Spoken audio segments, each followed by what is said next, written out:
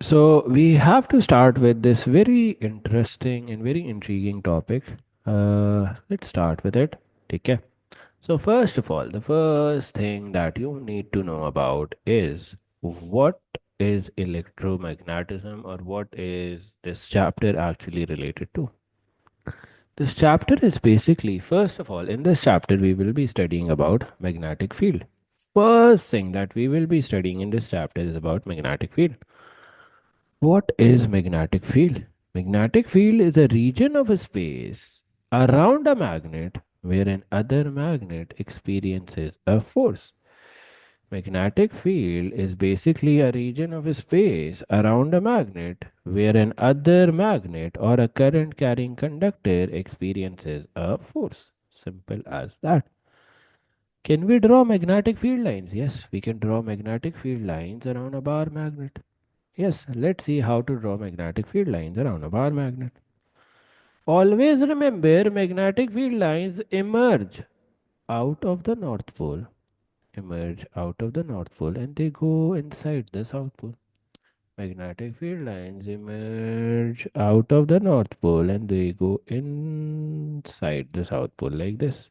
These are your magnetic field lines. Perfect.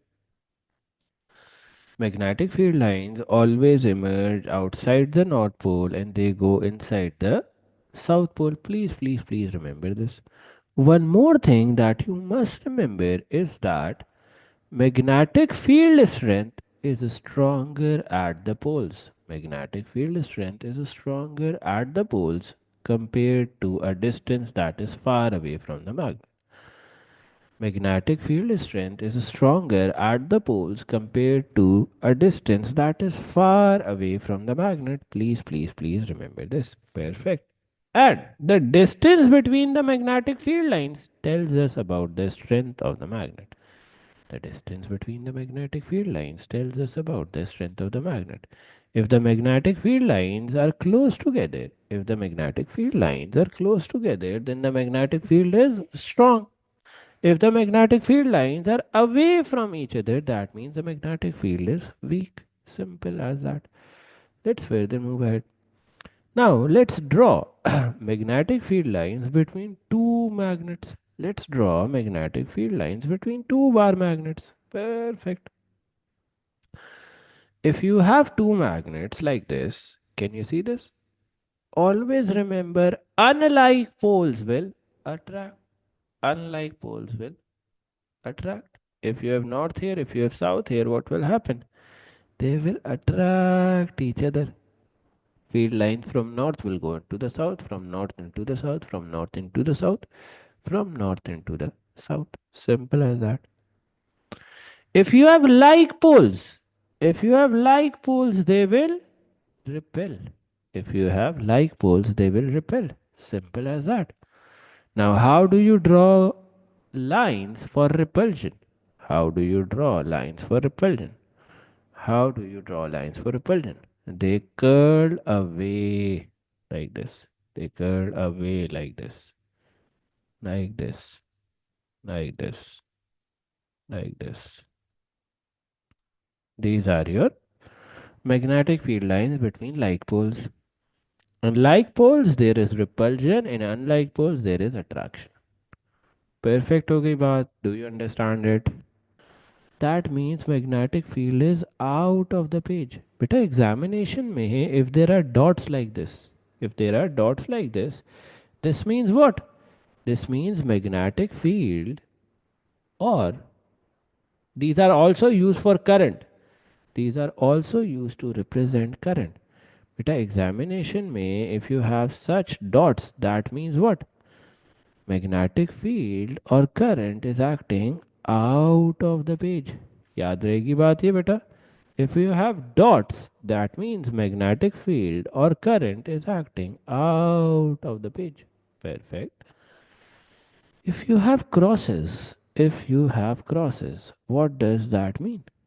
What does that mean if you have crosses? If you have crosses, that means magnetic field or current is going into the page. Beta, if you have these small crosses, what do they mean? magnetic field or current is going into the page. Simple as that. Perfect. Now let's further move ahead. Let's further move ahead. Now I'm about to explain you guys the most important concept in this chapter. If you are able to grasp that concept, believe me, everything in this chapter will seem pretty easy. Whenever you have a wire that is carrying current, whenever you have a wire that is carrying current or a conductor that is carrying current, a magnetic field develops around it. Whenever you have a wire that is carrying current or whenever you have a conductor that is carrying current, a magnetic field develops around it. Here, your wire is carrying current out of the page. Hence, which type of a field is generated? An anti-clockwise magnetic field is generated. Anti-clockwise magnetic field. Anti-clockwise magnetic field is generated here. If your current is going into the page, you have a clockwise magnetic field around the wire. Whenever you have a wire that is carrying current, it will develop magnetic field around it. Yes, you can use right hand rule as well. उस पे मैं आता हूँ बेटा, अभी मैं आता हूँ. Just wait for a minute. Whenever your current is going out of the page, you will have anti-clockwise magnetic field, and whenever you have current going into the page, you will have clockwise magnetic field. The one thing that you need to remember is that whenever there is a wire that is carrying current, it will develop a magnetic field around itself. बेटा जब भी एक wire होगा that is carrying current around itself, it will develop a magnetic field around itself. Perfect. याद रहेगी ये बात to everyone else listening. Now there is an easier way to find direction. There is an easier way to find the direction. You don't need to memorize the direction of magnetic field. You can apply what? Maxwell's right hand rule to calculate the direction of magnetic field. If you don't want to like remember the direction of the magnetic field, you can calculate it, identify it using Maxwell's right hand rule. What does Maxwell's right hand rule state? If your thumb points in the direction of the current, your fingers will curl in the direction of the magnetic field. Simple. Here as well, if your thumb is pointing upwards, you can try it out. The fingers of your right hand side will curl in the direction of the magnetic field, that is somewhat like this. Here as well, if your thumb points downward, your fingers will curl in which direction? Your fingers will curl in the direction of the current or magnetic field. Sorry, your fingers will curl in the direction of the magnetic field. Simple. Somewhat like this. 1 second. I think the arrow is wrong here. The fingers will curl like this. Perfect. This is your clockwise magnetic field. You can place your thumb and check it out. This is applicable and this is a correct law. How will you draw an examination? How will you draw for examinations? You will draw somewhat like this. In examinations, you will draw your magnetic field somewhat like this. Now, 1 second, 1 second. If your current is going out of the page, you will represent it with a dot. If your current is going out of the page, you will represent it with a dot. And you will draw anti-clockwise magnetic fields around it. If your current is going out of the page, you will represent it with a dot. And you will draw anti-clockwise magnetic fields around it. ठीक हो गया sir. One more thing to remember here. One more thing to remember here. The distance between these anti-clockwise fields will keep on increasing. The distance between these anti-clockwise fields, can you see it is keep on increasing. The circle should be concentric and the gap between the circle should keep on increasing.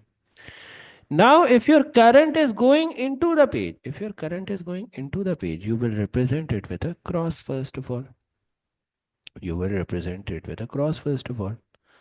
And how will your field lines look? Your field lines will be in the clockwise direction. Again, the distance between the consecutive circles should increase. Do you get it? Is it clear? Yes or no? Let's say we are here and let's zoom in a bit. Let's say we have two current carrying wires. Both of them are carrying current out of the page like this. Both of them are carrying current out of the page like this. Perfect. What will their overall field look like? What will their overall field look like? It will look like an anti-clockwise direction. If you have two wires carrying current out of the page, what will their overall field look like? It will be carrying current out of the page. So we will represent them with two dots like this, and they will have a field that is in the anti-clockwise direction. Simple as that. Okay. Beta, one more thing to remember. One more thing to remember here. What is that thing? 1 second here. Okay. Yep. Yeah, very good. In the middle, the field is cancelled out. Okay. What is one more thing that will happen here? Since both of them are carrying current in the same direction, they will attract each other. They will attract each other. Since both the wires are carrying current in the same direction, they will attract each other. Okay. Now, let's say both of the wires are carrying current into the page. Both of the wires are carrying current into the page. What will happen? If both of the wires are carrying current into the page, they will have an overall clockwise field. They will have an overall clockwise field, beta. Yep. I will. अच्छा यहाँ पे मैं लिख देता हूँ. The force of attraction here, let's say this is force F1, let's say this is force F2. F1 and F2 will be equal and opposite. Will be equal and opposite. We will also see this again in past papers. Okay? The force of attraction that wire 1 applies on wire 2 will be equal and opposite to the force of attraction that wire 2 applies on wire 1. Perfect? ठीक है Newton's third law yes this is Newton's third law Newton's third law perfect. Now let's say both of the wires are carrying current into the page. First of all, you will represent them with a cross. First of all, you will represent them with a cross like this, like a cross like this. And your magnetic field will be in the clockwise direction. Your magnetic field will be in the clockwise direction like this. One more thing to remember here. One more thing to remember here that you guys are conveniently ignoring. What is that thing? The distance between consecutive field lines is increasing. The distance between consecutive field lines is increasing. Can you see this black distance is much smaller than this blue distance? So the distance between consecutive field lines should increase here as well. This black distance is much smaller than the blue distance that we have here. Why is this happening? Because as you move away, your magnetic field decreases. Because as you move away, your magnetic field decreases. Okay. Now, sir, what will happen? What will happen if I have one wire that is carrying current out of the page and one wire that is carrying current into the page? Like, let's say I have two wires that are carrying current in the opposite directions. What will happen then? Then your wires will repel each other. Then your wires will repel each other. This is scenario number 3.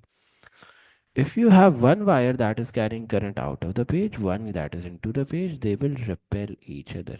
Let's say this is F2, let's say this is F1. However, in this scenario, they will repel, yes. Moreover, in this scenario, Newton's third law will still uphold. Newton's third law will still uphold. How? Beta, how will Newton's third law still uphold? F1 and F2 will be equal and opposite to each other. F1 and F2 will be equal and opposite to each other. Perfect. Opposite to each other. Nothing complicated, nothing to be worried about here. Now, sir, what is magnetic flux density? What is magnetic flux density? Magnetic flux density is basically the force per unit length per unit current. Magnetic field, magnetic flux density is what? It tells us about the strength of a magnetic field.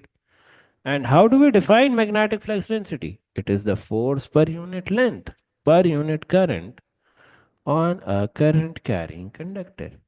Magnetic flux density is what? Force per unit length on a current carrying conductor of unit current normal to the magnetic field. If somebody asks you what is magnetic flux density, how will you define it? Sir, does the same mechanism of null point works on Faraday's cage? But I am not familiar this with this word Faraday's cage. I will have to look it up. मैं बता दूंगा what is Faraday's cage. Not familiar with this word Faraday's cage. Okay, so force per unit length. Okay, what is magnetic flux density? Magnetic flux density is force per unit length on a current carrying conductor which carries a unit current normal to the magnetic field. Normal to the magnetic field. What is the formula for magnetic flux density? Magnetic flux density is force per unit current per unit length. But you will not mostly find this formula like this. Mostly in textbooks, in examinations, you will find the version that I have highlighted in the box. Usually, people like to multiply these together and represent it like this: force is equals to BIL. Perfect. Now, magnetic flux density tells you about the strength of a. एक second यार मैं देख लूँ. Let's focus अभी. अभी इस पे focus करते हैं. What is magnetic flux density? Magnetic flux density is basically the strength of a magnetic field. Perfect. And how do we define magnetic flux density by force per unit length on a conductor carrying unit current? Simple. Now, what is the formula for magnetic flux density? B is equals to FIL.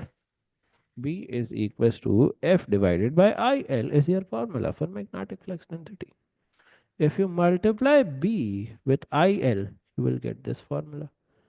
F is equals to BIL. This is your formula for force. Simple. Magnetic force का यही formula होता है बेटा. Now, now, one more thing to remember here. Can you realize that I have made a very blatant assumption here? Can you realize that I have made a very blatant assumption here? That the current carrying wire is 90 degree to the magnetic field. The current carrying wire is 90 degree or normal to the magnetic field. The current carrying wire is 90 degree or normal to the magnetic field. Can you realize this? This is a very bad assumption. Beta, not always your current carrying wire will be 90 degree to the magnetic field. So how will you account for that? Let's say your wire is rotated somewhat. How will you account for that? Very easy. Very easy. If your wire rotates by an angle, then your force will also decrease accordingly. If your wire is 90 degree, if your current carrying wire is 90 degree, your force will be maximum. If your wire is at an angle, your force will decrease. And what will be the new formula for force? Force is equals to BIL sine theta. If your wire becomes parallel to the magnetic field, your theta is 0, sine theta will be 0. And if sine theta is 0, your force will become 0. Are all these three cases clear to you guys, beta? Any ambiguities here? In A2 level physics, we have an other definition of magnetic flux density as well. In A2 level physics, we have two primary definitions of magnetic flux density. What is the second definition, sir? Second definition क्या होगी बेटा magnetic flux density की? Very easy. Just pay attention. Just pay attention, please. The second definition of magnetic flux density in A2 is this. Magnetic flux density can be defined as the amount of field lines passing through a unit area. Beta, magnetic flux density can be defined as the amount of field lines passing through a unit area. Lines per unit area. Very good. Let's say, I have taken this small little area. Let's say बेटा मैंने ये small little area यहाँ पे grab कर लिया. How many magnetic field lines are passing through it? Two. How many magnetic field lines are passing through it? Two. So that means your magnetic flux density here will be 2. How many magnetic field lines are passing here? 2. Through this unit area. Magnetic flux density will be 2. The unit for magnetic flux density is what? Tesla. T. Not the car we drive, but the units Tesla. Not the car we drive, but the units Tesla. Can you realize that magnetic flux density is your magnetic field lines per unit area? The unit is Tesla. Also, the last line, the greater the number of magnetic field lines, the greater the number of magnetic field lines passing through, greater the number of magnetic field lines passing through a unit area, the greater will be the magnetic flux density. Simple as that. Chalo, let's further move ahead.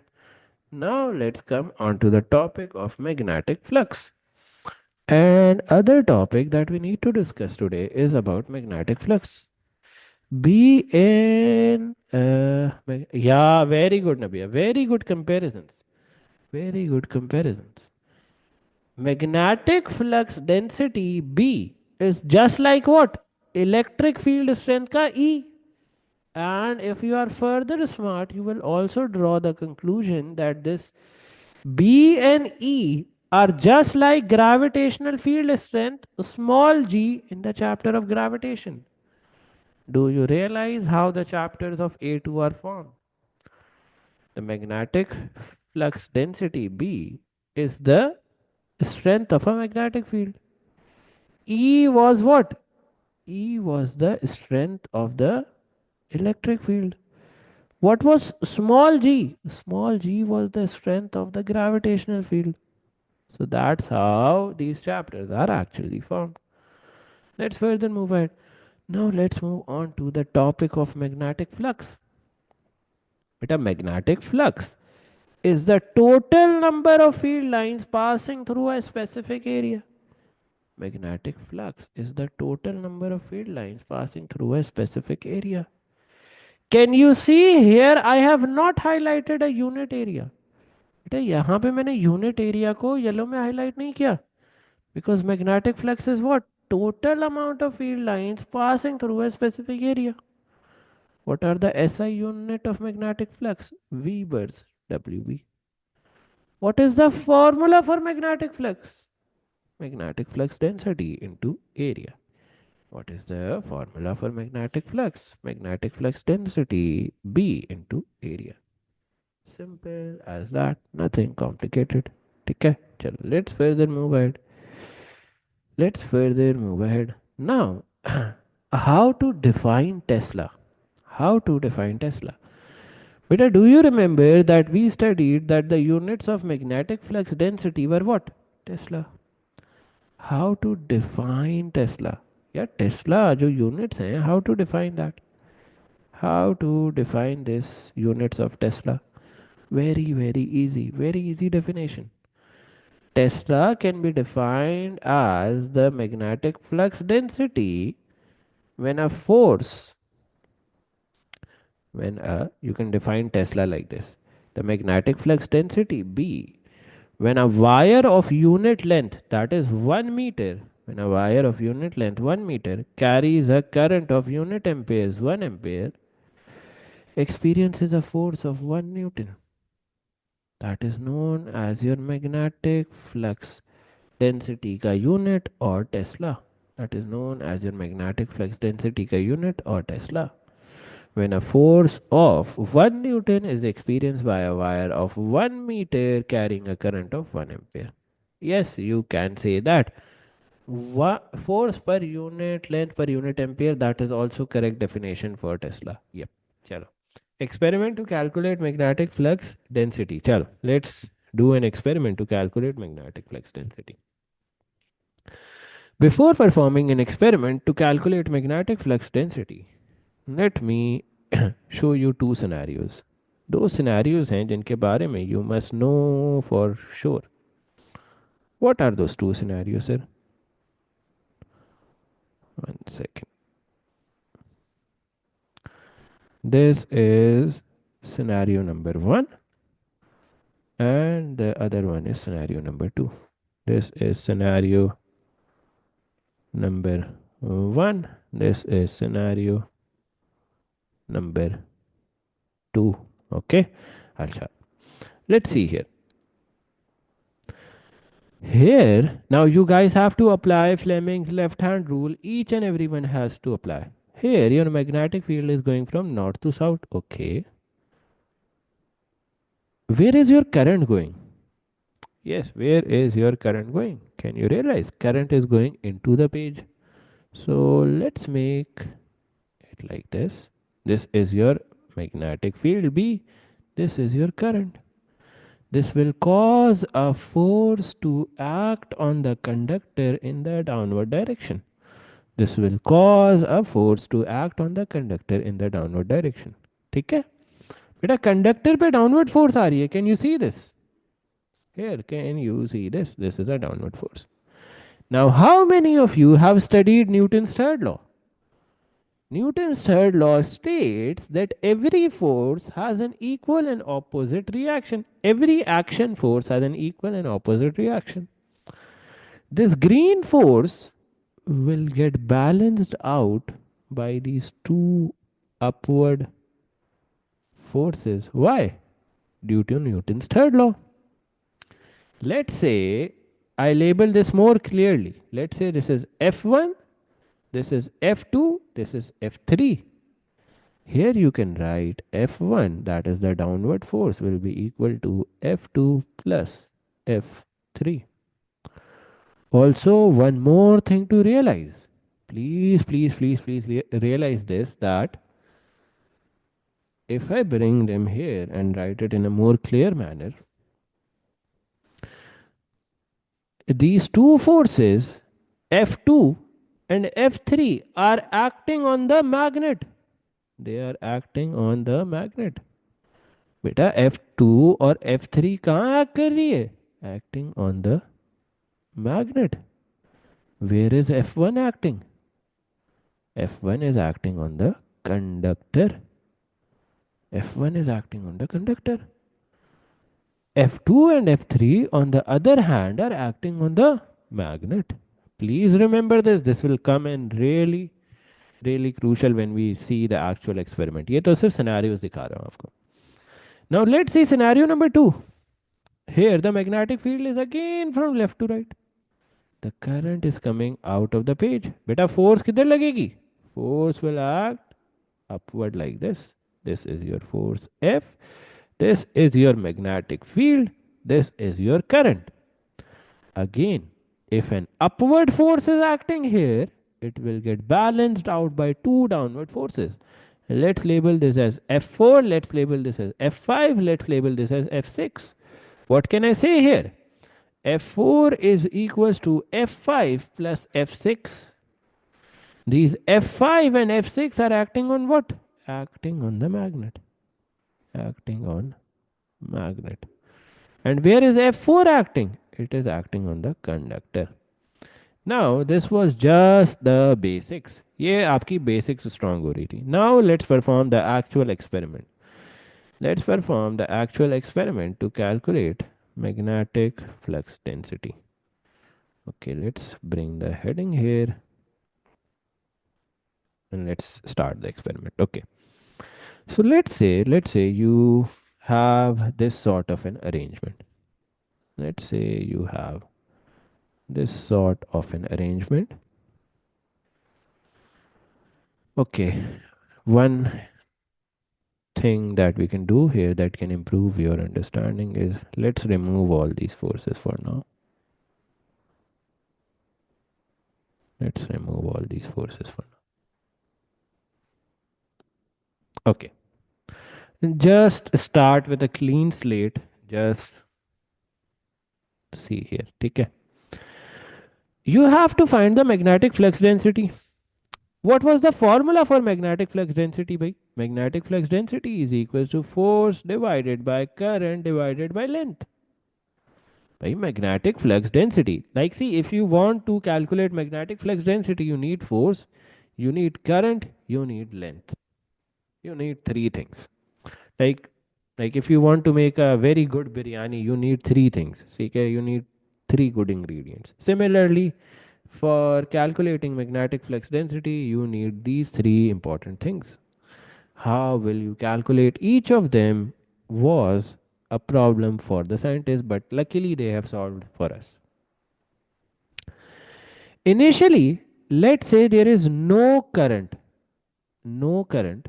Yeah, you can say it is switched off. Initially, you can say there is no current in the wire, or you can say the circuit is switched off. Okay, there is no current in the wire, or you can say the circuit is switched off initially.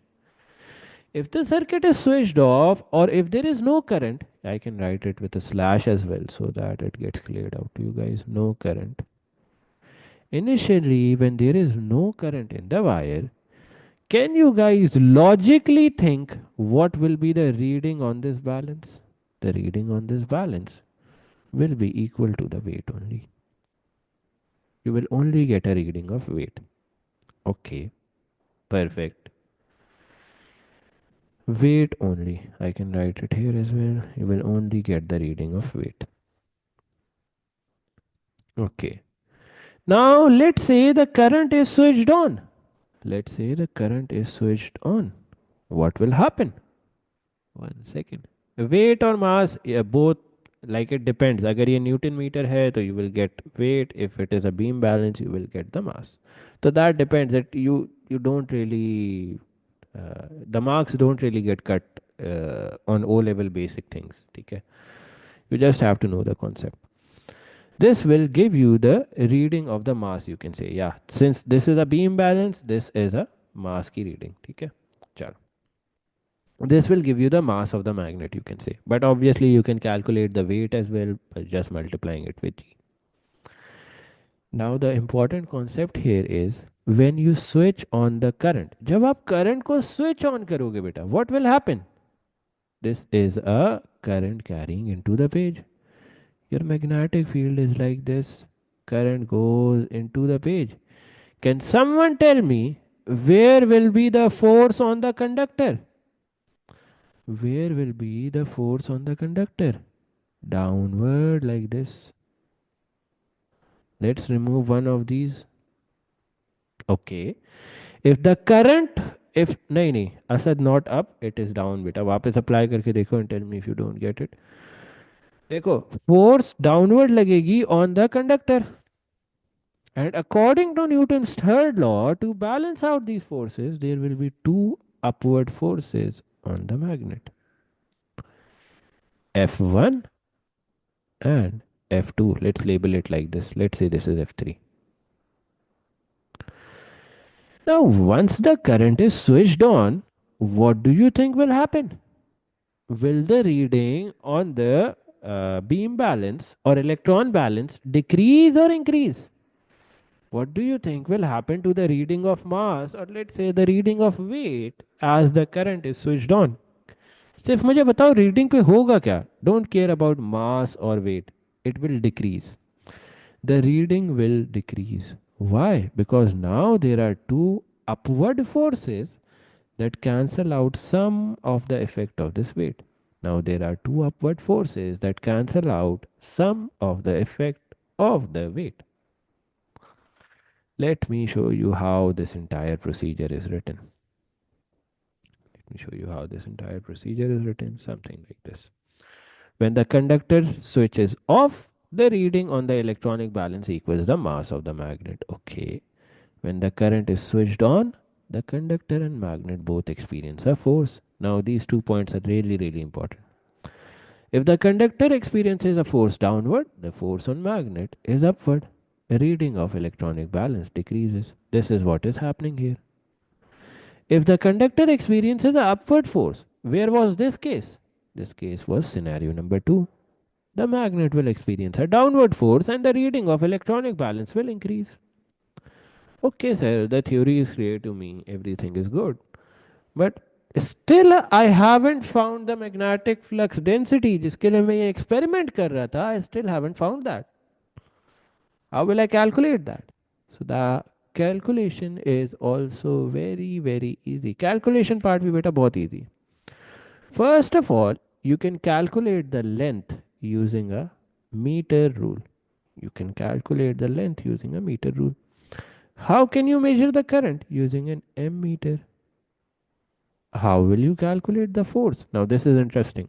Length and current will come out really, really easy using, you can say, meter rule and ammeter. Let's say your length comes out to be, let's say your length is 20 centimeter. Let's give it a random value of 20 centimeter. And let's say your current is 5 ampere. But, sir, how will I calculate the value of force? Very, very easy again. Very, very easy again. If you notice, this force on the conductor F3 is equals to F1 plus F2. Do you agree?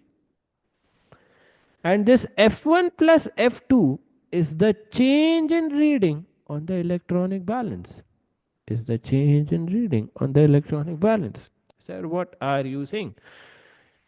देखो बेटा, let's say initially आपका मास की reading यहां पे आ रही थी 475 grams. Let's say initially 475 grams आ रही थी reading. Now the final reading has dropped down to 350 grams because you all agreed कि इलेक्ट्रॉनिक बैलेंस की रीडिंग डिक्रीज होगी. This change in reading will give you your force F3. Force is equals to change in mass multiplied by gravitational field strength. Change in mass क्या है बेटा? 475 minus 350 divided by 1000, since this is in grams, multiplied by 9.81. That is your magnetic gravitational field strength. Your force comes out to be what? Calculated in the calculator. Calculator में put in करके calculate करो. 475 minus 350 into 9.81 divided by 1000. This comes out to be 1.226 newtons. Okay. ये आ गई आपकी बेटा force. Now can you calculate the magnetic flux density? बहुत ही easy है. You have everything. You just have to plug and play. 1.226. Current is 5 ampere. Your length is 20 centimeter. Convert it into meter, 0.2. So your answer will be 5 into 0.2. This comes out to be 1.226. 1.226 Tesla.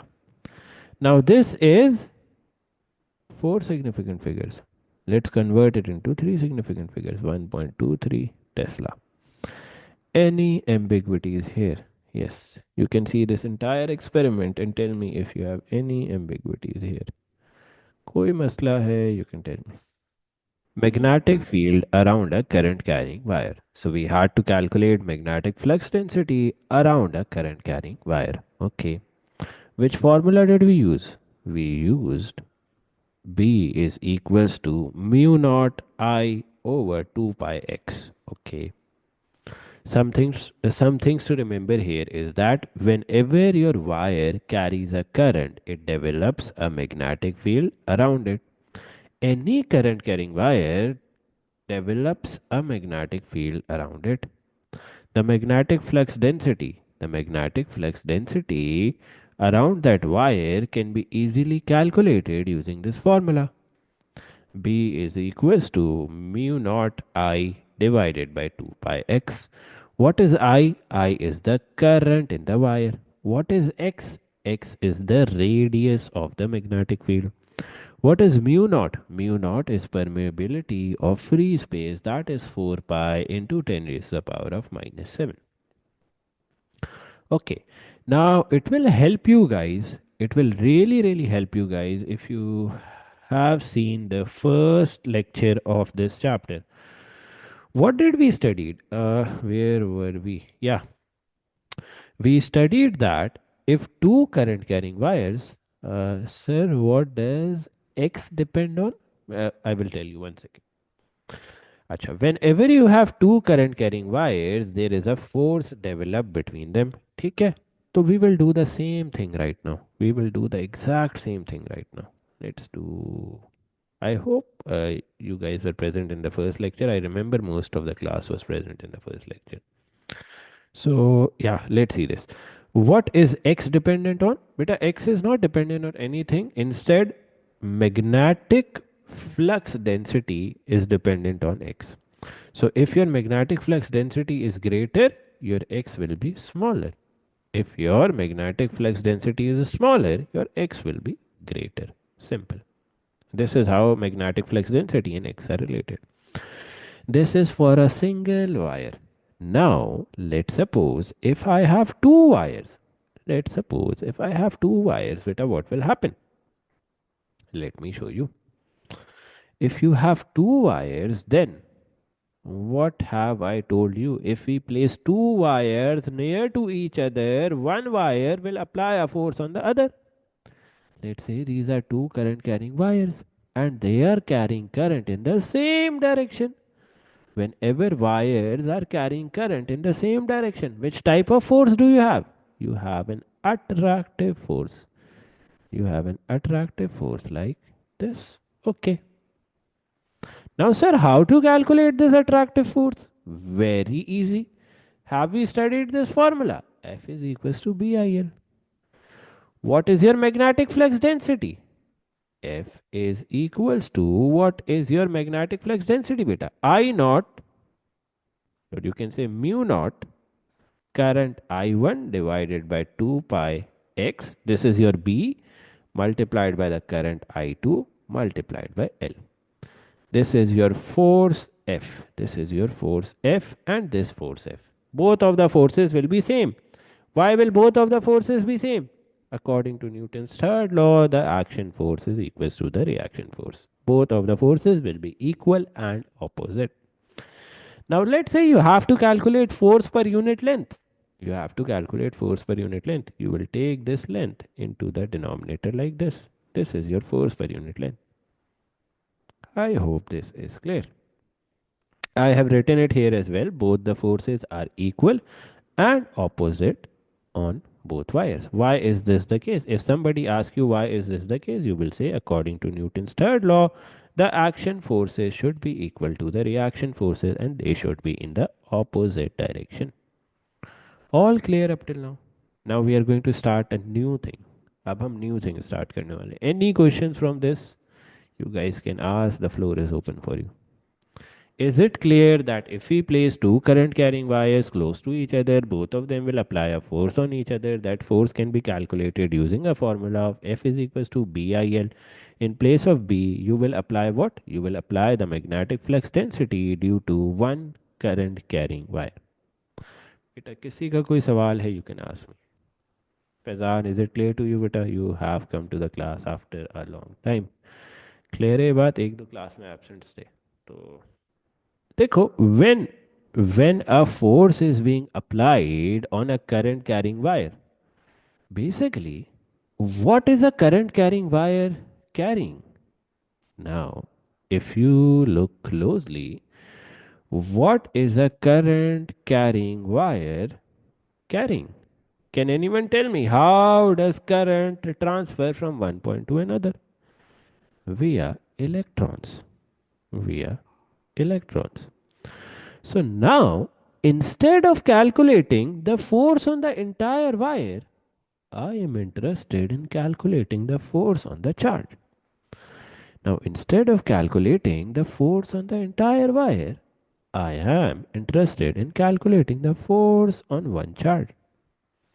Okay, Sir, how will you do that? How will you actually do that? Very easy. What have we studied? Force is equals to B I L. Okay. How can current be written as? Current can be written as charge divided by time. Do you all agree? This is the basic formula of AS level. Current can be replaced by charge divided by time. Okay. Multiplied by length. Let's rearrange this formula a bit. Force is equals to B into Q divided by length upon time. What will length upon time be equal to? And first of all, what is the length here? So Saturday. ओ हो अच्छा चलो thank you for telling मैं इसको कुछ करता हूँ बेटा मैं इसका कुछ करता हूँ ये अच्छा है आपने मुझे बता दिया मैं इसका कुछ करता हूँ चलो आई विल डू दिस मैं कोशिश करूँगा चेंज हो जाए don't worry about that okay what is length बेटा length is this L L divided by T will give you what the velocity of electrons. So if you want to calculate the force on a charged particle, you will apply this formula. If you want to calculate the force on a charged particle, you will apply this formula, where F is the force on the charged particle. F is the force on charged particle. Q is the charge of the particle. Q is the charge of electron or particle, you can say. V is the velocity of the particle. Simple as that.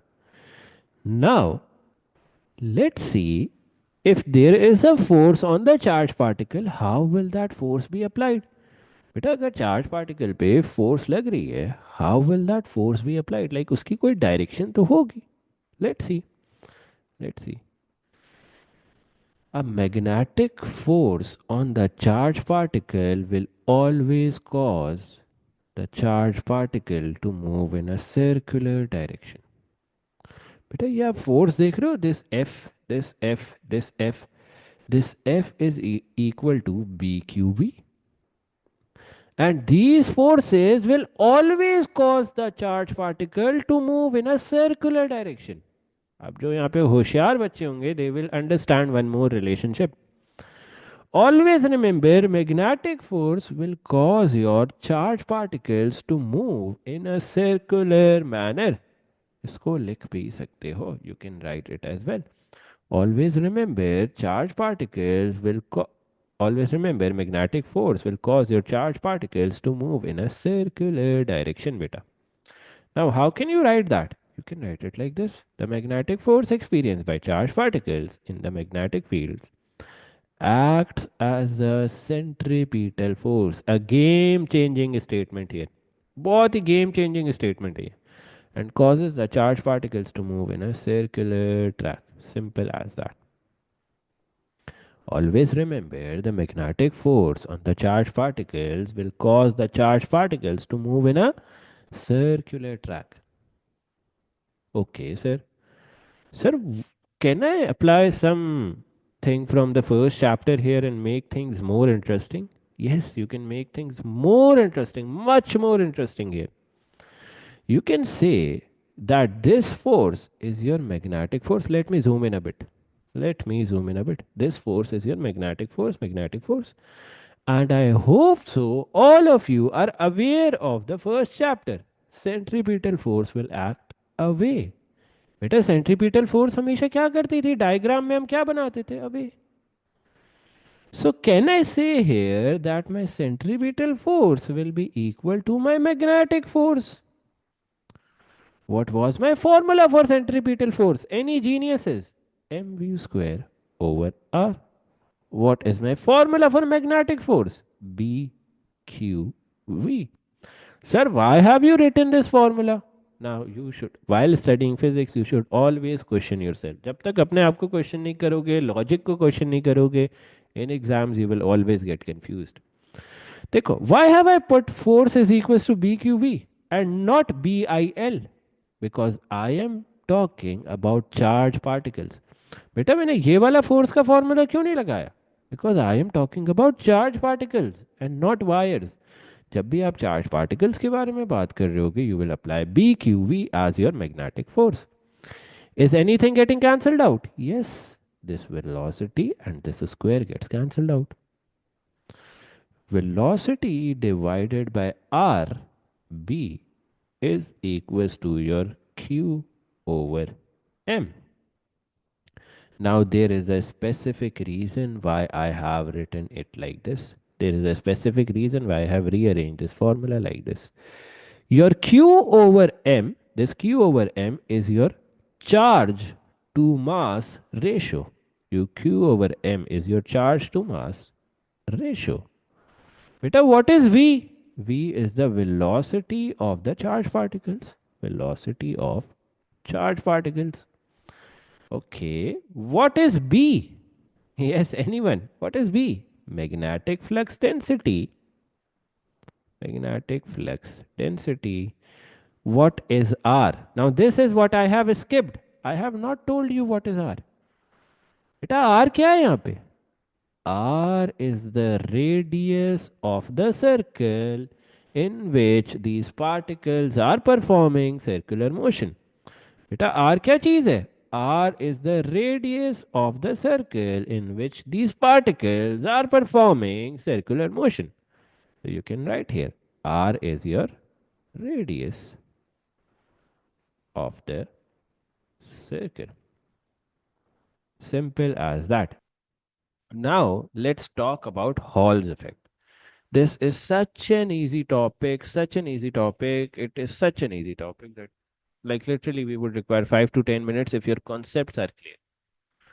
Before studying Hall's effect, let's revise Fleming's left hand rule. Before studying Hall's effect, let's revise Fleming's left hand rule.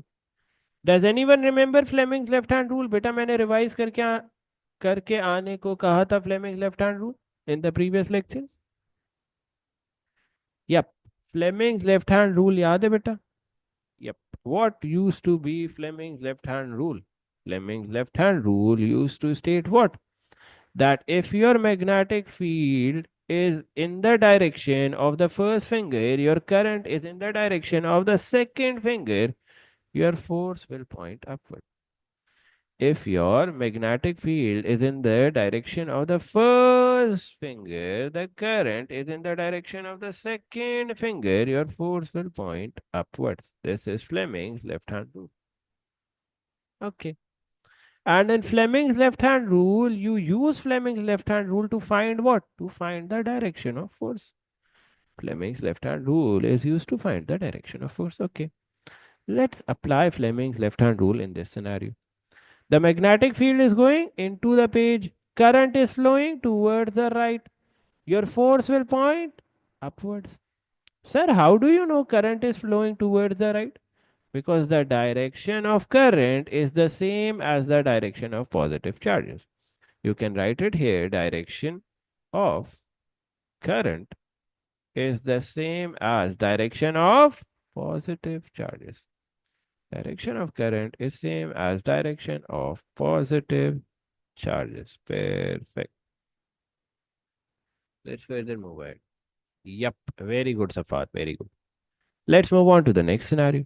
Here, your magnetic field is going into the page, but your current is towards the left. Why do you say that, sir? Why do you say that current is towards the left? Because direction of current is what? Opposite to direction, opposite to direction of negative charges. Direction of current is opposite to the direction of negative charges. So I've pointed this towards the left. Where will your thumb point? Your thumb will point downward. This is your force, this is your current, this is your magnetic field B. Let's move on to scenario number 3. Your magnetic field is pointing outward, current is towards the left, your force will point upward. Similarly, you can do it for scenario 4 as well. Magnetic field pointing outward, current towards the right, force is towards the down. Now, कौन सा नहीं समझ आया बेटा हुसैन? कौन सा नहीं समझ आया? कौन सा सिनेरियो नहीं समझ आया बताओ? सिनेरियो टू समझ नहीं आया बेटा? हैंड प्लेसमेंट अगर सही नहीं करोगे तो कोई सिनेरियो समझ नहीं आने वाला। Magnetic field is going into the page, ये बी इनटू द पेज है भाई।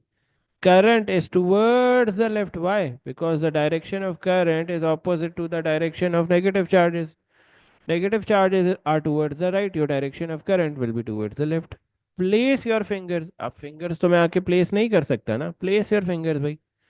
You will get your force pointing downwards. Simple.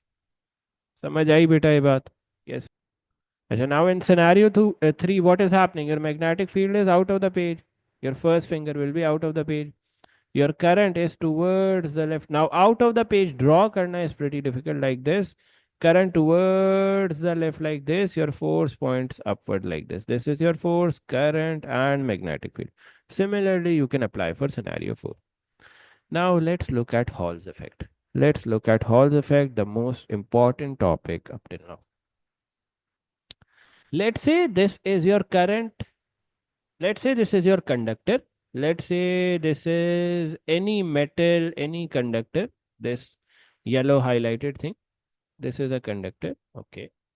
This can be a conductor as well or a semiconductor. This can be a conductor as well or a semiconductor. I will tell you which one is preferred. But just in a while, I will tell you which one conductor or a semiconductor is preferred. Perfect. Chal. Now, let's say current is passing perpendicular to this conductor. Current is passing like this, perpendicular to this conductor. Perfect. Okay. And let me erase this for a bit. Let's say you have applied a magnetic field here. This is your north pole. Let's say this is your south pole. Okay. Let's say you have applied a magnetic field. You have a current carrying wire. Perfect. Can anyone tell me the direction of the force here?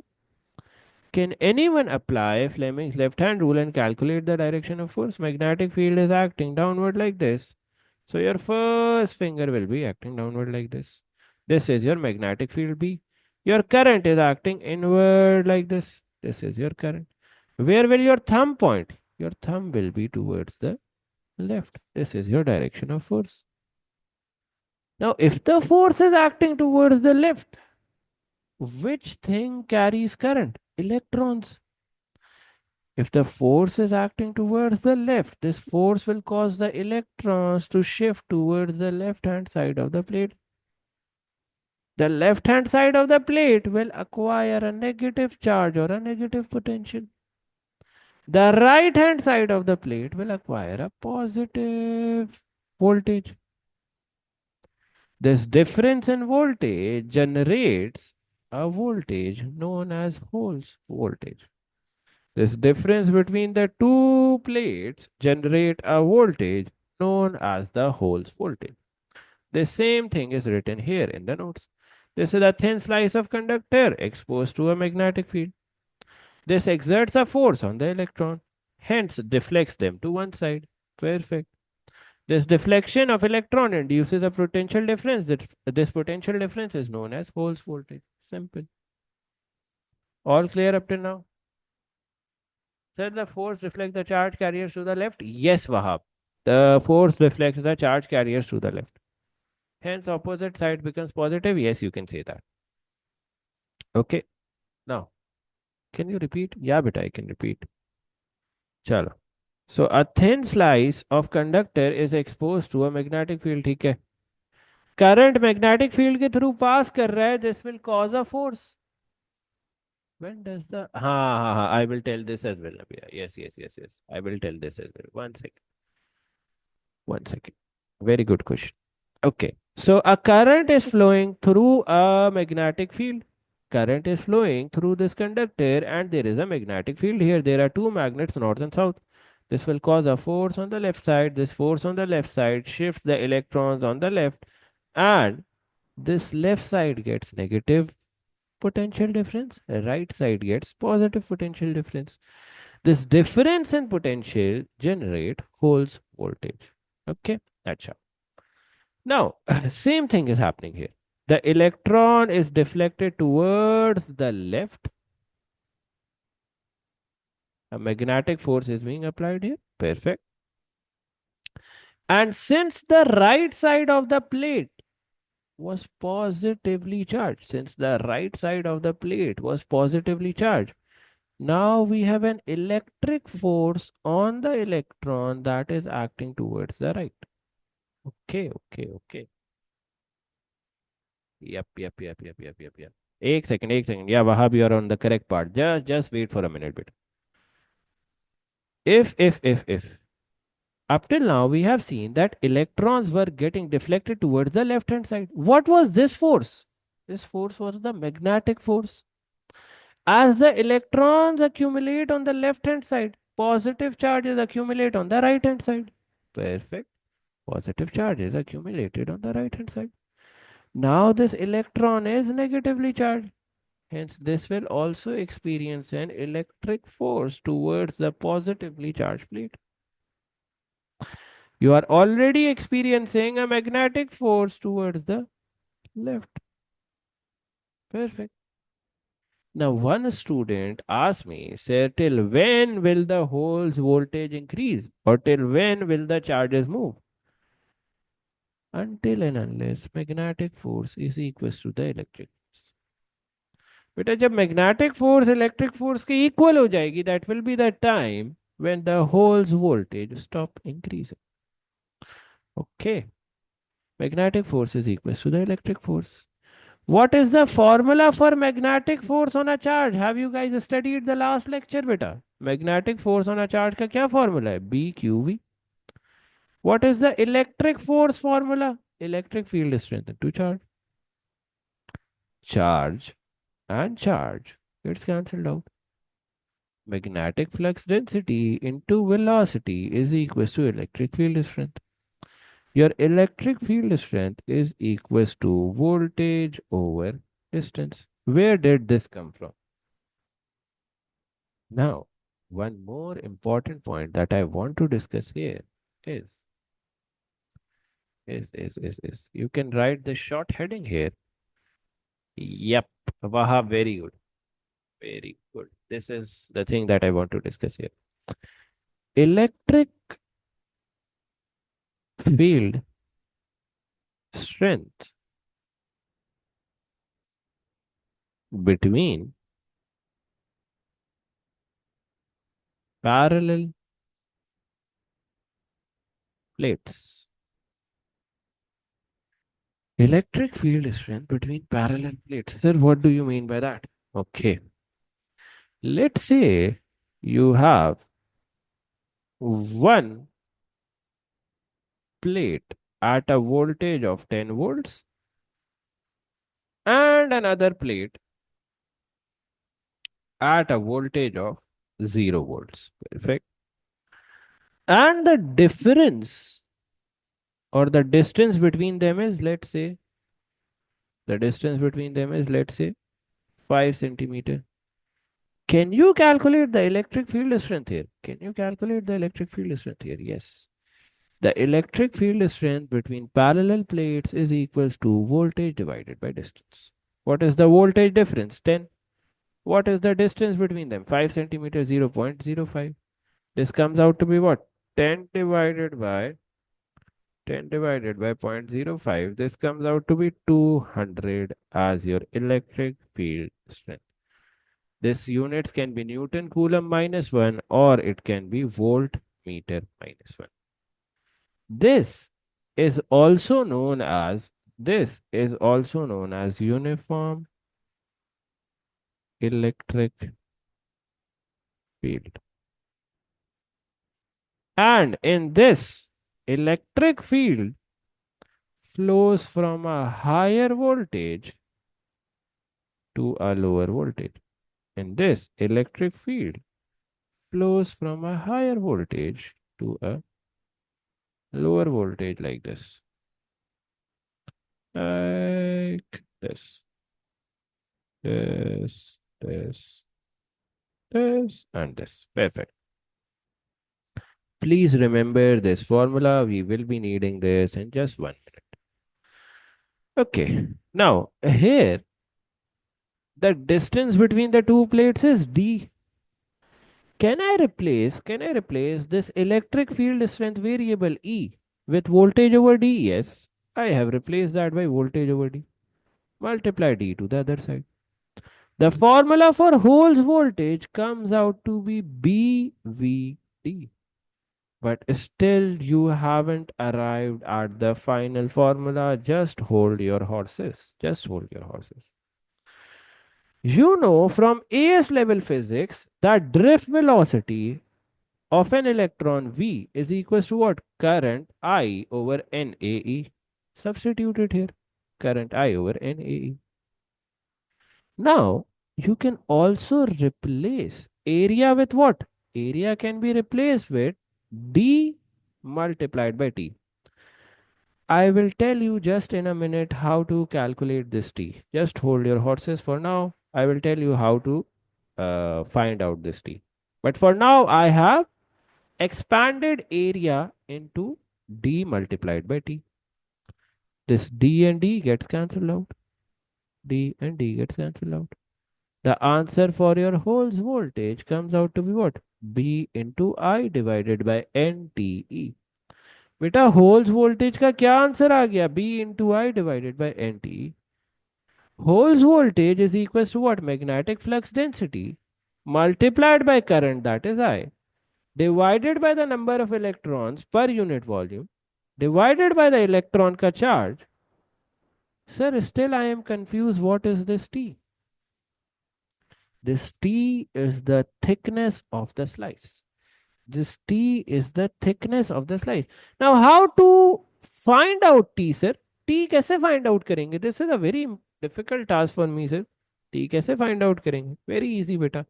Just keep your attention on the board. Do we have to memorize the derivation steps? Yeah, you have to memorize the derivation steps. Yes, you have to memorize the derivation steps. Perfect. They can come in handy. You have to memorize the derivation step. Okay. Now, how do I know thickness, sir? How do I know T? T is the length of the slice parallel to the magnetic flux density. T is the thickness of the slice parallel to the magnetic flux density. Here you can see magnetic flux density is acting in the downward direction. Thickness will be this or this. Magnetic field is acting towards the left in the horizontal direction. Thickness can be this value. Oh, what has happened? Thickness can be this value.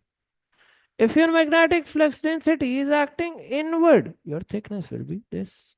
So thickness is the length of the slice parallel to the magnetic field. Simple as that. Okay. Is it clear to everyone? Beta, you have gone through one of the hardest concepts of A2 physics, electromagnetism. Tell me if it is clear or not. Let's see how holes voltage develops in n-type semiconductors and p-type semiconductors. Let's see how holes voltage develops in n-type semiconductors and p-type semiconductors. Beta, I need your undivided attention here. This question has come in the examination multiple times. 4 marks के लिए 4 marks के लिए ये सवाल multiple times आया है. So just pay attention on the board. How do holes voltage develop in n-type and p-type semiconductors? What is the difference between them? Let's also see that. Perfect. Now, in a n-type conductor, in an n-type conductor, what are the majority charge carriers? Electrons. In a p-type semiconductor, what are the majority charge carrier? Holes. Perfect, perfect, perfect. Now. Let's say you have a magnetic field acting into the page. Your first finger is pointing into the page. Your current is pointing upward. Your current is pointing upward like this. Where will your thumb point? Your thumb will point towards the left. This is your direction of the force. If you want to calculate it, you can calculate it as you can identify it as well. The direction of force is towards the left. Perfect. Sir, I thought holes and free electrons are same. No, no, no, no, no. Holes are positively charged, electrons are negatively charged. Please, please, please remember that. Okay. This will cause the electrons towards the left. If electrons are shifted towards the left, this left hand side will become negative. A negative potential difference develops here. The opposite side will be positive. A hole's voltage is developed in N type. Perfect. Now let's come on to the P type. Now let's say, do we consider the direction of the current or electron? Always consider the direction of current, Abhiya. This finger, second finger, is in the direction of current always, not in the direction of electrons or holes. It is in the direction of current. Please remember that. Now let's look at the P type. In P type as well, your magnetic field is into the page. Perfect. Your current is upward. Where will your force act? Your force will be towards the left like this. This will be your thumb. But in P type conductors, your holes are positively charged. This side will become positively charged.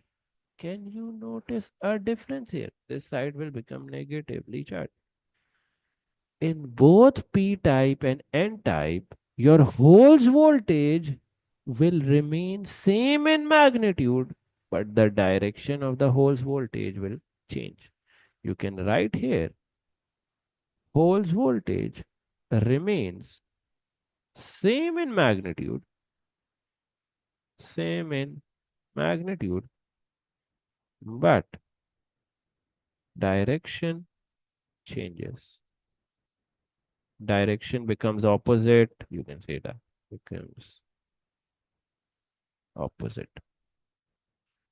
All clear? Yes or no? Tell me, beta, is this clear? Now, let's discuss about hole probes. What are hole probes, sir? Hole probe is an instrument used to measure magnetic flux density. Hole probe is an instrument used to measure magnetic flux density B.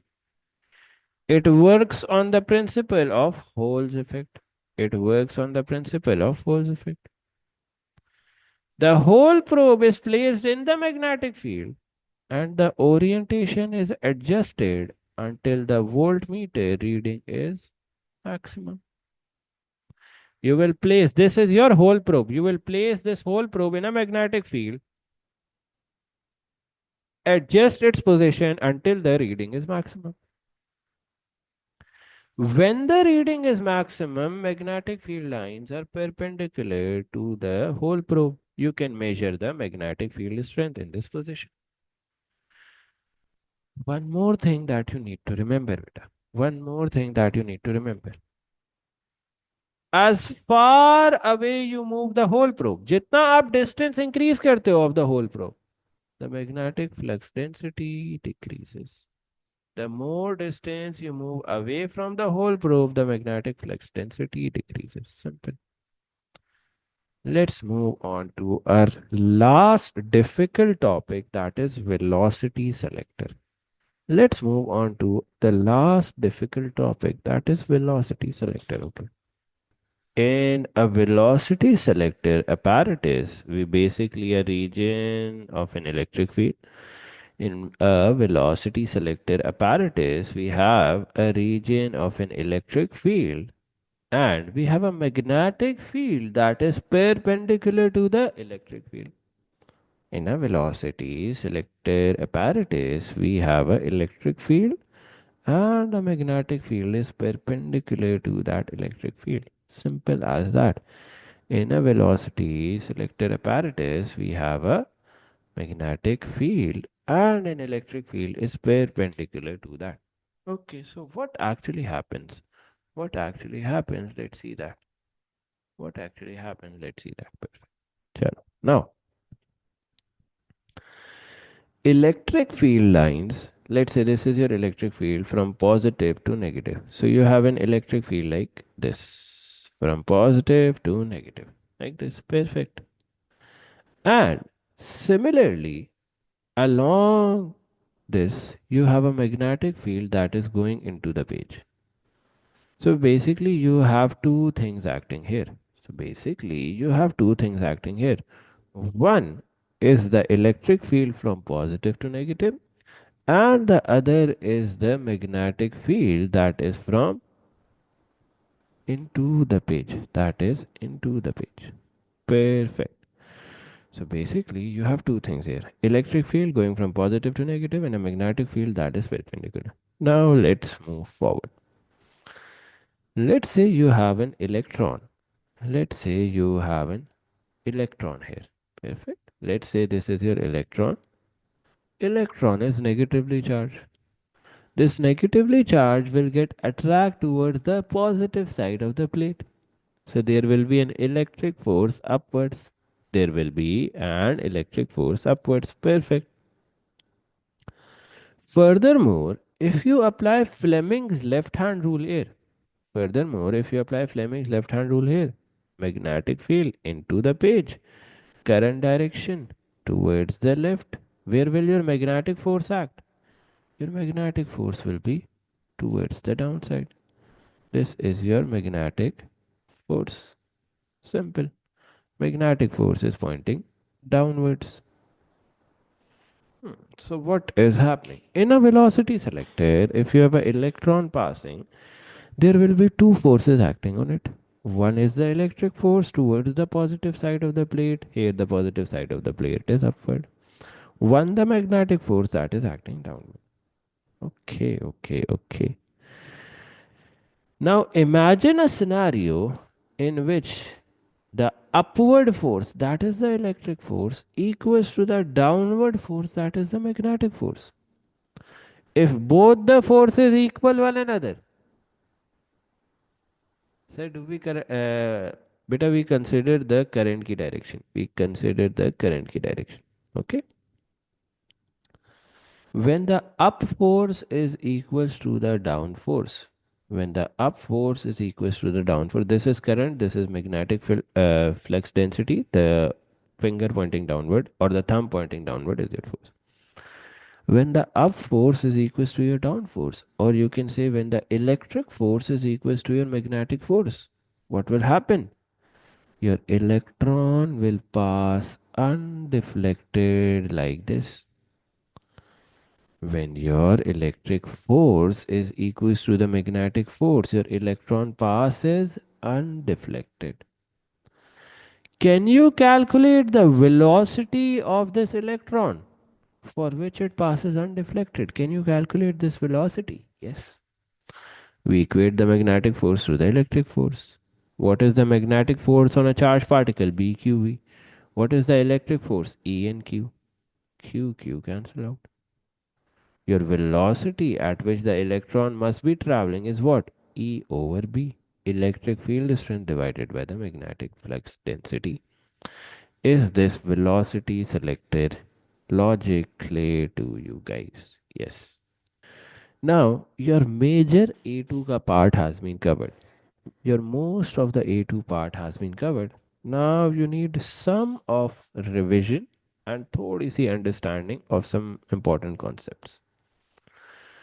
Okay, in O levels or IGCSE, in O levels slash IGCSE, I am revising O levels and IGCSE as well because I know most of you might have forgotten that. In O levels or IGCSE, you might have studied a law that was Faraday's law of electromagnetic induction. What does Faraday's law of electromagnetic induction states? An EMF or a voltage is induced when there is a change in cutting effect. This was your O levels or IGCSE. An EMF or a voltage is induced when there is a change in cutting effect. Okay? This was your Faraday's law. An EMF or a voltage is induced when there is a change in cutting effect. Perfect. Now, what does the EMF graph looks like? EMF graph will be an alternating voltage or an alternating current graph like this. Perfect. Okay. How can we increase the EMF?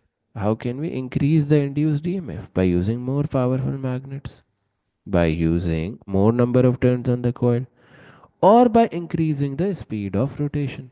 You can increase the induced EMF. If you increase the speed of rotation, your amplitude will increase and your frequency will also increase. So speed का increase करना causes two outcomes. Perfect. And if the speed is halved, your EMF will become half and your frequency will also become half. Okay.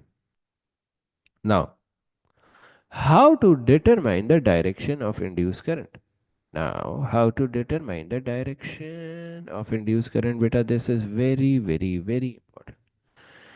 You are saying that whenever there is a change in cutting effect, there is a induced EMF or a voltage, or you can say induced current. But what will be the direction of induced EMF or current? Let's see that. To calculate the direction or to identify the direction of induced current, we use a law named as Lenz's law. To calculate or identify the direction of induced current or induced voltage, we use a law named as Lenz's law. Up till now, is everything clear, beta? Then we move on to Lenz's law. Up till now, is everything clear? Is electromagnetic induction ka law clear?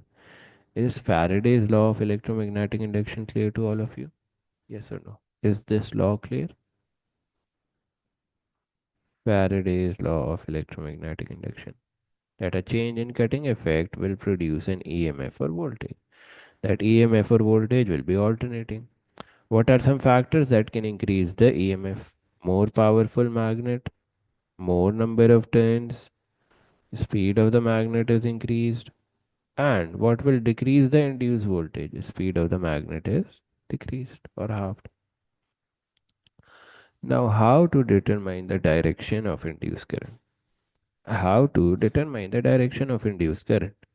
For that, we use Lenz's law. For that, we use Lenz's law. To determine the direction of induced current, we use Lenz's law. Okay, what does Lenz's law states? Lenz's law states that induced current flows in a manner so as to oppose the direction of the magnet. Lenz's law states that induced current flows in a manner so as to oppose the motion of the magnet. This is the actual statement of Faraday's law that you will write in A2 level, not the one which I taught earlier for for O level physics. In O levels and IGCSE level physics, we can conveniently write this definition. What was the definition? Uh, an EMF or voltage is induced when there is a change in cutting effect. But in A2 level, as we are studying in advanced level, you will write this definition for Faraday's law. What is the definition? EMF induced in the conductor is directly proportional to what? Is directly proportional to rate of change of magnetic flux linkage. Now, sir, what is magnetic flux linkage? Magnetic flux linkage is just a sophisticated name for magnetic flux. Magnetic flux linkage is just a sophisticated name for magnetic flux.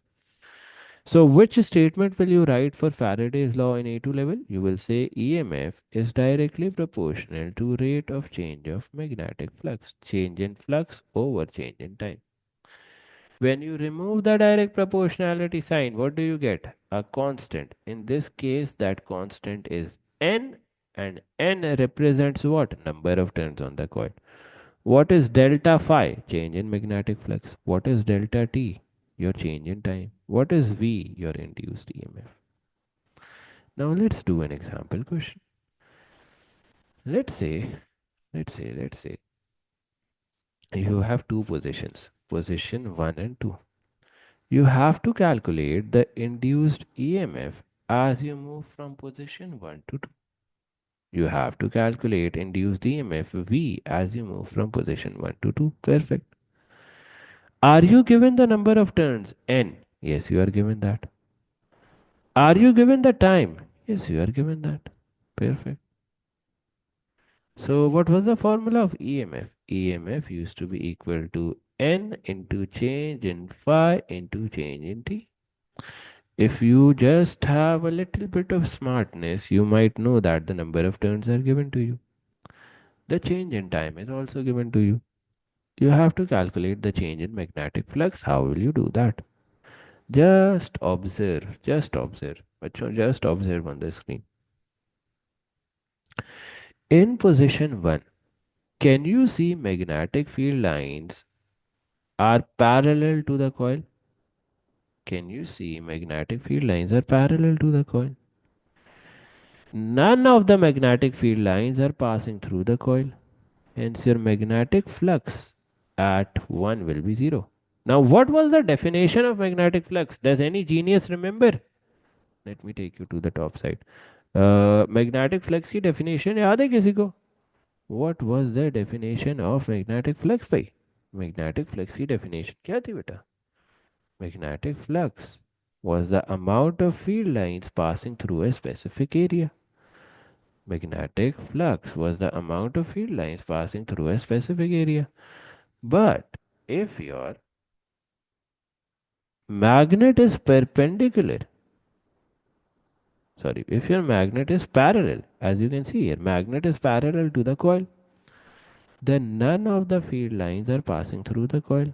Your magnetic flux at position 1 becomes 0. Okay. What will be the magnetic flux at position 2? All the field lines are passing through the coil. Can we calculate the magnetic flux at position 2? Yes. B into area. What is B? 70 millitesla. What is area? 0.05. Multiply it, you will get your magnetic flux at position 2. Can you calculate the change in magnetic flux? Yes. Phi 2 minus phi 1. Multiply it with n, divided it by time, you get your induced EMF. But you tell me if this question is clear to you guys or not. Yes. Is this question clear to you guys or not? Tell me. So let's start with the chapter of capacitance. Okay, capacitance, my first thing that you need to know about is about what is a capacitor. You need to know about what is a capacitor. Bhai. Capacitor is an electronic device that stores electrical energy. Capacitor is an electronic device that stores electrical energy. Perfect. Now, how does a capacitor looks like? Capacitor में you have two parallel plates like this. This is how a capacitor looks like.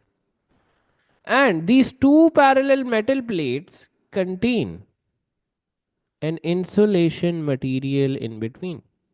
बेटा capacitor में you have two parallel metal plates और उनके बीच में एक insulating material होता है.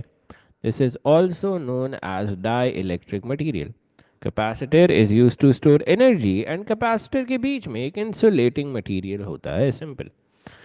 Now let's look at how to charge a capacitor. भाई let's see how to charge a capacitor. बहुत बहुत ईजी प्रोसेस है. How to charge a capacitor using a battery. So let's say you have a capacitor. Oh. Let's say you have a capacitor like this. Bhai. Let's say this is your. Oh. Let's say this is your capacitor. Okay. And this capacitor is connected to a battery. This capacitor is connected to a battery like this. Okay. Now please notice beta charging of a capacitor किस तरह होती है. Basic concept है, nothing complicated, grade 8 students को भी समझ आ जाएगा. Charging of a capacitor. Let's say you have connected a capacitor to a battery. ठीक है, आपने एक कैपेसिटर को बैटरी के साथ कनेक्ट कर दिया. Okay. Initially always remember capacitors are neutral. Initially capacitor की plates are neutral. Let's say this is the positive of the battery and this small thing is the negative. This is the positive, this is the negative. Initially capacitor की plates will be neutral, equal number of positive and equal number of negative charges. Okay, as soon as you connect it to a positive terminal of the battery, what will happen? This positive terminal will attract all these negative charges. This positive terminal will attract all these negative charges. The left hand side of the plate will become positively charged. बेटा अब ये जो positive terminal है negative charges attract करके store नहीं करेगा, it will shift it to the left hand side plate. When you have an excess of negative charges here, क्या होगा? They will neutralize the positive charges here. Hence, the only charge remaining on the second plate will be what? भाई second plate पे सिर्फ कौन सा charge remaining होगा? ओहो. Hence, the only charge remaining on the second plate will be what? Negative charges. Simple as that. This is how a capacitor is charged. Capacitor किस तरह charge होता है? Initially, you have neutral plates. When you connect that to a battery, the positive terminal of the battery attracts all the negative charges. It makes one side of the plate positively charged. Negative charges attract करने के बाद it delivers the negative charges to the next plate. It makes the next plate or the opposite plate negatively charged. This is how you charge a capacitor. You can see it here. ये आप देख सकते हो भाई. This is the entire process. The capacitor is connected to a DC power supply, perfect. The positive terminal of a battery is connected, perfect, and the negative terminal is connected to plate B. Let's say this is plate A, this is plate B, perfect. This produces a positive charge on plate A and an equal negative charge on plate B. Can you see 3 positive on plate A, 3 negative on plate B? Nothing complicated here. Simple. Charges deposit हो गए हैं, capacitor charge हो गया, simple. And one more thing that you need to remember here is that these positive and negative charges develop a potential difference across them. Develop a potential difference across them. This is simply charging of a capacitor. Any ambiguities here you can ask me right now. Will the charging continue on? Will the charge? Positive वाले कहाँ गए बेटा? Positive वाले neutralise हो गए ना negative charges से. Positive वाले एक्सेस नेगेटिव चार्जेस से न्यूट्रलाइज हो गए ना बेटा. यहाँ पे पॉजिटिव जो पड़ा हुआ था, यहाँ पे पॉजिटिव जो पड़ा हुआ था, जब नेगेटिव चार्जेस घूम के आएंगे तो दे विल न्यूट्रलाइज दिस. समझ आई बात अब? यस और नो? थोड़ा सा फोकस करो. परफेक्ट. चलो now now you must ask, sir charging क्या इन्फिनिटली अकर करती रहेगी? Can you charge a capacitor till infinity? No no no no. Charging stops. Charging stops when the EMF of the battery equals to the potential difference across the capacitor. बेटा charging stop हो जाती है when the EMF across the battery is equals to the voltage on the capacitor. Okay, can we draw a graph for it? Yes, we can draw a graph for it, bhai. For charging of a capacitor, for charging of a capacitor, voltage versus time का graph किस तरह बनेगा? For charging of a capacitor, if I want to draw the graph of voltage versus time, my charging will start to occur when the capacitor has zero voltage. The charging will stop when the capacitor has a voltage that is equals to the EMF of the battery. बेटा EMF of the battery तक ही आप capacitor को charge कर सकते हो, not more than that. Please remember that. Okay. Now when the charging process stops, यार जब charging का प्रोसेस स्टॉप हो जाएगा तो we know that the EMF of the battery will be equal to the potential difference across the capacitor. If this is the case, if EMF of the battery equals the voltage across the capacitor, then current in the circuit will equal to 0 ampere. Then current in the circuit will be equal to 0 ampere. So you can draw the current versus time graph as well. Current versus time graph as well आप draw कर सकते हो. Here you go. This is your current versus time graph. Simple as that. Nothing complicated. जिस तरह charging complete होगी, current in the circuit will reduce to zero because the potential differences or the voltages of the battery and the capacitor equal each other. Nothing complicated. कोई सवाल है यहाँ तक पूछ लो. Yes, समझ आ रही है अभी तक? चलो लेट्स फर्दर मूव अहेड भाई. Now let's move on to discharging of a capacitor. बेटा discharging तो और भी easy है. Discharging of a capacitor is further easy. Once a capacitor is charged, बेटा एक दफा अगर कैपेसिटर चार्ज हो गया है तो वो एक बैटरी की तरह बिहेव करेगा. You can connect it with any appliance. You can connect it with any appliance. Here I have connected my capacitor with a lamp. Okay. जैसे जैसे कैपेसिटर डिस्चार्ज होगा what will happen, its voltage will decrease, its current will decrease. Simple as that. Simple as that. Capacitor, एक charge capacitor बेटा एक battery की तरह behave करता है. If you connect it with a lamp, its voltage will keep on decreasing with time. Its current will keep on decreasing with time as it discharges. As it discharges, nothing complicated. Now, one common misconception, एक बहुत common misconception है, एक बहुत ही common misconception है जो मैंने clear करनी है, and most of you will be making that error in the examinations. बेटा always remember, capacitor never stores charge. Capacitor never stores charge, instead it stores energy. बेटा कैपेसिटर कभी भी, यस वेरी गुड, वाह very good. Capacitor never stores charge but it stores energy. Sir ये क्या बात कह रहे हैं आप? लेट्स इन्वेस्टिगेट दिस भाई. इसको थोड़ा सा इन्वेस्टिगेट करते हैं. If you go to the top जहां पे हमने कैपेसिटर चार्ज किया था, can you see plate A has a positive two charge. Plate A has a positive two charge. Plate B has a negative 2 charge. The total charge becomes 0. बेटा plate ए का charge positive 2 है, plate B का charge negative 2 है. The net charge और total charge equals to 0.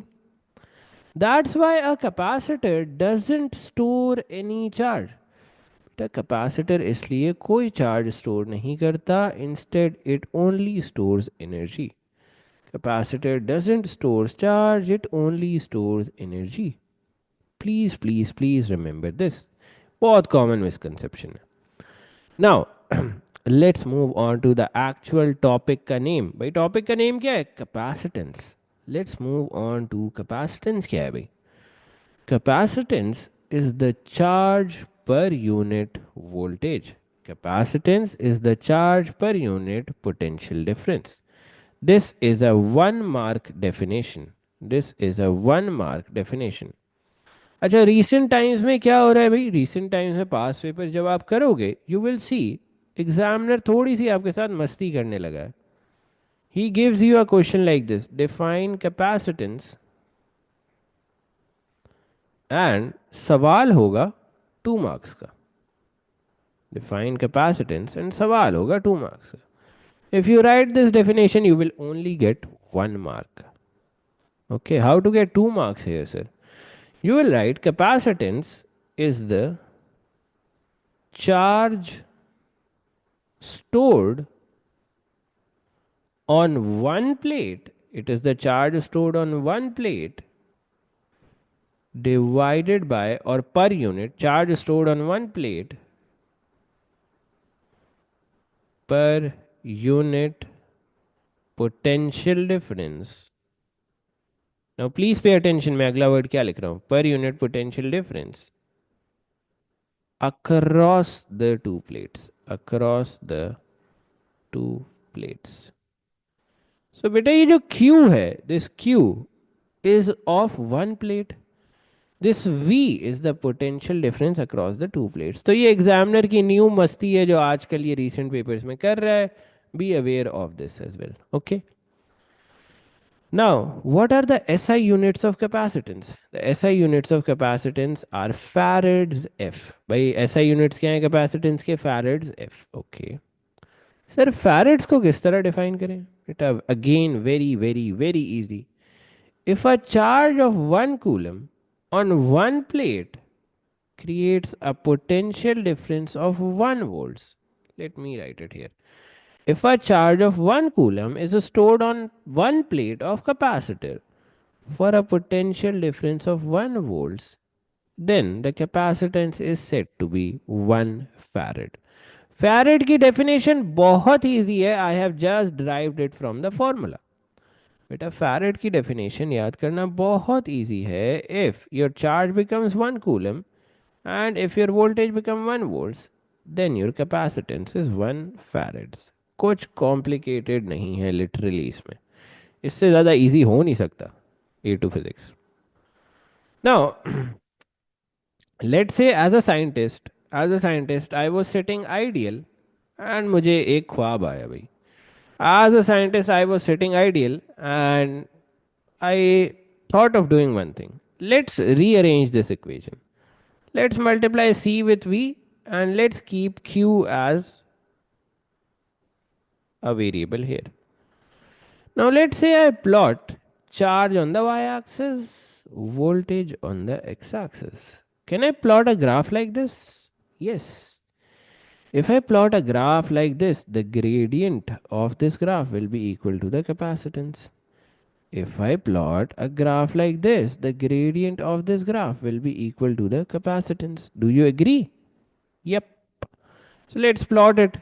Let's plot charge on the y-axis and voltage on the x-axis.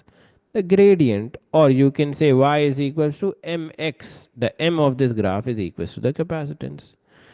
The higher the gradient, the higher the gradient, the higher the capacitance. The lower the gradient, the lower the capacitance. Simple, nothing complicated here. बेटा यहाँ तक clear है हर चीज. Then I segue into another topic. यहाँ तक हर चीज clear है. यस. सो तो नहीं रहे तुम लोग तरावी के बाद? यप क्लियर है. तरावी के बाद सो तो नहीं रहे. परफेक्ट है. चलो good. Now now you all have agreed. बेटा अभी तुम लोग सारों ने अग्री किया है कि capacitor stores energy. But how to calculate that damn energy? Energy कैसे निकालेंगे वो? Very very easy. How to calculate the energy stored in a capacitor? Very very easy भाई. Very easy. Energy stored in a capacitor can be calculated by calculating the area under the graph of charge versus voltage graph. Beta, energy stored in a capacitor can be calculated by calculating the area under this charge versus voltage graph. Perfect. Area क्या होगा ये? From mathematics that I have studied, this is a triangle. 1 upon 2 into base into height. 1 upon 2 into voltage into charge. This is your first formula for energy stored in a capacitor. This is your first formula for energy stored in a capacitor. Now, just now, we have already also studied one more formula. भाई एक और formula पढ़ा है कि charge is equals to CV. Charge is equals to CV. तो बेटा can I replace this charge with CV? Yes. Energy stored in a capacitor का एक और फॉर्मूला आ गया. Energy stored in capacitor का एक और फॉर्मूला आ गया. That is what? 1 upon 2 into voltage into CV. This becomes what? 1 upon 2 CV square. So capacitor की energy के बेटा दो फॉर्मूलेज हैं. 1 upon 2 VQ and 1 upon 2 CV square. Simple as that. Now, हम कैपेसिटर्स को चार्ज कर रहे हैं using a battery. Wow, what an inefficient process. बेटा बैटरी भी तो हमें पावर सप्लाई कर सकती है ना. Why do we need to charge a capacitor? This is a very inefficient process. This is a very inefficient process and this results in losses of energy. This results in losses of energy. जब भी आप battery से whenever you are charging a capacitor using a battery, it results in the loss of energy. How can we depict that? How can we show that? A battery will have a constant EMF across time. Can you calculate the energy here? This is the voltage versus charge graph. Yes, VQ. Can you calculate the energy for a capacitor? 1 upon 2 VQ. Can you realize that battery में energy थी VQ, capacitor में energy क्या हो गई 1/2 VQ. Can you realize that the energy has halved from battery to capacitor? This is why this is an inefficient process. Energy losses कहाँ कहाँ होते हैं बेटा? In the wires and to overcome internal resistance. Both of these processes result in energy loss. That's why charging a capacitor is a energy inefficient process. Okay. Now let's write down a fresh heading of capacitors in series. भाई एक fresh heading डालो of capacitors in series. Okay. How will capacitors in series look like? Let's say this is your first capacitor. Let's say this is your second capacitor. Let's say this is your third capacitor. तीन capacitors हैं भाई आपके पास, ठीक है? Let's say they are connected to a battery like this, ठीक है? Beta, if you can remember the three properties that I am going to tell you right now, जिंदगी आसान हो जाएगी. You will never face troubles in capacitors again. You will never ever face troubles in capacitors again if you remember the three properties that I am going to tell you now. Property number one. Property number one. Let's say this is your capacitor 1, capacitor 2, capacitor 3. Property number one. Property number one. The charge on each capacitor, in a series circuit is equal to the total charge across the battery. बेटा first property क्या है? The first property for capacitors in series is what? The charge on one capacitor or the charge on each capacitor is the same as the charge passing through the battery. Sir, what do you mean by that? बेटा let's say capacitor 1 पे charge Q1 है, capacitor 2 पे charge Q2 है, capacitor 3 पे charge Q3 है, and the battery is supplying a total charge of QT. All these charges will be equal to one another. QT is equals to Q1 is equals to Q2 is equals to Q3 is equals to Q4, and we have a very genius answer here. बेटा इसकी reasoning भी आपको एक बच्चे ने provide कर दी है, एक स्टूडेंट ने यहाँ पे इसकी रीजनिंग भी प्रोवाइड कर दी. I was about to tell it but wow, very good, very impress to see that. Why is this the case? Charges same क्यों रह रहे हैं बेटा? Because in series the current is same. In series, the current remains same. That's why the charges across each capacitor is same. Let's move on to the second property. Second property देखते हैं बेटा. Board पे focus होना चाहिए. You shouldn't remove your focus from the board. अच्छा, second property is related to the voltage. Second property is related to the voltage. Okay sir, क्या है property second? Let me tell you the second property. This was your first property. This is your second property. Now for second property, now for second property, sir, but the capacitance should be same. No need for that. No need for that, beta. Charge same रहेगा without the capacitance being different as well. ठीक है, capacitance different भी हो सकती है, आपका charge फिर भी सेम रहेगा. ठीक है. अच्छा, now look at the second property. Second property के दो पार्ट्स हैं. First of all, do you remember this formula? Capacitance is equal to charge over voltage. ये अभी पढ़ा है हमने बेटा. We have studied that in series charge becomes constant और same throughout. Okay, if charge becomes constant और same throughout, that means capacitance will be inversely proportional to the voltage. Capacitance will be inversely proportional to the voltage. In series, if capacitors are connected in series, capacitance will be inversely proportional to the voltage. What do I mean by that? Large capacitors will receive a small voltage. Large capacitors will receive a small voltage, and small capacitors will receive a large voltage. Simple as that. Small capacitors will receive a large voltage. Large capacitors will receive a small voltage. This is known by inverse proportionality. This is the first half. बेटा ये second property का first half है. Second property का second half समझो. The voltage across capacitor 1 is, let's say, V1, across capacitor 2 is V2, across capacitor 3 is V3, and the total voltage is V2. The total voltage is equals to V1 plus V2 plus V3. This is your property number 2. Perfect. कोई ambiguity नहीं होनी चाहिए. Now let's move on to the third property. The third property is something that you can drive yourself. The third property is something that you can drive yourself. If you have to calculate the total capacitance in series, if you have to calculate the total capacitance in series, how will you do that? How will you do that? Very, very, very easy. You know that the sum of voltage is equals to the total voltage.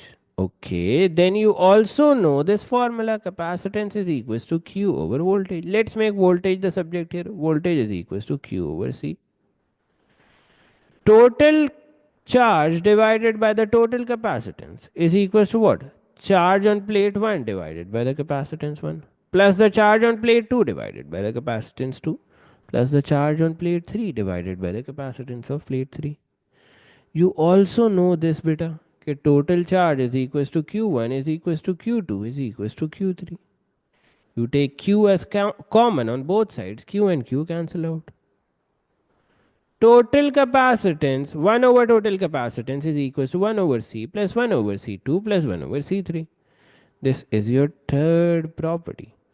Sir, how to apply this third property? Now, how to apply this third property? ये भी मसला है भाई, application भी नहीं आती sir हमें. Let's say you have three capacitors connected in series. भाई let's say you have three capacitors connected in series. एक की capacitance है 50, दूसरे की 30, third की 100. You have to calculate the total capacitance. How will you do that? 1 over 20, sorry, 1, this will be 1 over 30, sorry, my bad. This will be 1 over 30 plus 1 over 50 plus 1 over 100. You will get your total capacitance. ठीक है.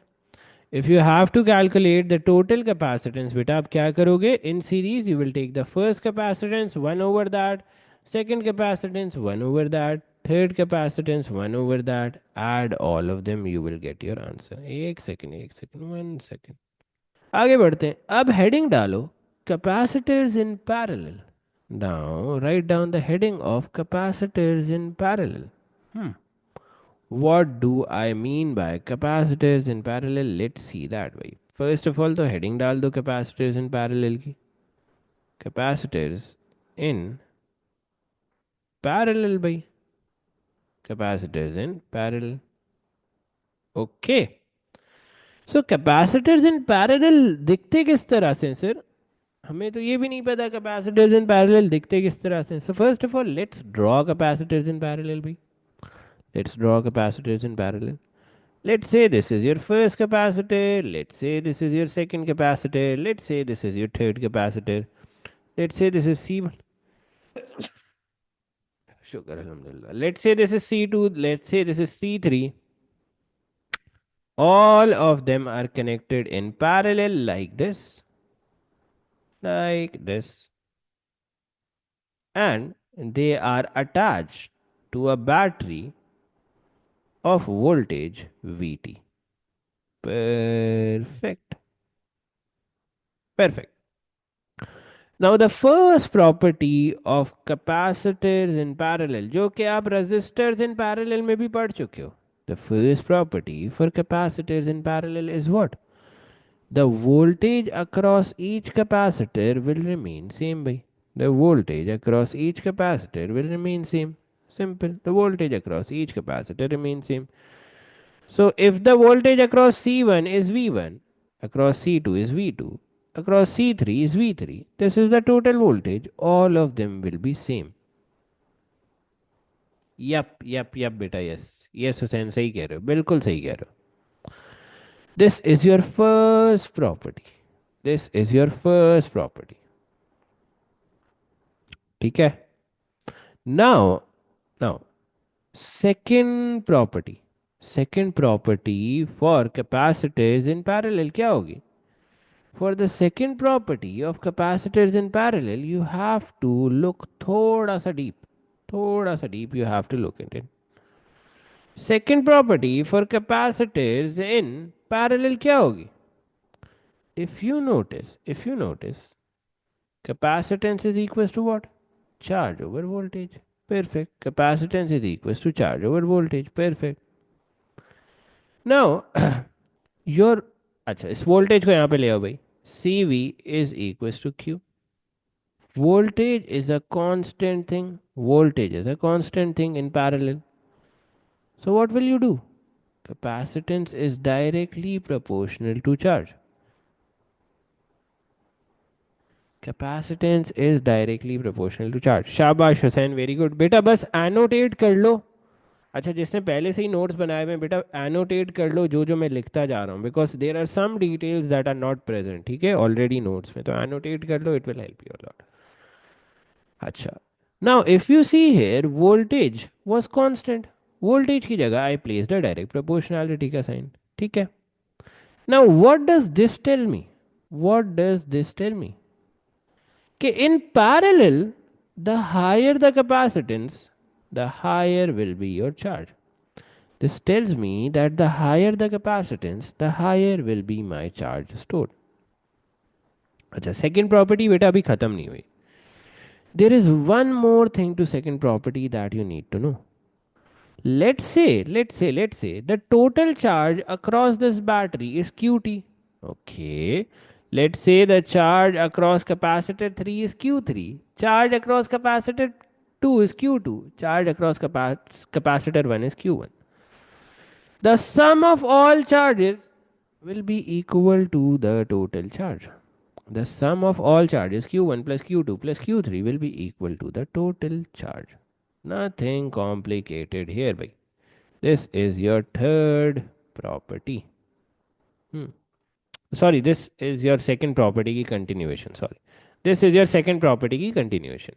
Third property पे आते हैं. Third property पे आते हैं. Now the third property is about the capacitance in parallel. How to calculate the total capacitance in parallel? Beta, I want your attention on the board. किसी की attention board से ना हटे. Okay. Let's say you, अच्छा, what can we do here? You can place this here, ठीक है. Now to calculate capacitance in parallel, you know that the total charge is the sum of all the charges. And you also know charge is equals to CV. So the total charge can be represented as what? Total capacitance into the total voltage. Q1 can be represented as what? C1 into V1. Q2 can be represented as what? C2 V2. Q3 can be represented as what? C3 V3. Beta, we also know that the voltage across all the capacitors is same. तो voltage को common लेके काट दो. This comes out to be your total capacitance across parallel circuits. Yes. All of you beta tell me capacitors in parallel clear हैं, capacitors in series clear हैं. इससे easy करके नहीं हो सकता काम. बेसिक बिल्कुल लोअर लेवल से लेके आया हूँ तुम लोगों को. Sir why voltage is same? बेटा वोल्टेज तो इसलिए सेम है because they are in parallel. हमने अपना ओ लेवल्स में पढ़ा था कि in parallel circuits voltage same रहता है. तो वही सिनेरियो है यहाँ पे. ठीक है चलो. अच्छा अब ये वाला सवाल देख लेते हैं यार जरा. Let's see this question. ठीक है. आपका first capacitor is of 100 microfarads. Second capacitor is of 70 microfarads. Third capacitor is of 80 microfarads. Can you calculate the total capacitance if all of them are connected in parallel? Yes. In parallel, capacitance of 1 plus capacitance of 2 plus capacitance of 3 is equals to the total capacitance. 100 plus 70 plus 80 is equals to 250 microfarad. Simple as that. Nothing complicated here. Nothing complicated here. ठीक है. Now, let's move on to the uses of capacitor. भाई capacitor use क्यों होते हैं? Why are capacitors used? बेटा एक चीज तो हमने पढ़ी है that capacitors are used to store energy. What are some other uses of capacitor? They are used in time delay circuits, stabilizers, tuning circuits and rectifiers. इसको हम further detail में भी पढ़ेंगे in a next chapter. This will be further, yes, very good. This will be further studied in chapter number 10. Don't worry about it. ठीक है, ये हम और डिटेल में पढ़ेंगे. But these are some uses of capacitor that you must know. At least, at least, at least remember three. At least remember three uses. ठीक है, at least remember three uses here. It will be beneficial for you guys. Examination में कभी भी आ सकता है. Okay. Capacitors का topic, and capacitors में we are now studying how to charge an uncharged capacitor using a charged capacitor. Beta, now we will see how to charge an uncharged capacitor using a charged capacitor. ये आज lecture का हमारा main crux होना है. How to charge an uncharged capacitor using a charged capacitor. So let's start with it. So, how can you charge an uncharged capacitor using a charged capacitor? You connect a charged capacitor, एक completely charged capacitor को आप uncharged capacitor के साथ connect करते हो. Perfect. What happens? Electrons flow from one capacitor to the next. Electrons जो है वो charged capacitor से uncharged capacitor की तरफ आते हैं. The charged capacitor becomes discharged and the uncharged capacitor becomes charged. Simple as that. When does this process stop? When does this process stop? This process stops when the voltage across both the capacitors equals one another. When the voltage across both the capacitor equals one another, let's look at this with numerical terms. भाई इसको numerical values के साथ देखते हैं. चलो, let's get started. Let's say, एक second भाई, sir, what happens to the current? बेटा current जो है उसके साथ कुछ नहीं होता. करंट के साथ कुछ नहीं होता. Current basically drops to zero. Current drops to zero. आते हैं, हर चीज़ पे आते हैं. Don't worry about that. Now let's say you have a capacitor that is of 40 microfarads. Let's say this is a capacitor of 40 microfarads and let's say this is uncharged. एक second, let me admit all of them by. Let's say this is charged. चलो, इस capacitor को हमने charge कर दिया. ठीक है.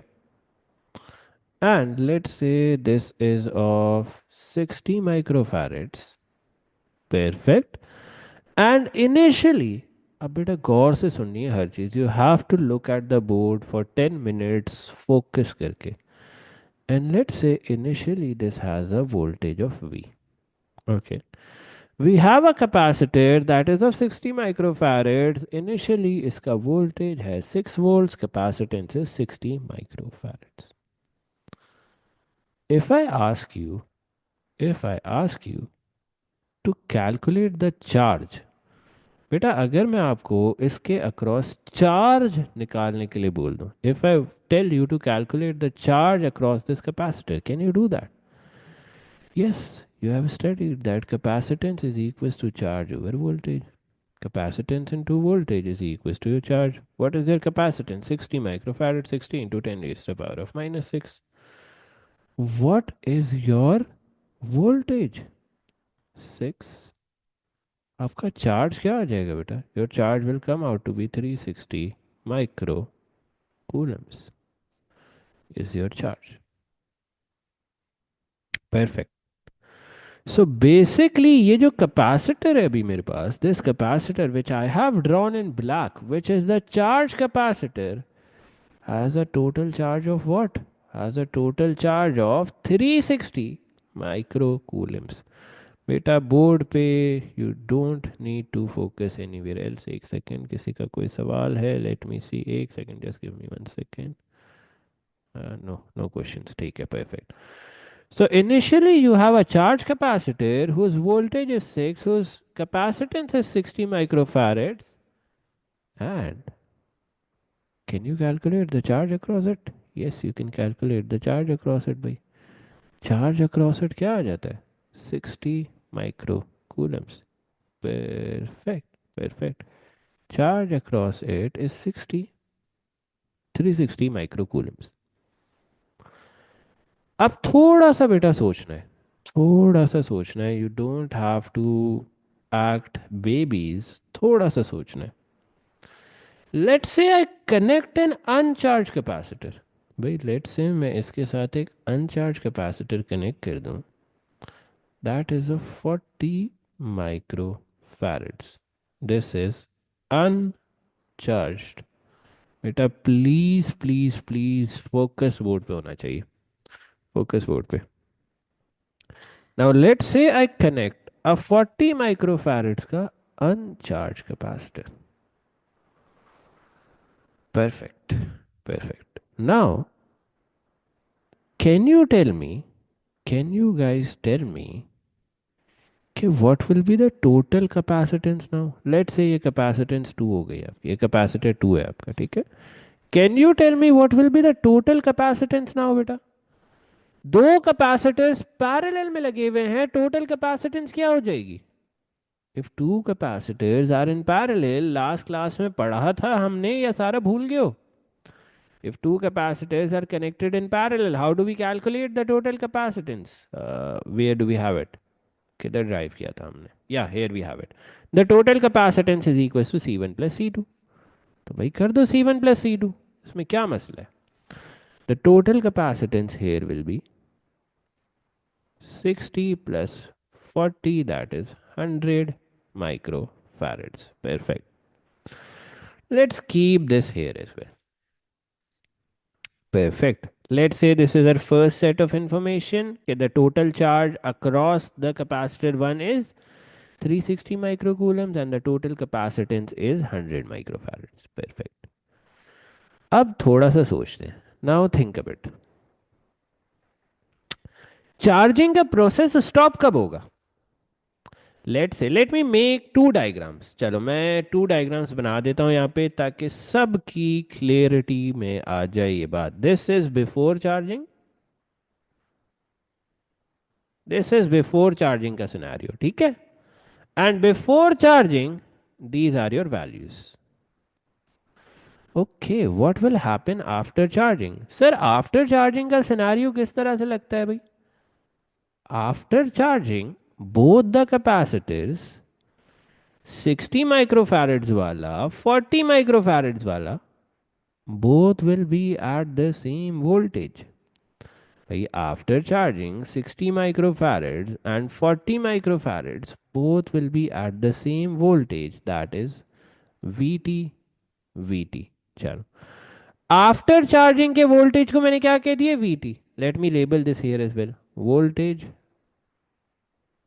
After charging. Perfect. Now focus a little bit more, focus a little bit more।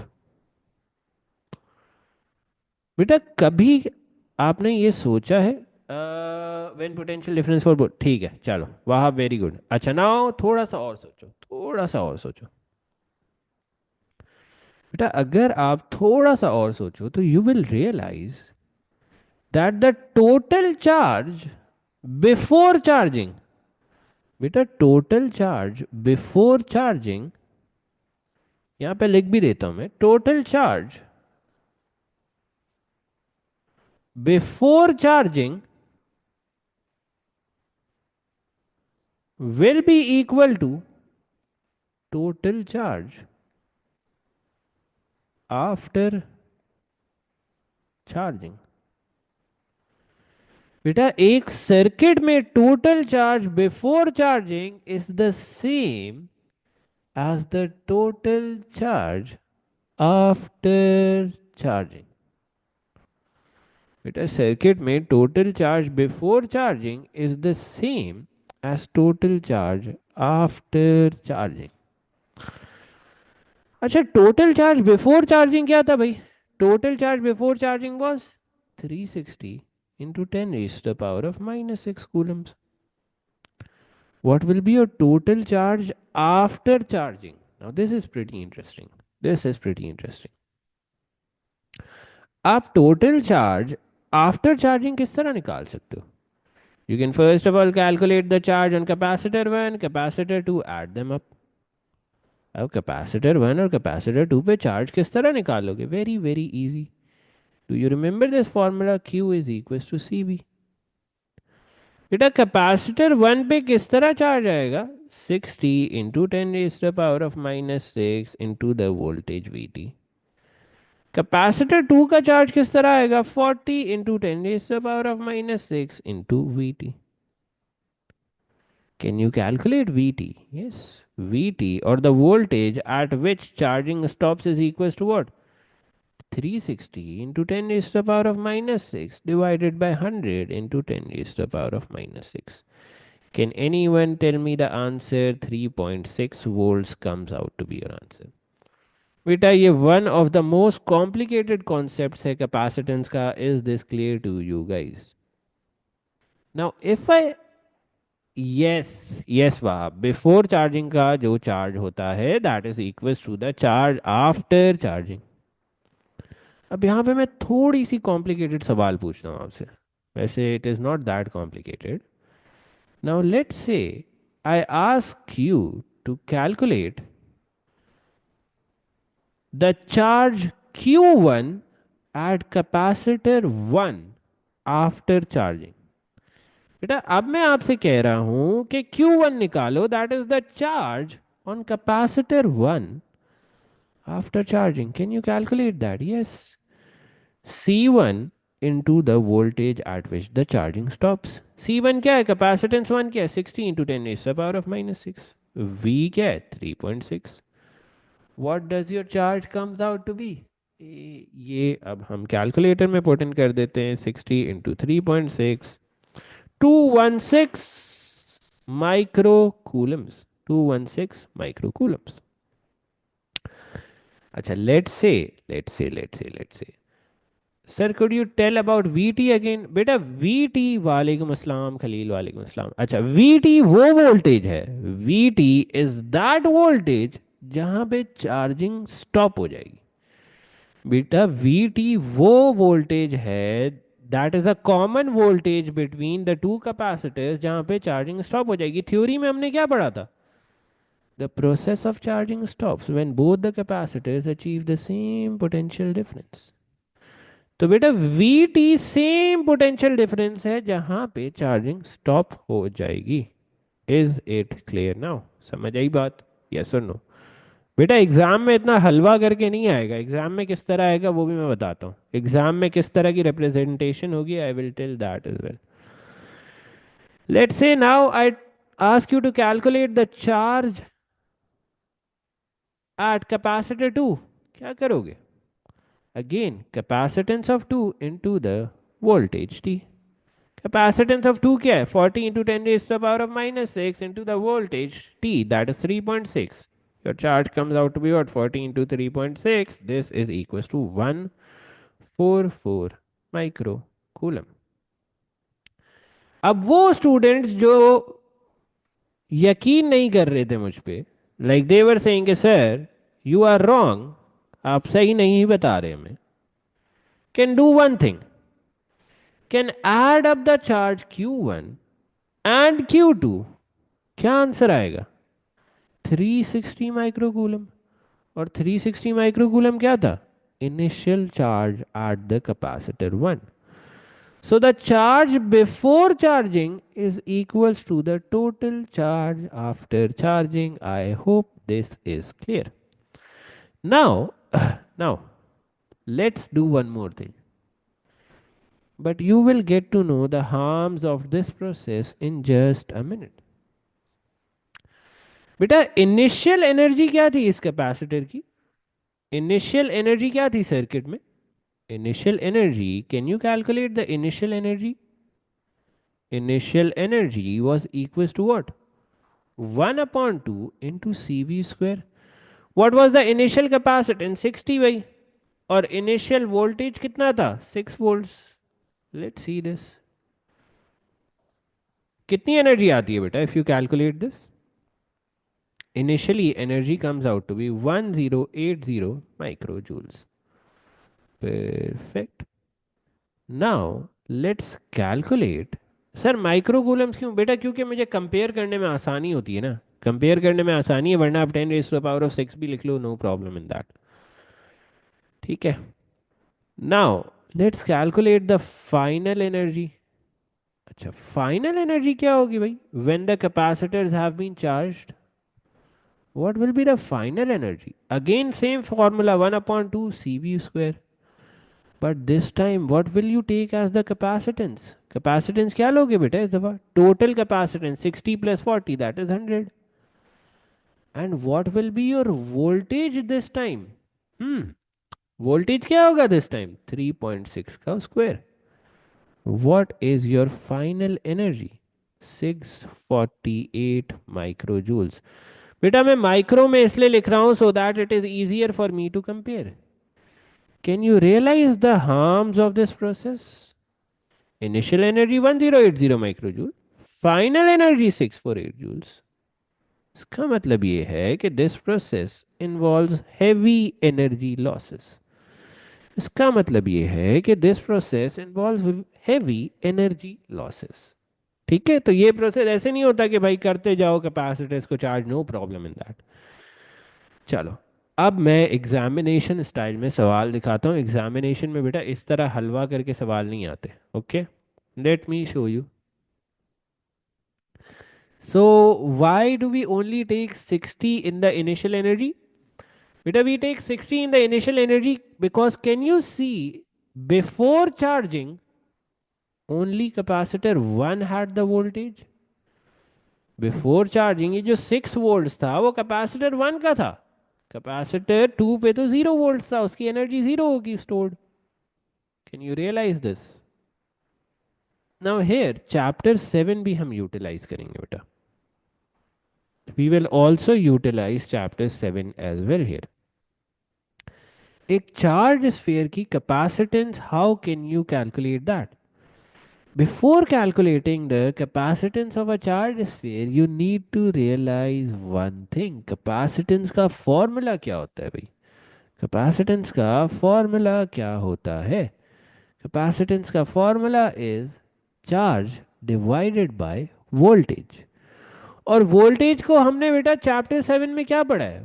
What have we studied? Voltage is what? Electric potential. तो charge sphere का चार्ज तो क्यों ही रहेगा? चार्ज स्फीयर का बेटा चार्ज तो क्यों ही रहेगा? व्हाट विल योर वोल्टेज और इलेक्ट्रिक पोटेंशियल बिकम? आपका इलेक्ट्रिक पोटेंशियल क्या हो जाएगा? व्हाट विल योर वोल्टेज और electric potential become? Electric potential that we have studied in chapter 7 is K Q over R. Capacitance के लिए चार्ज वही है, वोल्टेज की जगह K Q over R. Q Q gets cancelled out. What have we studied? K is equals to what? 1 upon 4 pi E naught. K की जगह रख दो 1 upon 4 pi E naught. The capacitance of a charged sphere comes out to be 4 pi E naught R. Now, if you are smart enough, थोड़े से अगर smart हो mathematically, you will notice that 4 pi E naught is a constant. That means the capacitance of a metal sphere is directly proportional to its radius. That means the capacitance of a metal sphere is directly proportional to its radius. जितना ज़्यादा radius होगा उतनी ज़्यादा capacitance होगी. Nothing complicated here. चलो. Now let's write down the heading of discharge equations. बेटा अब heading डालो discharge equations and time constant. Let's write down the heading of discharge equations discharge equations and time constant. ठीक है. Let's say I have a capacitor भाई. वापस एक capacitor आ गया मेरे पास. Let's say this is my capacitor. ठीक है. लेट्स से इस कैपेसिटर की वैल्यूज हैं 10 microfarad and it is connected with a resistor. It is connected with a resistor like this that is of, let's say resistor की value है 100 kilo ohms. बेटा if we connect a capacitor to a resistor क्या होगा? Obviously capacitor discharge होना शुरू हो जाएगा. Obviously capacitor will start to discharge भाई. कैपेसिटर आपका डिस्चार्ज होना शुरू हो जाएगा. Now if the capacitor is discharging, एक सेकेंड भाई, इफ द कैपेसिटर, स्फेयर के लिए कौन सी इक्वेशन यूज करनी है बेटा? स्फेयर के लिए ये जो मैंने येलो में हाईलाइट की है ना इक्वेशन, ओ सॉरी ब्लू में, ये वाली यूज करनी है.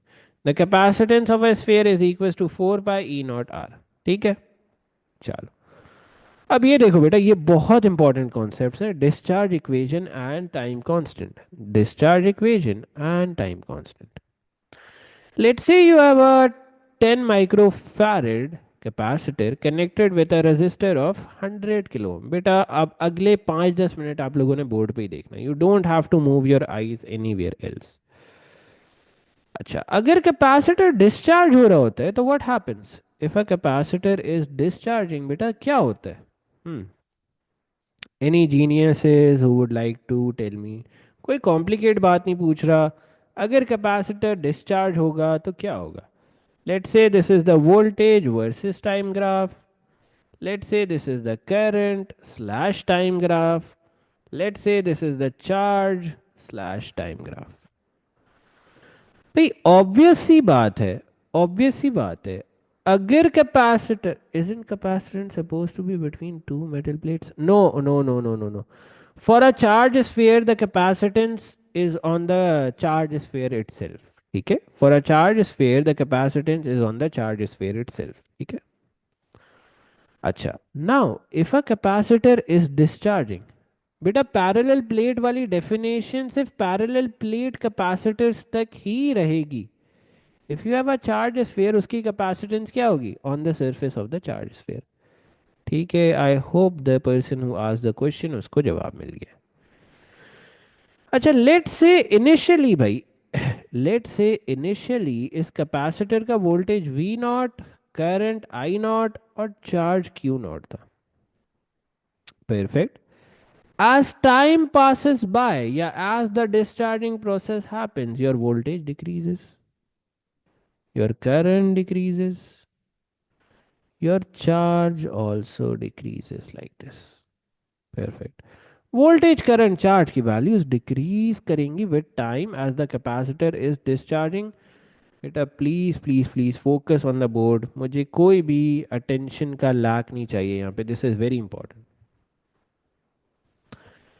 Now, sir, what is time constant? What is time constant? What is time constant? Beta, when the voltage की value drops to 0.37% of the initial value, this time is known. This time is known as the time constant. When the current key value drops to 0.37% of the initial value, the time is known as the time constant tau. When the charge key value drops to 0.37% of the initial value, the time key value is known as the time constant tau. और time constant का symbol क्या होता है भाई? Tau. आते हैं वहां, इस पे भी आते हैं. ओके. अच्छा, टाइम कांस्टेंट का सर फॉर्मूला होता है क्या कोई? यस, टाइम कांस्टेंट का फॉर्मूला जी बिल्कुल होता है. What does the time constant का फॉर्मूला लुक लाइक? अच्छा, टाइम कांस्टेंट का फॉर्मूला ड्राइव करना सिखा देता हूँ. बहुत ही खूबसूरत डेफिनेशन है या डेरिवेशन है. If you can remember that would be a plus for your examination. देखो वी हैव ऑल स्टडीड, मैं टाइम कांस्टेंट का डायरेक्ट फॉर्मूला नहीं लिखवा रहा, डेरिवेशन करके लिखवाऊंगा। y 0.37, उमर इसको भी आंसर करता हूँ बेटा, उमर इसको भी आंसर करता हूँ, very good question. First of all time constant का सर फॉर्मूला कैसे आया, और फॉर्मूला है क्या? अच्छा, do we all remember that current is equals to charge over time? चलो टाइम को मैं सब्जेक्ट बना लेता हूँ, current is equals to, time is equals to charge over time. बेटा this is one of the most beautiful derivation in आपका A2 physics, kindly try to remember it, ठीक है।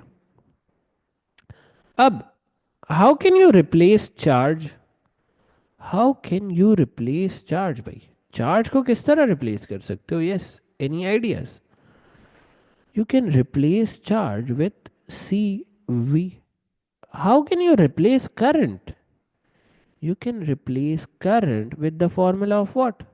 Voltage over R. Voltage cancel out. Time constant का formula comes out to be resistance into capacitance. What a beautiful derivation here. Perfect. चलो, ये आ गया time constant का formula. इसमें capacitance zero है बेटा, कैपेसिटेंस जीरो कैसे हो सकती है? मैंने ऊपर डिफाइन किया है यार, कैपेसिटेंस 10 माइक्रोफैरड से कैसे जीरो हो सकती है कैपेसिटेंस? अच्छा नाउ सर, अब एक बहुत अच्छा सवाल मुझे आया था यहाँ पे कि सर व्हाई इज इट 0.37? ये ब्यूटीफुल है यार, बहुत ब्यूटीफुल है, देखो 2 स्टेप्स में इतनी बड़ी डेरिवेशन आ गई। अच्छा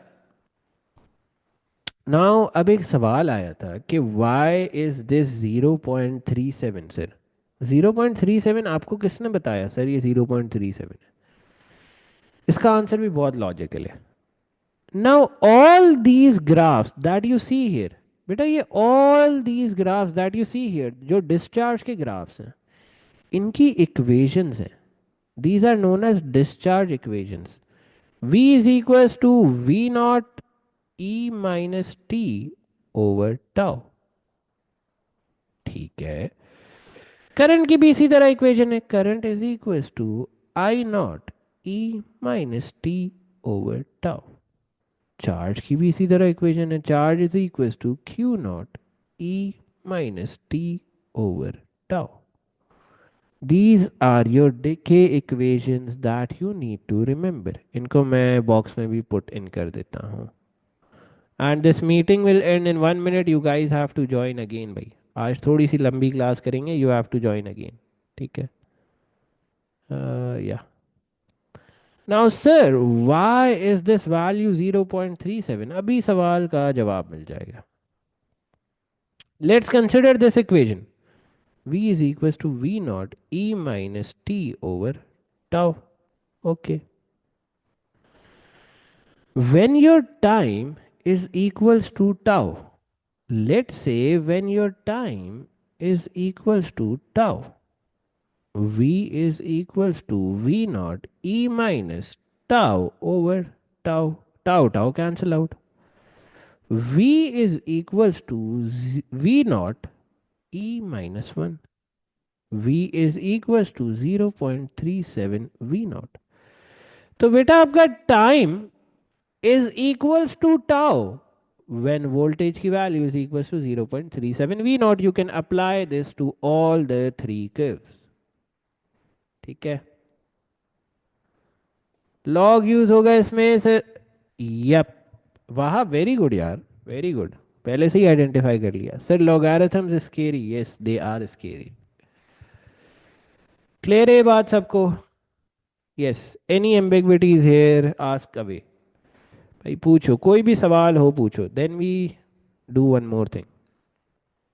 अच्छा, can you calculate the time constant for this circuit? Can you calculate the time constant for this circuit? Yes, tau is equals to resistance into capacitance। Resistance की वैल्यू क्या है भाई? 100 kilo ohm, 100 into 10 is the power of 3। Capacitance की value क्या है? 10 microfarad, 10 into 10 is the power of -6। The time constant here comes out to be 1 second. तो it will take 1 second for the voltage की value to decrease to 0.37%, current की value to 0.37%। and charge की value to 0.37%. Simple as that, nothing complicated here. That is quantum physics. Today we have to start with a very new chapter, that is quantum physics. Let's start with it. And quantum physics is really interesting because we are going to study very unique things in this chapter. So let's start by. So first of all, starting with quantum physics, you need to know one thing. Throughout the entire physics ke courses, throughout entire physics up till now, you have been studying that light behaves as a wave. Throughout light ka chapter, you have been studying that light behaves as a wave. In physics, throughout up till now, you have been studying that light behaves as a wave. And what are the properties that tell you that light behaves as a wave? Reflection, refraction, interference, diffraction. Simple as that. In quantum physics, we will be studying that light behaves as a particle. In quantum physics, we will be studying that light behaves as a particle. Simple as that. Okay.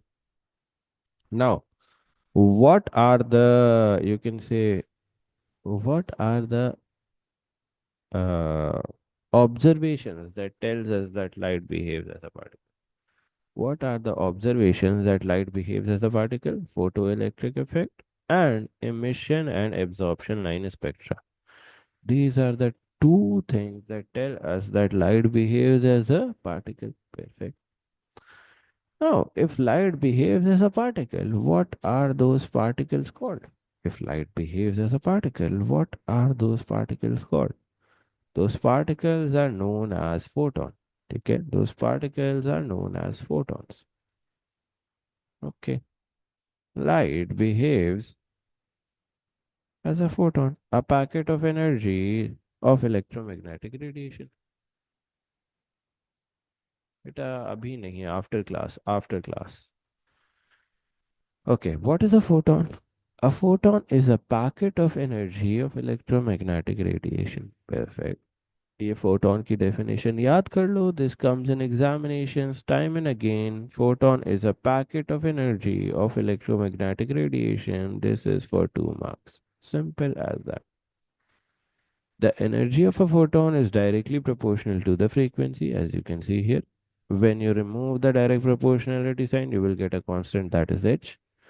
And one more formula of energy of a photon is what? Energy is equals to hc over lambda. Simple as that. Energy of a photon is directly proportional to frequency.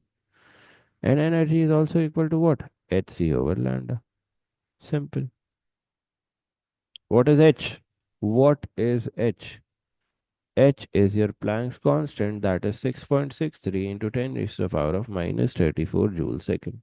Simple. Planck's constant H is what? 6.63 into 10 raised to the power of minus 34 joule second. What is F? Frequency. What is C? C is the speed of light. What is lambda? Lambda is the wavelength of light. So there are primarily two formulas for the energy of a photon. What are the two formulas for the energy of a photon? Energy is equals to HF and energy is equals to hc over lambda, and energy is equals to hc over lambda. Simple as that. There are primarily two formulas for energy of a photon. One is energy is equals to hf and the second one is energy is equals to hc over lambda. Simple as that. Okay, now let's come on to the most important topic of quantum physics. Please write down the heading, that is photoelectric effect. Photoelectric effect. Now, photoelectric effect basically tells us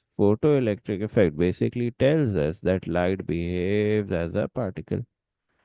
Photoelectric effect basically tells us that light behaves as a particle. Okay. So, what is photoelectric effect? Let's see that. What is photoelectric effect? Let's see that. Now, photoelectric effect is what? Photoelectric effect is the emission of electrons.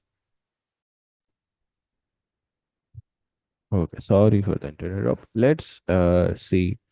photoelectric effect. ठीक है. Now, what is photoelectric effect?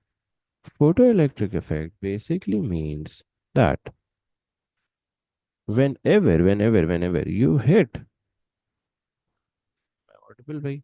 Hello. Is my voice perfectly audible?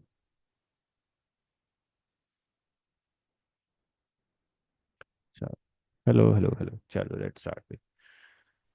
Photoelectric effect basically means that whenever you hit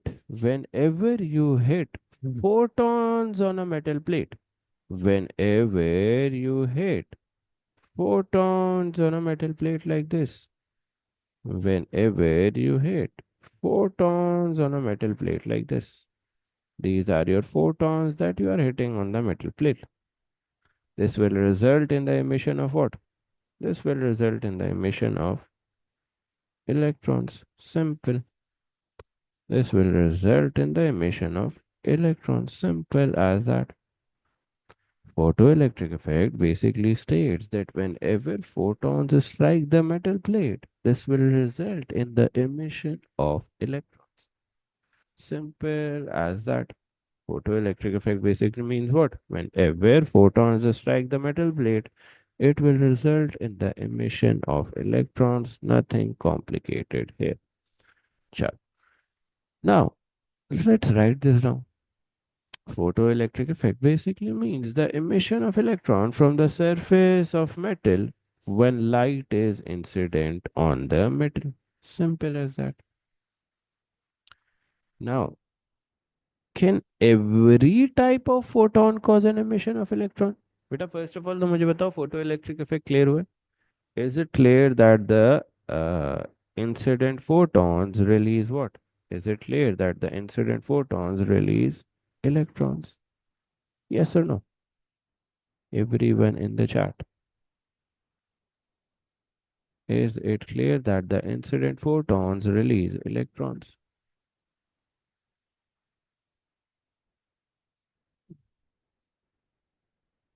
Yes. Perfect. Sure. Now, photoelectric effect happens at a specific frequencies. Photoelectric effect happens at a specific frequencies. Photoelectric effect can happen only at frequencies greater than the threshold frequency. अच्छा, let me first of all revise photoelectric effect भाई ताकि तुम लोग के दिमागों में बैठ जाए. What is photoelectric effect? When photons strike the metal plate, it results in the emission of electrons. When photon strikes the metal plate, it results in the emission of electron. Perfect. Now, now, not every kind of photon will result in an emission of electron. Not every kind of photon will result in an emission of electron. Only photons, only photons that have a frequency greater than the threshold frequency will result in the emission of electrons. Beta, this phenomena of photoelectric effect only occurs when the frequency of photon is greater than the threshold frequency. Okay. Now, what is the threshold frequency? You can write it here that this phenomena of photoelectric effect only occurs when the frequency of these photons is greater than the threshold frequency. Simple as that. Simple as that. Now, what is the threshold frequency? What is the threshold frequency? Threshold frequency is the minimum frequency at which threshold frequency is the minimum frequency required to remove electron from the surface of a metal with negligible kinetic energy. Threshold frequency is what? F naught is what? F naught is the minimum frequency required to remove the electron from the surface of the metal with negligible kinetic energy. Perfect. What is the work function? What is the work function? If you take the threshold frequency and try to calculate the energy, that will be your work function. The work function is the minimum energy of a photon needed to remove an electron from the surface of a metal with negligible kinetic energy. Simple as that. These are the two important terms that you need to remember. These are the two important terms that you need to remember. First of all, you need to remember that photoelectric effect can only happen if your frequency is greater than the threshold frequency. But what is the threshold frequency? Threshold frequency is the minimum frequency required to remove an electron from the surface of a metal. And when you take the threshold frequency, multiply it with the Planck's constant, you get the work function. That is the minimum energy. If you analyze threshold frequency, क्या है? Threshold frequency is the minimum frequency required to remove an electron. And what is the work function? Work function is the minimum energy of photon required to remove an electron. Simple as that, nothing complicated. Now, usually, I haven't received a question up till now, but usually students ask me, sir, what is this threshold frequency actually? Threshold frequency is actually a property of a metal. Let's say ये copper है. Copper, let's say, has a threshold frequency of 10 hertz. Perfect. Let's say this is silver. Silver has a threshold frequency of, let's say, 12 hertz. Perfect.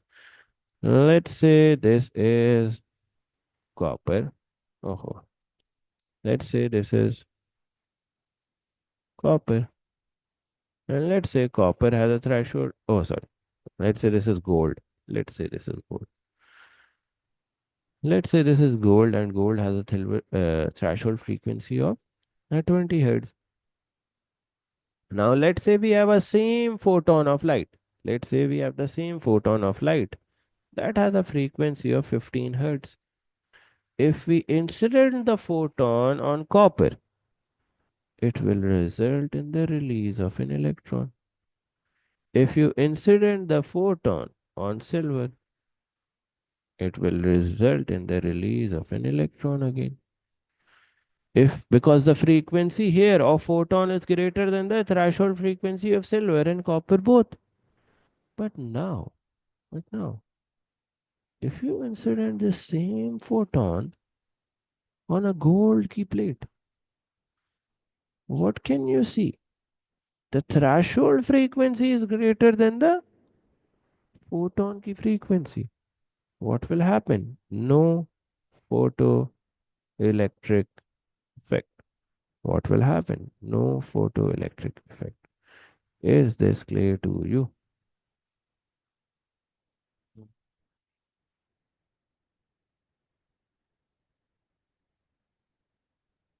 Okay, yeah, perfect. Chalo, let's further move it. No. Let's dive deep into it. बेटा photon की energy को अच्छा अब थोड़ा सा अगर यहाँ पे आप लोग गौर से चीज़ों को समझ लोगे तो फोटो इलेक्ट्रिक इफेक्ट जिंदगी भर क्लियर हो जाएगा. Okay, let's say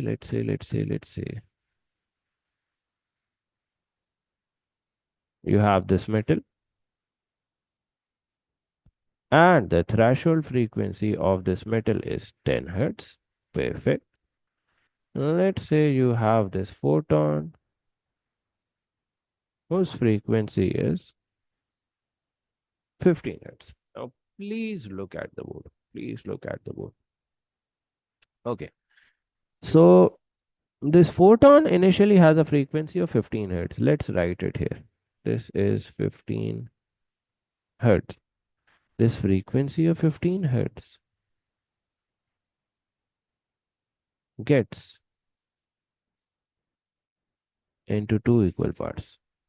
This frequency of 15 hertz is divided into two parts. ये frequency of 15 hertz कह लो या energy of the photon कह लो gets divided into two. The first is the work function. The first is the work function. How do we calculate the work function? HF naught.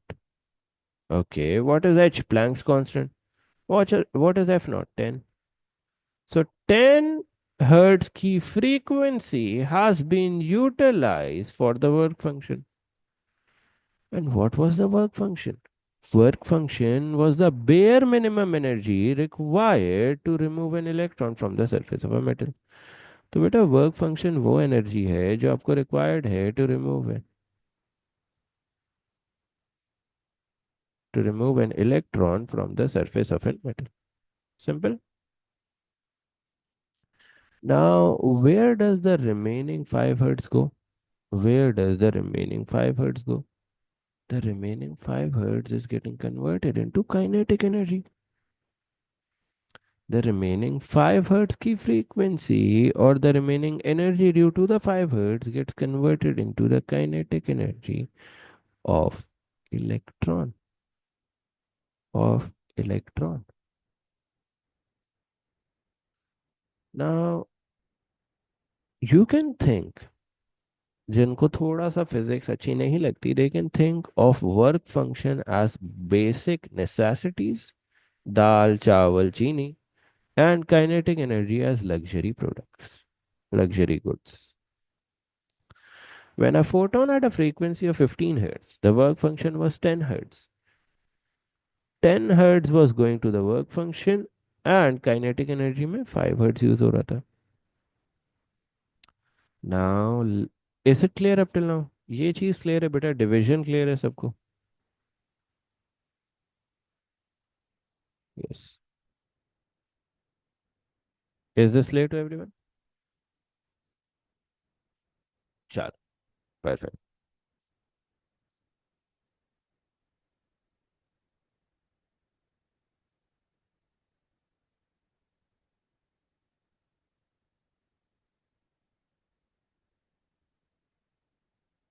Now, what happens if you increase the frequency to 20 hertz?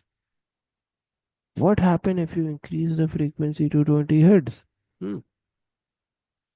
Will your work function change? बेटा basic goods कभी बढ़ती हैं आपकी? अगर आपकी salary बढ़ जाए तो बेसिक गुड्स क्या कभी बढ़ेंगी? No. Even if you increase the frequency, the work function will remain constant. The extra energy will go to the kinetic energy. Simple as that. Nothing complicated here. जिसको physics याद नहीं रहती वो economics याद कर ले भाई. अगर आपकी सैलरी आज लेट से 20,000 है, कल 30,000 हो जाती है, तो आप 10,000 की कोई एक्स्ट्रा वॉच ले लोगे, कोई सूट ले लोगे जाके. You will never spend it on basic goods because basic goods तो आपकी पहले से ही कवर हो गई थी. ठीक है. एंड लेट्स से आपकी सैलरी डिक्रीज हो जाती है भाई due to some recession etcetera. The work function will still remain same. The kinetic energy will become 2 hertz. All clear? Exam में ये जर्नल रिप्रेजेंटेशन नहीं करना है. This is just for your logic. This is just for your logic. General basic good और luxury good वाला concept आज. Now let's study some characteristics of photoelectric effect. यहाँ पे ये बहुत काम आने वाला है बेटा. Let's study some characteristics of photoelectric effect. थोड़ा सा I need your undivided attention for the next 10 minutes, then you can ask all your questions. Not all radiations can produce a photoelectric effect. It is a combination of radiation and metal which decides whether photoelectric effect will occur or not. Perfect. If the frequency of electromagnetic radiation is less than the threshold frequency, this is what I told you, कि अगर frequency less होगी than the threshold frequency, this will do what? This will not result in the photoelectric effect. This will not result in the photoelectric effect. One more thing that I want to tell you. This is a important key point. Beta, only one electron can be released due to one photon. एक photon के लिए सिर्फ एक ही electron release होगा. Please ये बात याद रख लो. एक फोटोन के लिए सिर्फ एक ही इलेक्ट्रॉन रिलीज होगा. Like this. Perfect. Simple as that. And there is no time delay between the absorption on photon and release of electron. ठीक है. There is no time delay between the absorption of photon and the release of electron. Now let's move on to the thing that I was talking about initially, जो मैं आपको basic good करके समझा रहा था. Energy of a photon gets divided into two halves. Two halves कह लो या two pieces कह लो. Energy of a photon gets divided into two pieces, the work function and the kinetic energy of the electron. How can you write the energy of a photon? How can you write the energy of a photon? Yes, energy of a photon is equals to what? Planck's constant multiplied by the frequency of photon. बेटा यहाँ पे आपकी frequency क्या होगी? What will be your frequency of the photon? 15. Okay. So how can you calculate the energy of a photon here? Very, very easy. Energy is equals to h into 15. 15h is your energy of the photon. Simple. Let's further move ahead. Out of this 15h, some energy is going to the work function and some energy is going to the kinetic energy, that is 1 upon 2 mv square. Simple as that. Nothing complicated here. चलो आगे बढ़ते हुए. Now, electron volt is a unit of energy. Electron volt is a unit of energy. ठीक है. Now, how can we calculate electron volts? How can we calculate electron volts? How can we calculate electron volts? How can you calculate electron? The energy gained by an electron when it passes through a potential difference of 1 volts. Perfect.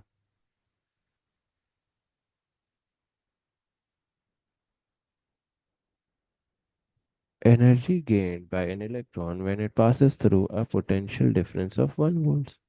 This is known as electron volts. अच्छा बेटा जब भी आप एक electron volt को pass through करते हो a potential difference of 1 volts, this will give you the energy of an electron volt. What is the charge on an electron? 1.6 into 10 raised to the power of minus 19. What is the voltage on an electron? 1 volts. Multiply. What does your electron volt ki energy comes out to be? 1.6 into 10 raised to the power of minus 19. Simple as that. Do you get it? 1 electron volt is equals to 1.6 into 10 raised to the power of minus. What happens? What happens if you increase the frequency of the photon? Beta, what happens if you increase the frequency of the photon incident in an electromagnetic radiation? अगर आप इस photon की frequency increase करोगे तो बेटा what will happen we have already discussed it in a थोड़ा सा slight manner but let's go deep into it what will happen if you increase the frequency of the electromagnetic radiation yes what will happen to your kinetic energy? Your kinetic energy increases because if you increase the frequency from 15 to 20 hertz, what will happen? Your work function will remain constant at 10 hertz. Your kinetic energy will go from 5 hertz to 10 hertz. Your kinetic energy increases as the energy of each photon on the metal increases. The work function is still the same, so the remaining energy gets converted into the kinetic energy. So always remember, if you increase the frequency of a photon, the kinetic energy of a photon will increase. Simple as that. Always remember, if you increase the frequency of the photon, the kinetic energy of the photon will increase. Simple as that. Okay. Now let's move on to photoelectric current. Let's move on to photoelectric current. First of all, understand what is photoelectric current. First of all, understand what is photoelectric current. Photoelectric current is basically the rate of emission of electrons from the surface of metal. बेटा कितने electrons emit हुए हैं from the surface of metal, that is your photoelectric current, ये रहा। ठीक है, photoelectric current is the number of electrons that are emitted from the surface of a metal. Perfect. Now if you increase the frequency, it has no effect on the photoelectric current. Why? भाई अगर आप frequency को increase करते हो बेटा, kinetic energy of the electron will increase. यहाँ पे मैं लिख देता हूँ, this is kinetic energy of the electron, this is kinetic energy of the electron, kinetic energy of the electron increases. ठीक है, प्लीज रिमेंबर दिस, ये इलेक्ट्रॉन की काइनेटिक एनर्जी है। परफेक्ट। अच्छा, there will be no effect on the photoelectric current. Why? there will be no effect on the photoelectric current of increasing the frequency. Why? Because even if you increase the frequency, even if you increase the frequency of photons, what will happen? बेटा अगर आप photon की frequency increase भी कर देते हो, what will happen? The number of photons will remain same. Even if you, ना ना ना, speed of photon also increases बेटा। उस पर आता हूँ, मैं आता हूँ बेटा, आता हूँ। क्या उम्र इस बात पर आता हूँ। अच्छा, first of all, if you increase the frequency, उसका मतलब क्या होता है बेटा? ये 10 हर्ट्ज से 15 हर्ट्ज जा रहा है, ये भी 10 हर्ट्ज से 15 हर्ट्ज जा रहा है, ये भी 10 हर्ट्ज से 15 हर्ट्ज जा रहा है, बट नंबर ऑफ फोटॉन्स तो सेम है, hence number of emitted electrons भी सेम होंगे। And if number of emitted electrons are same, what will happen? The photoelectric current will be same. If number of photons are same, the number of emitted electrons will also remain same. Simple. Nothing complicated here. Nothing complicated here. ठीक है। अच्छा, अब ये वाली बात भाई, कि if you increase the frequency, देखो बेटा फोटॉन्स की फ्रीक्वेंसी इंक्रीज कैसी होगी? Photon is what? Photon are light particles. If you want to increase the frequency of the light particles, what will you do?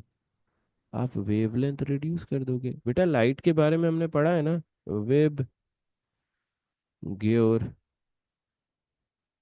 If you want to increase the frequency, you will use violet, as it has the highest frequency। ठीक है, and lowest wavelength. Okay. और अगर आपने lowest frequency highest wavelength use करनी है तो use red. तो इस तरह आप फोटोन की फ्रीक्वेंसी चेंज करते हो। Now even if you change the frequency of the photon, your photoelectric current will remain same. Why? Because photoelectric current is what? Number of electrons emitted from the surface of the metal. Perfect. Increasing the frequency has no effect on the photoelectric current. Why? Because if you increase the frequency, the number of photons incident per unit time are still the same.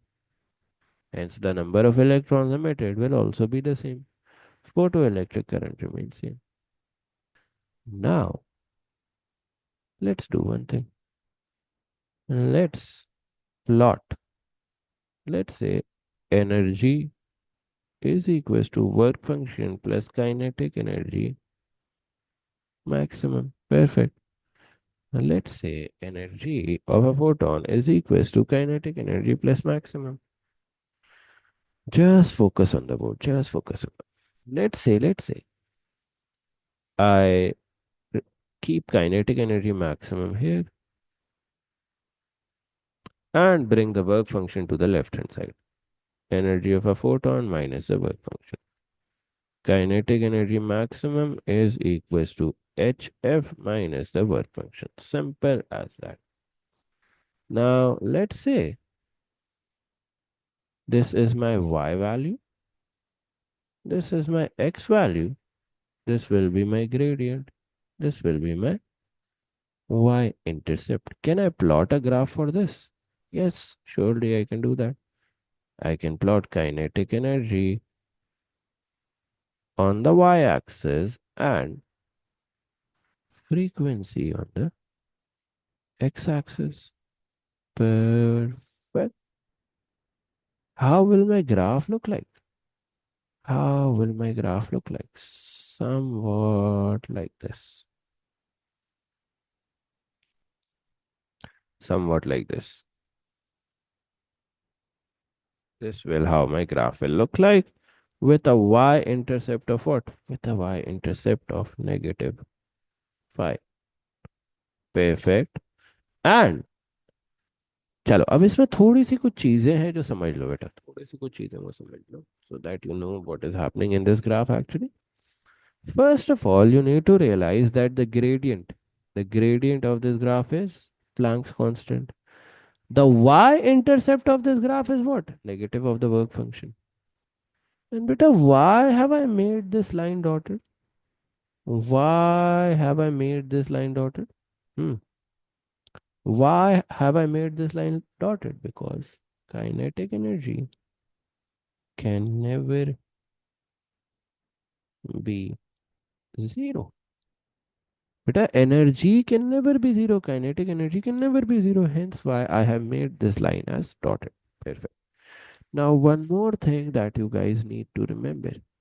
One more thing that you guys need to remember. If kinetic energy becomes zero, kinetic energy becomes zero. Okay, kinetic energy को हम zero कर देते हैं भाई. Kinetic energy is equals to zero. Perfect. HF is equals to negative phi. Bring negative phi to the other side is equals to HF. Work function will be equal to what? HF naught. HF. HH cancel out. Frequency F naught is equals to frequency F. उसका मतलब ये है बेटा कि when kinetic energy will be zero, your frequency will be what? F naught. Simple as that. इसका मतलब ये है बेटा कि when your kinetic energy will be zero, your frequency will be F naught. Is this graph crystal clear to all of you? Yes. Is this graph crystal clear to all of you? Hmm. Now, if this is clear, पूछ सकते हो अगर कोई और सवाल भी है तो. But now, let's see how current, let's see how current varies with frequency. बेटा, let's see how current varies with frequency. Photoelectric current frequency के साथ किस तरह वेरी करता है? Very, very, very easy. The photoelectric current will initially be zero. It will remain zero until what? It will remain zero until the threshold frequency. Once you reach the threshold frequency, what will happen? Once you reach the threshold frequency, the current will become constant. Like this. This is your I. Once you reach the threshold frequency, after that, your current becomes constant. Simple. In this region, in this yellow highlighted region, you have no photoelectric effect. Why? Because your frequency is less than the threshold frequency. As your frequency becomes greater than the threshold frequency, your current becomes horizontal or constant like this. Simple as that. Nothing complicated here. बात समझ आ गई बेटा? Yes or no? Should we move ahead? Hmm. Geniuses, is it clear? एक और factor discuss करना है that is usually very very frequently asked in the examinations. That is the intensity of electromagnetic radiations. Okay, the intensity of electromagnetic radiations. Okay. If the intensity of electromagnetic radiations is increased, what will happen? Now, first of all, what does the word of intensity mean? First of all, what does the word of intensity mean? Now, intensity of electromagnetic radiation is increased. Perfect. So, what does the word of intensity mean? Intensity means the energy transmitted per unit area. In the case of quantum physics, intensity means what? Number of photons. Intensity means what? Number of photons. So, beta, if you are increasing the number of photons, but the frequency is remaining the same, If you are increasing the number of photons but the frequency remains same, what will happen to the kinetic energy? बेटा अगर frequency same रहेगी तो you will have no extra pocket money. Your kinetic energy will still remain same. What will happen to the photoelectric current? If you increase the number of photons, let's say if I take you to the top on the drawing, initially you had 3 photons. Let's say now you have 5 photons. Initially you had 3 photons. Let's say now you have 5 photons. What will happen? Yes, what will happen? This will result in the release of more electrons. This will result in the release of more electrons. Perfect. Photoelectric current increases as the rate of photons increases. Hence, the emission of electrons also increases. There is more current. Simple. Now, let's draw the graph of kinetic energy versus intensity. How will the graph of kinetic energy versus intensity look like? The kinetic energy remains same for a given intensity. The kinetic energy remains same for a given intensity. Can you see this red line? Yeah. If the frequency F1 is constant, even if you increase the intensity, your kinetic energy will remain same. If you keep the intensity increasing and you increase the frequency थोड़ा सा jump कर जाएगी, but it will still cause the kinetic energy to remain constant. Let me explain this graph again. If you are at a particular frequency and if you keep on increasing the intensity, your kinetic energy remains constant. Here, the yellow highlighted part shows that. Now, if you increase the frequency, your energy will increase, but again, it will become constant with the increased intensity. Nothing complicated here. कुछ भी complicated नहीं. Here you can see that the kinetic energy remains same even if you increase the intensity. Simple as that, nothing complicated. Now, how will your current change with intensity? Wait, how will your current change with intensity? Very, very easy. Let's put current on the y-axis, intensity on the x-axis. How will your current change with intensity? As the intensity increases, the current will increase. Simple as that. So intensity only increases number of electrons and not energy. Very good, very good, very good, Amar. Intensity का मतलब basically ये होता है कि it increases the number of photons और number of photons अगर increase होंगे तो नंबर ऑफ इलेक्ट्रॉन्स जो इमिटेड होंगे वो इंक्रीज हो जाएंगे but since the frequency of all the photons remain same the kinetic energy will remain same is this factor clear to you guys कोई सवाल है तो बच्चों पूछो the floor is open for you guys कोई सवाल है पूछो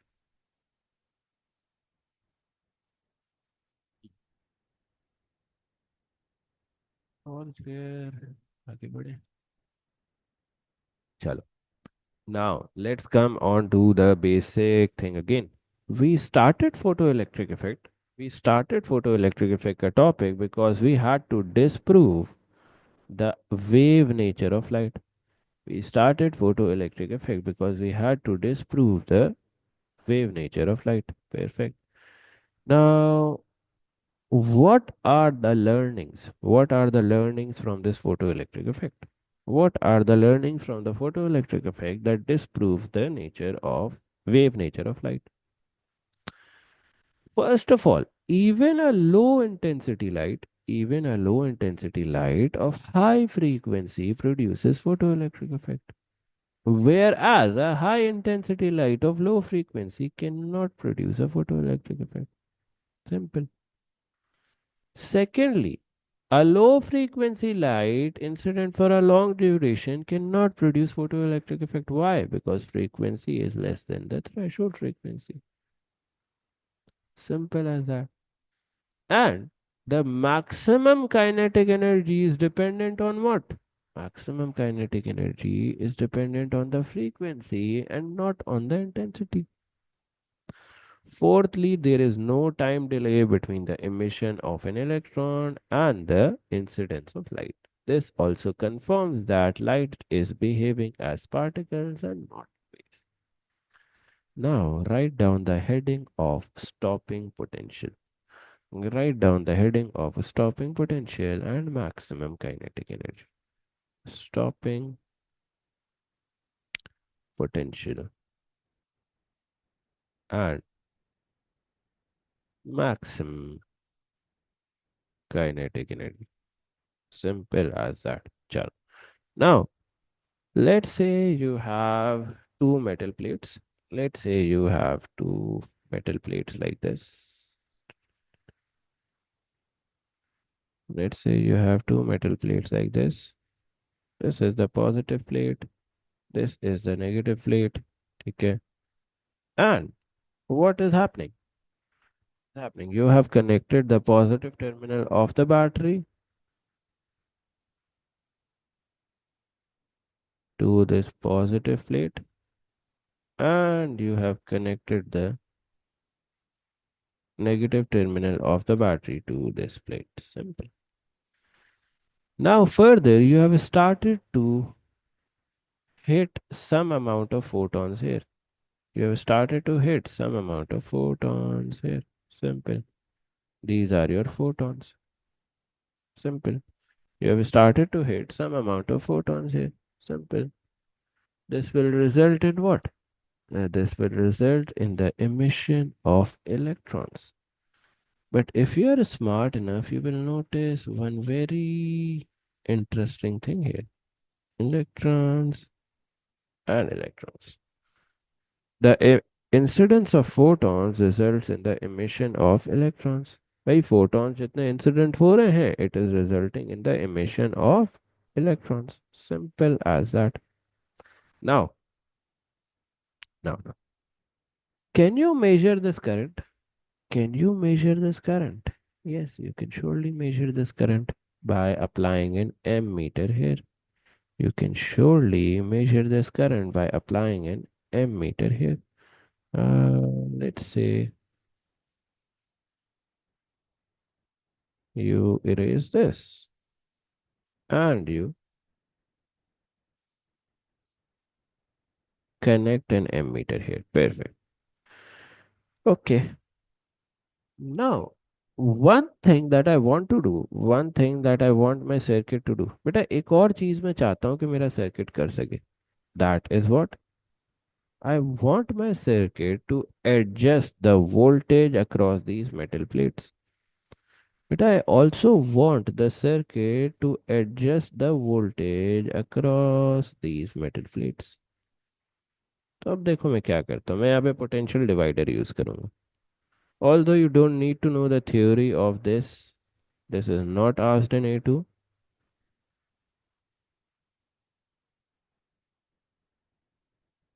Yeah, but this yellow highlighted thing is a potential divider. By this I can control the voltage in the metal plates. हाँ very good ma'am very good यही तो बात अभी हमने करनी है यही तो बात हमने करनी है that's why the word stopping potential just wait and watch what happens just wait and watch what happens okay so to keep it short you don't need to know about the potential meter you just need to know what I am going to tell next सिर्फ जो मैं next बताने वाला हूँ उसको सुन what happens is what happens is photons hit the metal plate ठीक है photons metal plate को hit करते हैं ठीक है this results in what this results in the emission of electrons photons hit the metal plate this results in the emission of electrons with variable kinetic energies photons hit the metal plate this results in the emission of electrons with variable kinetic energies simple as that now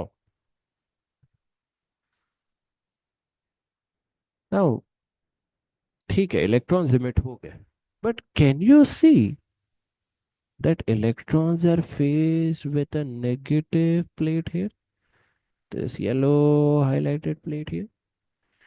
Hence, they experience repulsive forces.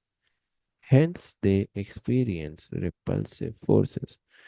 So, you can say a potential difference is applied across the plate of opposing nature. बेटा एक opposing nature का potential difference apply किया जाता है across the plates. Okay. This causes the electrons to stop. This causes the electrons to stop from moving. Simple as that, opposing the nature of the motion of electrons. Do you guys remember that electrons? This is a recap from AS physics. Do you guys remember electrons can travel with a variable speed?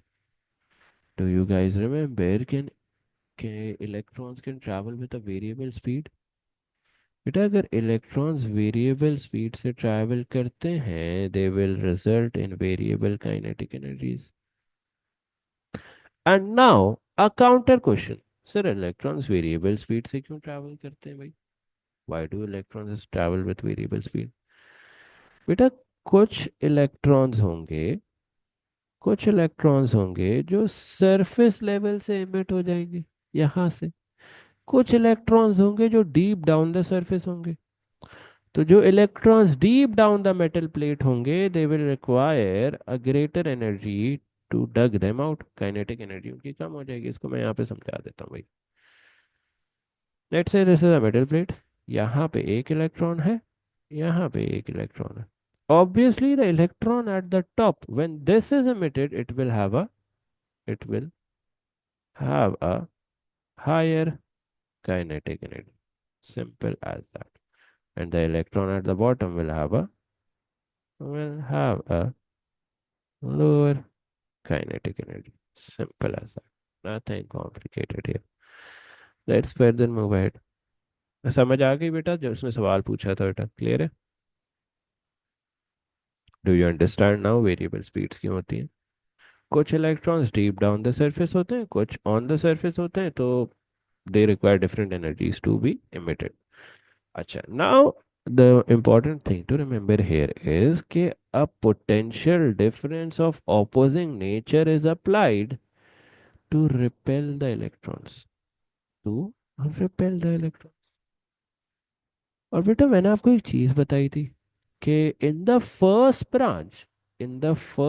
branch I have created a potential divider using the potential divider I will increase the potential difference using the potential divider I will increase the potential difference until the ammeter reading drops to zero perfect using the potential divider, I will increase the potential until the ammeter reading drops to zero.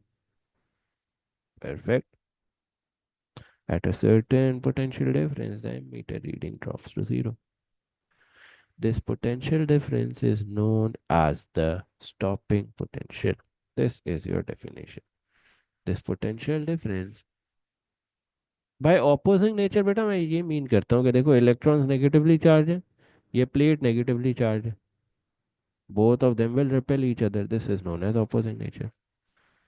Now, at a certain potential difference, the electrons will stop completely. And if electrons stop completely, the ammeter will give a zero reading. This potential difference at which electrons stop completely is known as minimum potential difference or minimum stopping potential. What is minimum stopping potential? Minimum opposite potential difference needed to stop the electrons with maximum kinetic energy. Simple as that. What is the stopping potential? Minimum potential difference needed to stop the electrons with maximum kinetic energy. Now, just wait and observe कि यहाँ पे energy change क्या हो रहा है बेटा? What energy change is happening here? What energy change is happening as electrons are moving towards the negative plate?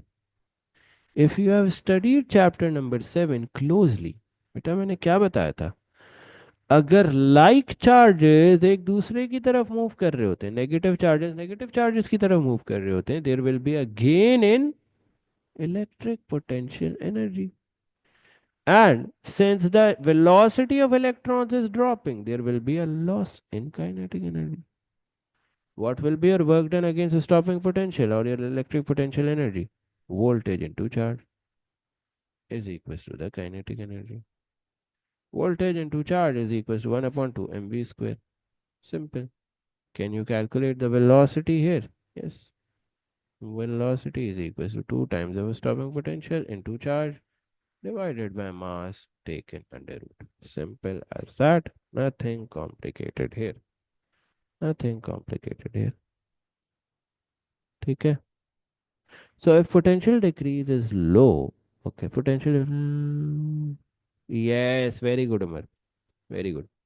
बेटा अगर आपका potential difference low होगा तो what will happen? The electrons will still reach the metal plate. They will overcome the repulsive forces. You have to increase the potential difference so much that the electrons stop. The ammeter gives a zero reading. So this is your, you can say formula or you can say equation. Now, in A levels physics, in AS as well, in A2 as well, time and again, बेटा मैंने आपको एक चीज याद रखने के लिए कही है. Time and again, I have asked you to remember one little key point. What is that key point? कि काइनेटिक एनर्जी का एक और फॉर्मूला होता है बेटा. Kinetic energy has a dual formula. And other formula of kinetic energy is what? Momentum square divided by 2m. Another formula of kinetic energy is what? Momentum square divided by 2m. Simple as that. Let's take 2m to the other side. Take an under root. Your momentum comes out to be what? 2 into the stopping potential into mass into charge. Simple as that. Nothing complicated here. Sir, could you go over the equation again, please? Sure, sure, sure, sure, sure. देखो बेटा क्या हो रहा है. Electrons release हो रहे हैं. Electrons have kinetic energy. As they move towards a negatively charged plate, as they move towards a negatively charged plate, क्या होगा? Yes, they will gain electric potential energy and they will lose what? They will lose kinetic energy. So I have written it here. Electric potential energy का gain, that is voltage into charge.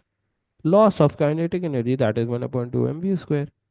2 gets multiplied here, m gets divided under root. Your velocity का answer comes out to be this. Yes, I made the velocity a subject. Simple. कुछ complicated नहीं किया.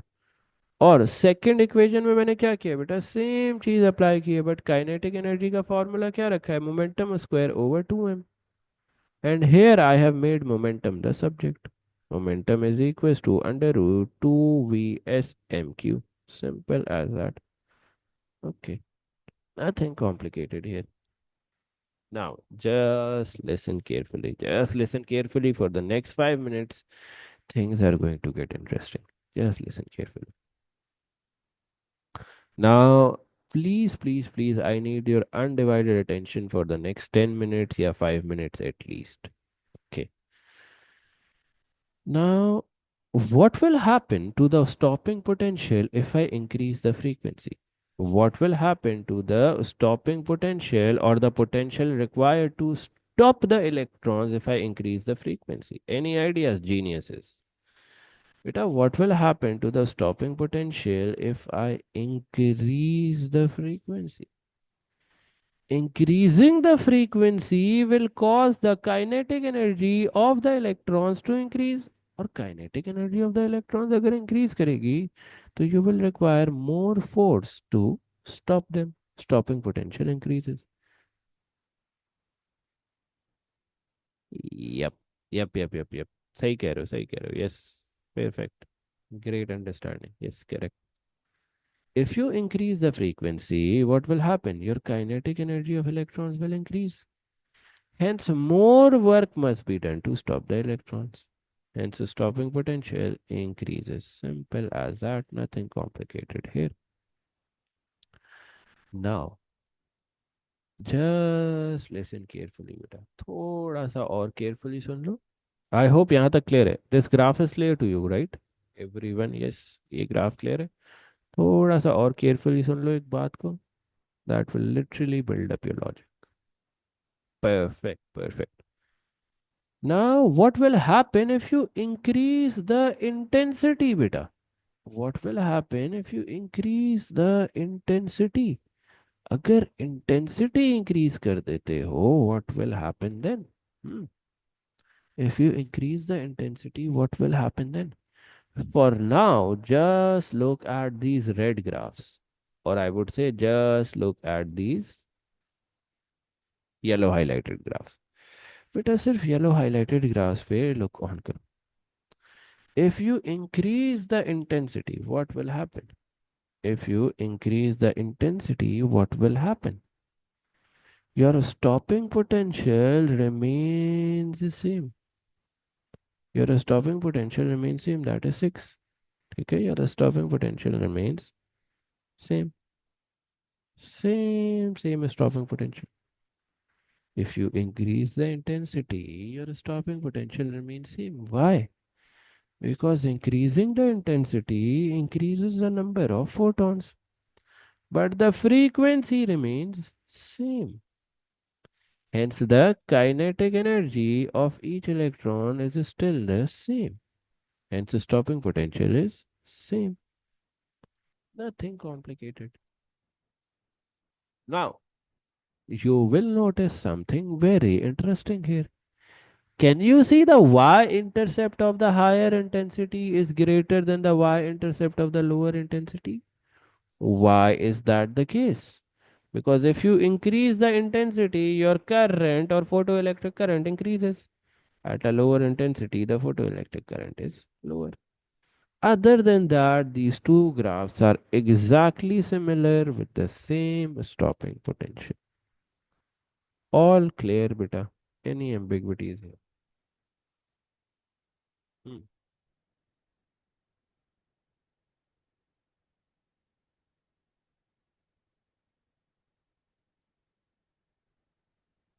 Any ambiguities here? Anything that you feel like is not clear?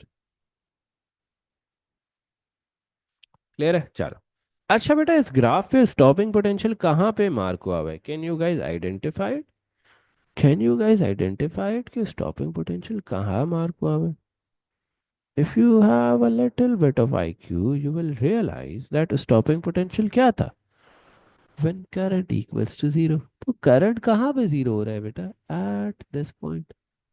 This is your stopping potential for the red graphs. Why? Because at this point the current equals to 0. At this point the current equals to 0 ampere. Simple as that. Now let's look at the blue graph as well. What is the blue graph? In the blue graph you have increased the frequency. But in the blue graph you have increased the frequency. As you increase the frequency, what will happen? There will be more amount of kinetic energy available to the photons. Higher stopping potential will be needed. Your stopping potential shifts to the higher value. This is your stopping potential now. At this point, the current is equal to 0 ampere. Simple as that. All clear? Yes or no? Perfect. Line. Spectra. Simple as that. Let's go ahead. Now, I hope all of you know that white light has a continuous spectrum of colors. I hope all of you know that white light has a continuous spectrum of colors like this. Take sector, there is a continuous spectrum of colors in white light. Perfect. One more thing that I want to tell you as a basic introductory concept for this is whenever whenever electrons move to a higher energy level. अच्छा electrons के energy levels होते हैं बेटा. I hope all of you know up till now through chemistry. Whenever electrons move to a higher energy level, let's say from E2 to E1. Let's say an electron is moving from a higher energy level from E2 to E1. It will absorb a photon. will absorb a photon. Simple as that.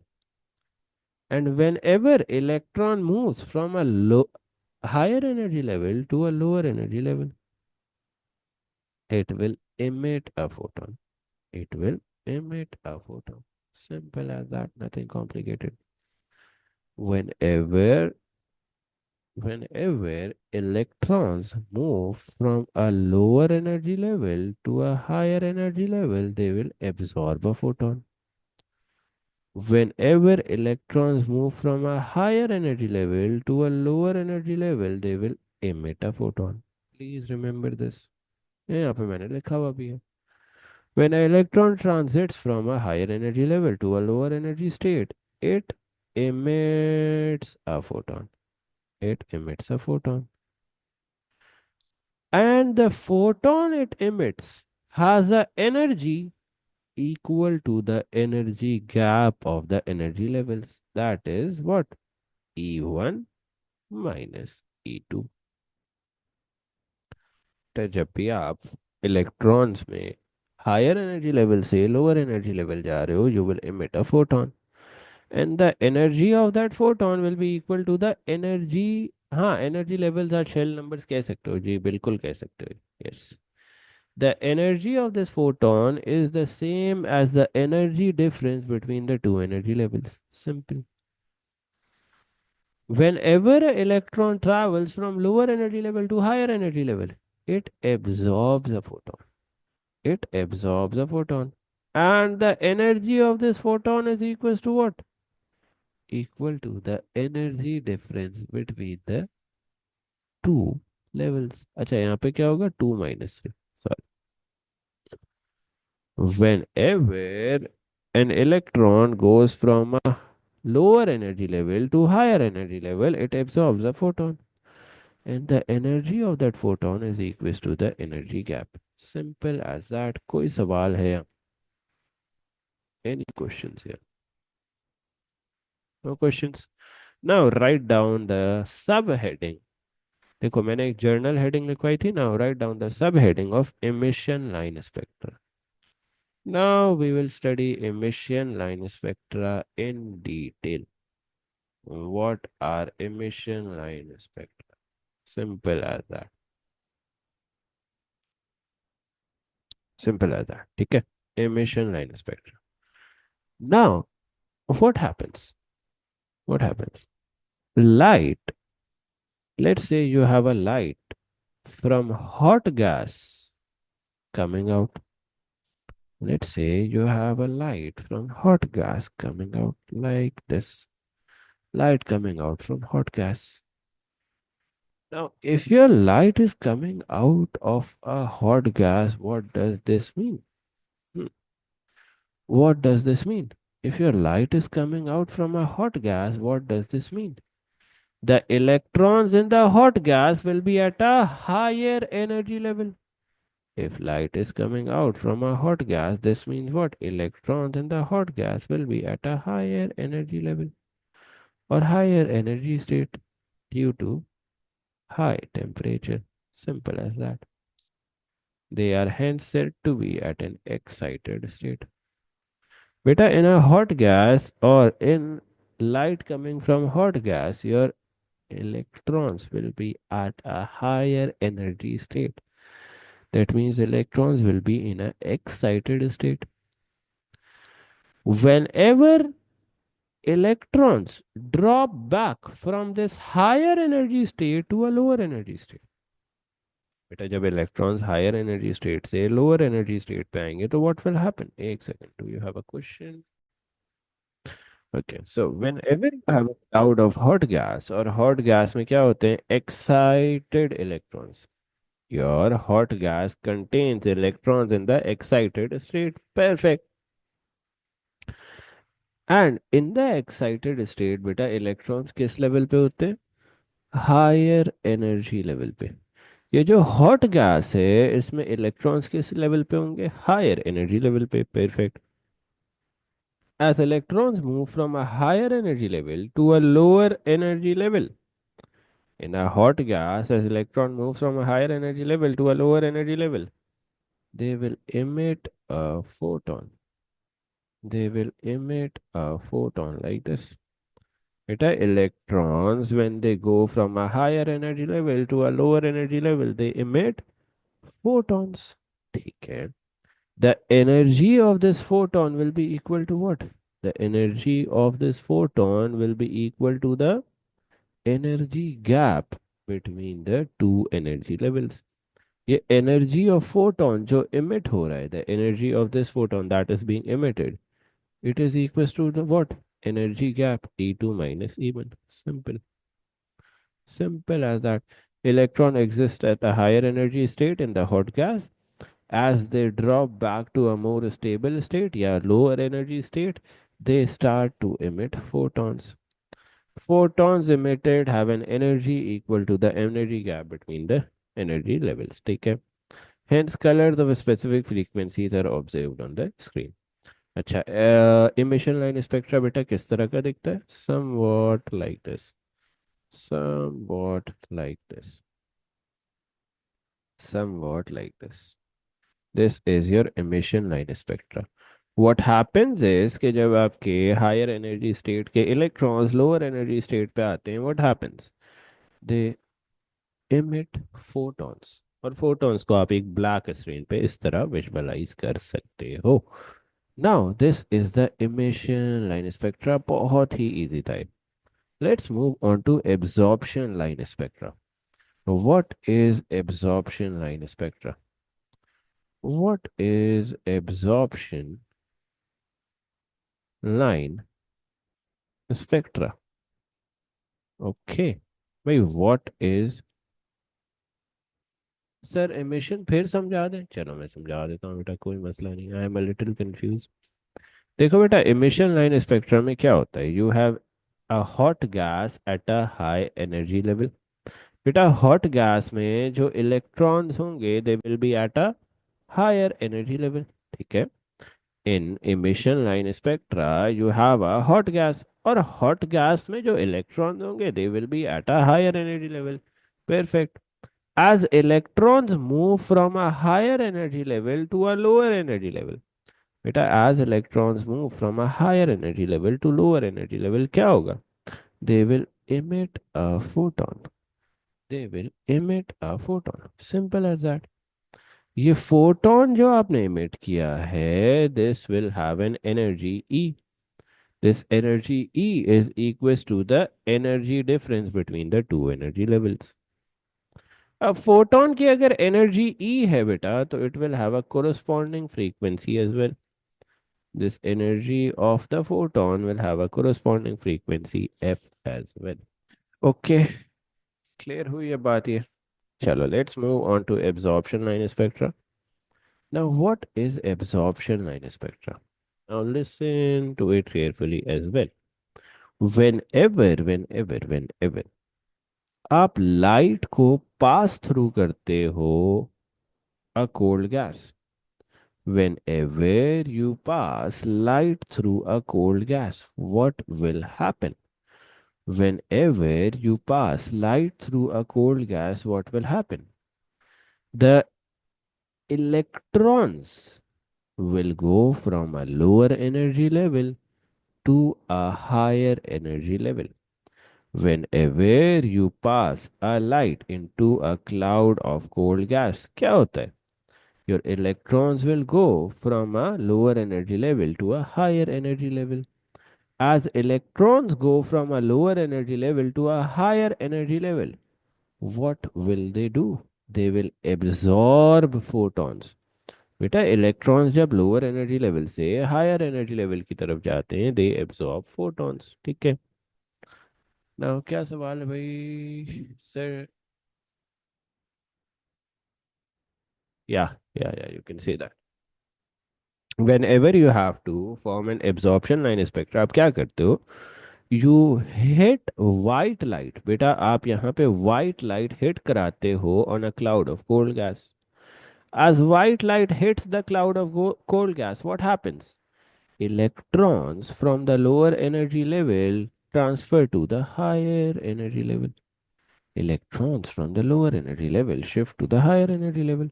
अब electrons lower से higher energy level क्यों जाते हैं भाई Why do electrons go from lower to higher energy level? Because they absorb photons. They absorb photons from the light. अच्छा. Now, we have studied, बेटा हमने पिछली क्लास में पढ़ा था that light has a continuous spectrum of colors. Light has a continuous spectrum of colors like this. Light has a continuous spectrum of color like this. If you absorb some of the photons, बेटा अगर आप इसमें से कुछ photons absorb कर लोगे, how will your absorption spectrum look like? अगर आप इस कंटिन्यूस स्पेक्ट्रम ऑफ लाइट में से कुछ फोटॉन्स या कुछ फ्रीक्वेंसी ऑफ फोटॉन्स एब्जॉर्ब कर लोगे, how will your absorption spectrum look like? Somewhat like this. You have missing frequencies. बेटा यहाँ पे आपके पास missing frequencies है. Here, here, here, here. You have missing frequencies across this spectrum. This is your absorption line spectrum.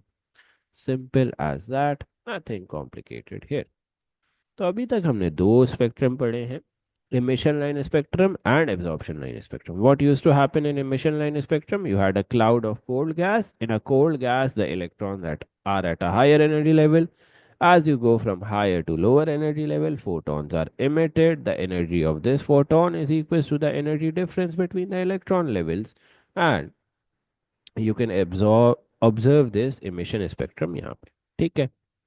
What is absorption line spectra भाई?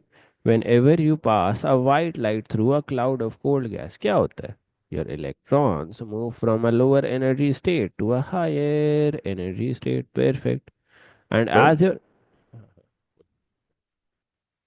हमेशा whenever you are going from a lower energy state, from a higher energy state to a lower energy state, whenever an electron goes from a higher energy state to lower energy state, it emits a photon. और इस photon की energy क्या होती है? Equal to the energy difference. Whenever an electron goes from lower energy state to higher energy state, you absorb a photon. इस basis पे आपके emission line spectrum and absorption line spectrum बनते हैं. Simple. Okay, now there is an other interesting thing that I need to talk about in absorption line spectra. बेटा ये तो simple सा आपका एब्जॉर्प्शन लाइन स्पेक्ट्रा बन गया है, बट एक और चीज जो मोस्टली स्टूडेंट्स भूल जाते हैं यहाँ पे, in absorption line spectrum, the electrons cannot remain at a higher energy level for a long duration of time. बेटा ये जो इलेक्ट्रॉन्स एक्साइट हुए ना हायर एनर्जी लेवल पे गए, they cannot remain at this higher energy level for a long duration of time. So what happens? Electrons again drop to a lower energy state. Again, electrons drop to a lower energy state from a higher energy state, and they emit the photons. और बेटा वो क्या करते हैं? photons emit कर देते हैं. जो absorb किए थे photons वो अब emit कर दिए, because your electrons cannot remain at a higher energy level for a long duration of time. But जो emitted photons होते हैं, the emitted photons are in all directions. Hence, their intensity is low. They cannot be seen on a screen. Simple as that. Now, let's apply all of what we have studied. Let's apply all of what we have studied. Apply all of what we have studied. Let's say these are electron energy levels. Okay, let's say these are electron energy levels. Okay, these are electron energy levels. This is the lowest energy level. This again the highest, ये highest फिर highest. तो इसको मैं mark कर देता हूँ. This is the lowest energy level, even second lowest, third lowest, and the highest energy level. ठीक है. Now you will notice a very intriguing fact here, that in सब energies के साथ negative का sign लगा हुआ है. You will notice a very intriguing fact here कि इन सब energies के साथ negative का sign लगा हुआ है. Why is that the case? Why do we have negative ka sign with all these energies? We have a negative ka sign with all these energies. Why? Why are the values with a negative sign? Because these energies tell you how much energy do electrons need to escape from the nucleus of the atom. ठीक है.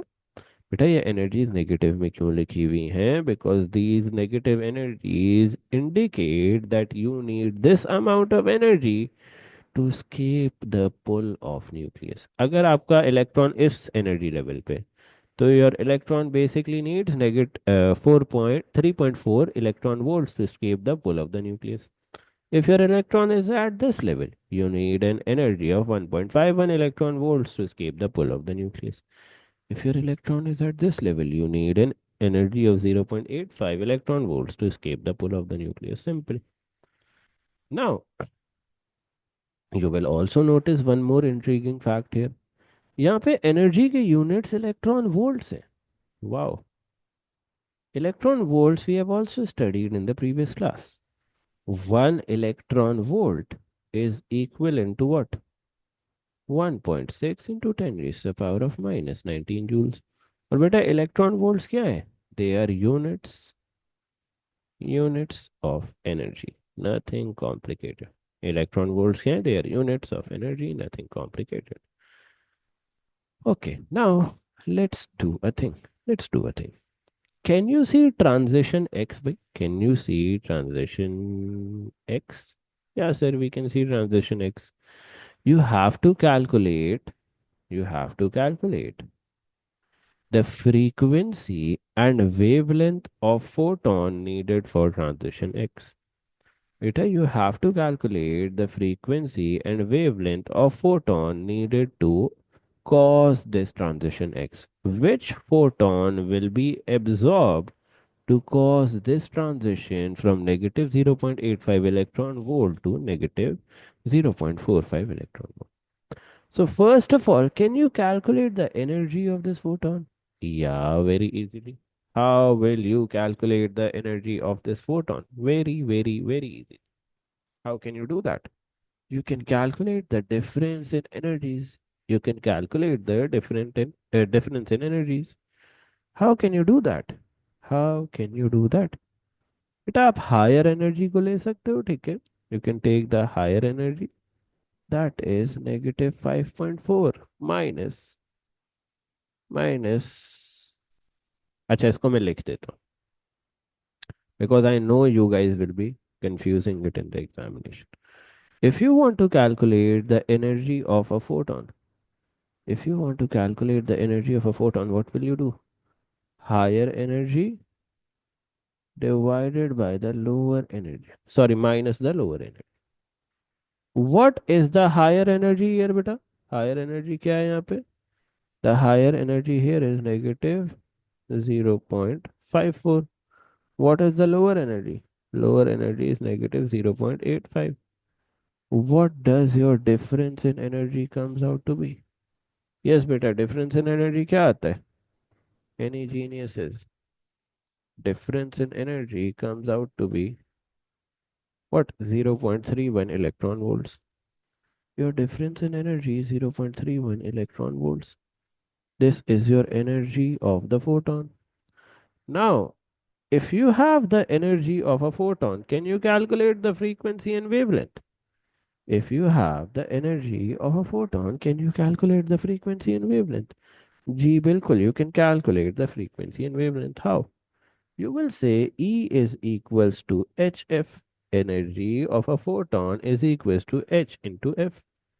Energy is equals to what? 0.31 into the electron volt, that is 1.6 into 10 raised to the power of minus 19 is equals to HF. H की value क्या है बेटा? 6.63 into 10 raised to the power of minus 24 into F. Your frequency comes out to be 7.4 into 10 raised to the power of 13 hertz. अब wavelength किस तरह निकालोगे? You know that photons travel with a speed of what? Speed of light, 3 into 10 raised to the power of 8.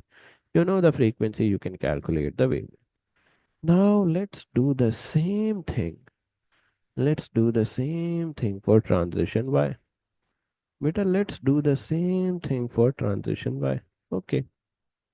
You have to calculate the frequency and wavelength for transition Y. अच्छा transition Y कौन सी है बेटा? ये वाली transition. So can you calculate the energy of photon absorbed in transition Y? Yes. ये energy किसके equal होगी? Higher energy level, that is negative 0.54 minus 3.4। Can anyone calculate this answer बेटा? ट्रांजिशन वाई के लिए आपकी एनर्जी क्या आ जाएगी? 2.86 electron volt. So you need a photon of this value to be absorbed to cause this transition. Perfect. Can you calculate the frequency and wavelength for this transition? G, bilkul, you can calculate it. Again, which formula will you apply? E is equals to HF. बेटा कौन सा formula apply करोगे? E is equals to HF. Perfect. You can calculate the frequency. You can then apply V is equal. You have the energy. Can you calculate the frequency of the photon? Yes. E is equals to HF. Yeah, okay, आपकी frequency. Then you know V is equals to F lambda. V is equals to F lambda करके आपने wavelength निकाल ली भाई. Simple. Nothing complicated here. अच्छा, अब आप कहोगे sir हमने एक ही चीज दो बार क्यों की? This is done to tell you a simple key point. This is done to tell you a simple key point. As the energy for the transition increases, बेटा as the energy for the transition increases, frequency को क्या हो रहा है? As the energy for the transition increases, क्या हो रहा है frequency को? Frequency is increasing. पहले 10 raised to the power of 13 थी, अब 10 raised to the power of 14 हो गई. As the energy increases, frequency increases. However, what is happening to the wavelength? However, if you analyze beta wavelength को क्या हो रहा है? Initially, the wavelength was what? 4 into 10 raised to the power of minus 6. For a lower energy, what is the wavelength now? 10 raised to the power of minus 7. Wavelength decrease हो रही है. So this is the two key points that you need to remember. Energy increase करोगे, wavelength increase, and energy increase करोगे, frequency increase होगी, wavelength decrease होगी. Now, in quantum physics, up till now we have studied, बेटा quantum physics में up till now we have studied क्या? कि waves behave as particles and wave behaves as light behaves as particle and light behaves as wave. Quantum physics में अभी तक बेटा हमने क्या पढ़ा है कि light behaves as what? Light behaves as both wave and particles. Now, the second mind blowing fact about quantum physics. Up till now, in O levels, IGCSE, and A level physics, you have studied that electrons किस तरह behave करते हैं बेटा? As particles. Now, in quantum physics, you will study that electrons behave as waves. Let's see how, and let's see the experiment that tells us that electron behaves as waves. बेटा the experiment that tells us कि electron behaves as wave, वो कौन सा experiment है? De Broglie's wavelength. De Broglie's wavelength tells us that electrons behave as wave. Okay, what happens? According to D. Broglie, जो कि एक scientist है, he suggested that every moving particle, including an electron, has its wavelength inversely proportional to the momentum. बेटा de Broglie एक scientist था, उसने ये कहा कि एवरी मूविंग पार्टिकल की wavelength is inversely proportional to the momentum. Simple, कुछ उसने कॉम्प्लिकेटेड नहीं कहा. And when you remove the direct proportionality sign, you get a constant, that is h, or Planck's constant. Okay. Now, what is the experiment that confirmed that electron behave as waves? बेटा कौन सा experiment था that confirmed that electron behaved as waves? This is known as electron diffraction. Electron diffraction वो experiment था that confirm that electron behave as wave. अच्छा, electron diffraction में बेटा क्या होता है? इलेक्ट्रॉन डिफ्रैक्शन में क्या होता है? When you pass electron through a thin sheet of graphite, these rings of electron start to form on the fluorescent screen. Beta, when you pass electrons through a thin sheet of graphite, these rings of electron start to form on the fluorescent screen. This entire experiment is known as what? This entire experiment is known as electron diffraction. Simple as that. Okay. अब sir ये electron diffraction क्यों कहलाता है? Because here, can you see constructive and destructive interference हो रही है? These rings, these rings represent what? Constructive interference. And the empty spaces represent what? Destructive interference. These rings represent what? Constructive interference. These empty spaces represent what, beta? Destructive interference. Simple as that. Nothing complicated. So this experiment confirms that electrons behave as wave and as particles as well. Okay. Now, up till now, is it clear by electron diffraction का experiment clear है सबको? कि when electron passes through a thin sheet of graphite, electrons क्या करते हैं बेटा? Diffract हो जाते हैं. As they diffract, they form rings that represent constructive interference and empty regions that represent destructive interference. Any complications here? Yes. No? चलो. Now a very important exam question भाई. एक बहुत important exam question आता है और बहुत repeatedly आता है. So let's see that. Suggest why the observed rings provide evidence for the wave nature of particles. भाई ये जो rings बन रही हैं, how do they provide evidence for the wave nature of particles, or you can say how do they provide evidence for the wave nature of electrons? You can say the particle behave as wave as they are diffracted and interfere with one another. Perfect. Rings represent what? बेटा rings क्या represent कर रही हैं? Constructive interference. And the spaces between them represent what? Destructive interference. Simple as that. Okay. Now, one more thing that you need to study here is this formula. Beta, we have studied that wavelength is equals to h over momentum. Now, in the last class, if you were present and if you attended the lecture carefully, you might have noticed कि momentum को हम किस तरह लिख सकते हैं बेटा?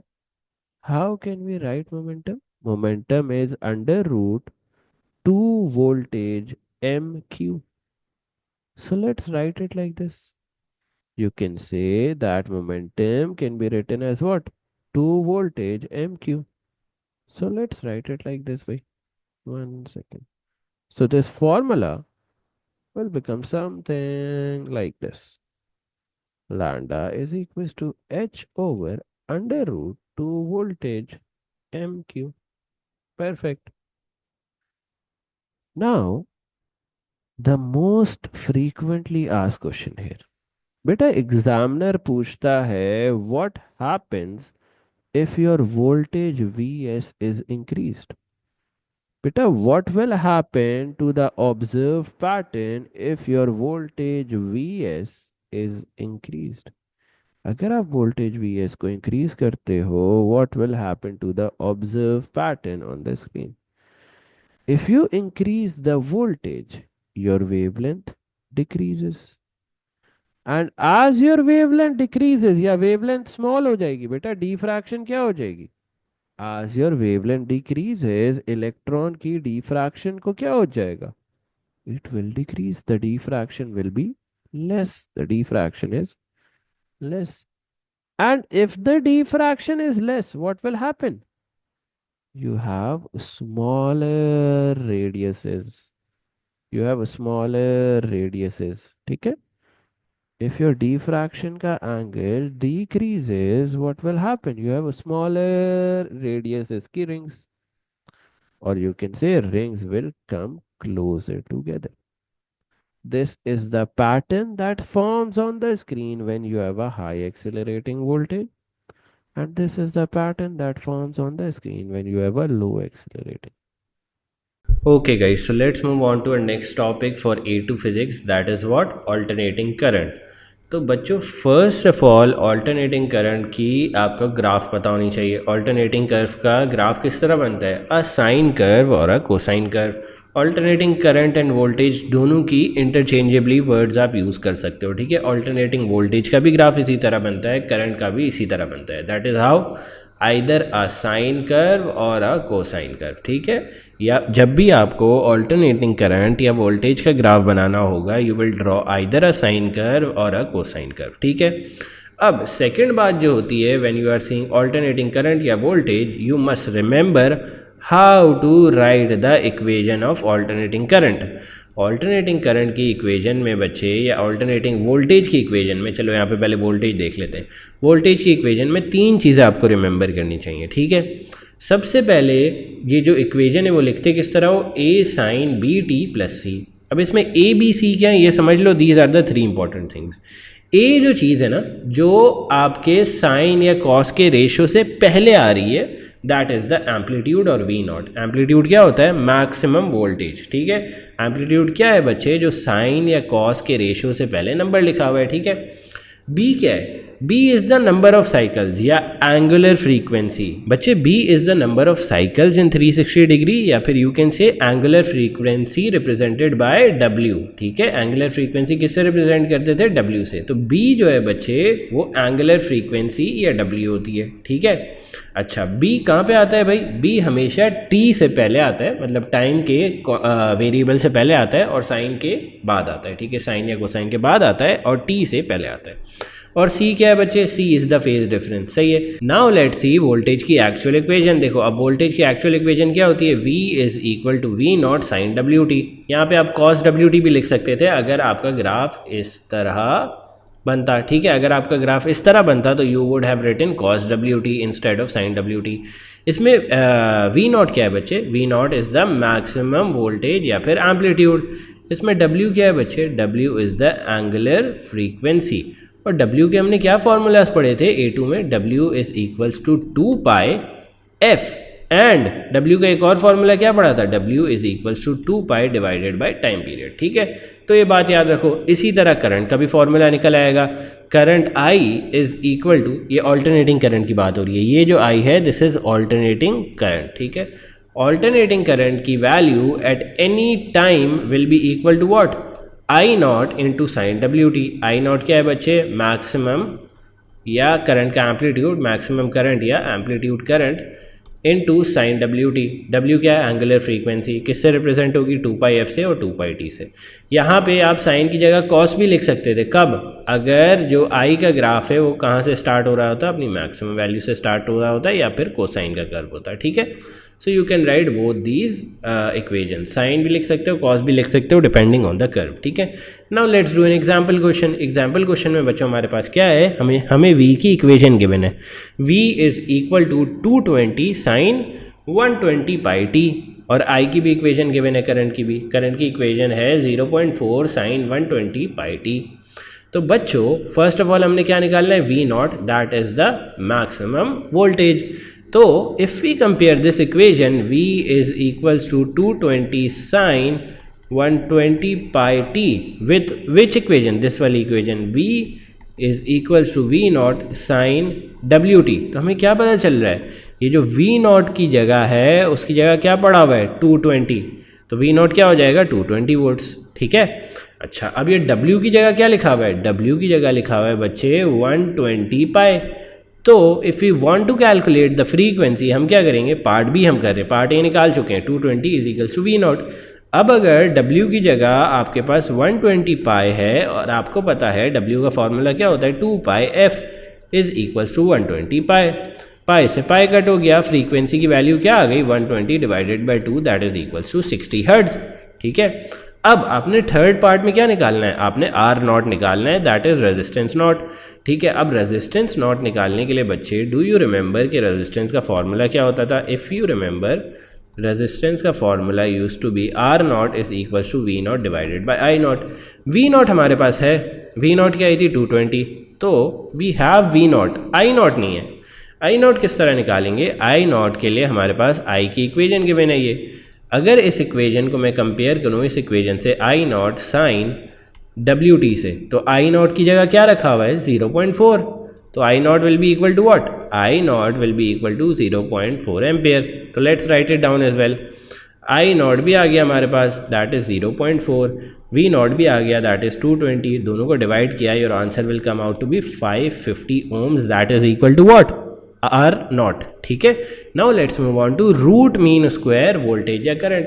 भाई कभी कभार एग्जाम में आपके पास ये आ जाता है, वी आर एम एस निकालो, एग्जामिनर बोलता है, या आई आर एम एस निकालो। तो ये जो आर एम एस लिखा हुआ है ना, this is the root mean square. ठीक है, रूट मीन स्क्वायर क्या होता है बच्चे, if you write the full definition here, root mean square. ठीक है, तो रूट मीन स्क्वायर या आर एम एस कब निकलता है, जब आप सारी वोल्टेजेस का फर्स्ट ऑफ ऑल क्या करते हो, स्क्वायर करते हो, फिर मीन लेते हो, फिर अंडर रूट लेते हो। ठीक है, दैट मीन्स अगर लेट सपोज आपके पास वोल्टेज की 5 वैल्यूज़ हैं, voltage is equals to 1 volt, 2 volts, 3 volts, 4 volts and 5 volts. अब मुझे इसका रूट मीन स्क्वायर निकालना है, वोल्टेज आर एम एस निकालना है। तो मैं फर्स्ट ऑफ ऑल क्या करूँगा बच्चे, फर्स्ट ऑफ ऑल मैं इन सबका स्क्वायर लूँगा, 1 square plus 2 square plus 3 square plus 4 square plus 5 square, divide किससे कर दूंगा, divide by the number of values that are what, that are 5, तो हमारे पास मीन भी आ जाएगा। ठीक है, और फिर क्या करूँगा, लास्ट स्टेप क्या है, अंडर रूट लेना है इसका, तो मेरे पास क्या आ जाएगा बच्चों, वी आर एम एस। ठीक है, will you remember this, V R M S निकालने के लिए सबसे पहले आप क्या करते हो, सारे वोल्टेजेस को स्क्वायर कर देते हो, फर्स्ट स्टेप ये होता है। उसके बाद उन वोल्टेजेस का मीन ले लेते हो, उसके बाद थर्ड स्टेप क्या करते हो, इन सारे आंसर को अंडर रूट में रख देते हो, तो you get what, V R M S. ठीक है, वी आर एम एस होता क्या है बच्चे, V R M S basically एक एवरेज वैल्यू होती है, एक एवरेज वैल्यू होती है। Let me explain V R M S होता क्या है। वी आर एम एस बच्चे is the value of the direct voltage. जैसे कि अब ये वी आर एम एस अगर मैं वोल्टेज में निकाला है ना, तो अगर ये वाली वैल्यू जो वोल्टेज की आ रही है मैं ये लगाऊंगा, तो this will give me the same power output as the alternating voltage, जो पावर आउटपुट देगा मुझे।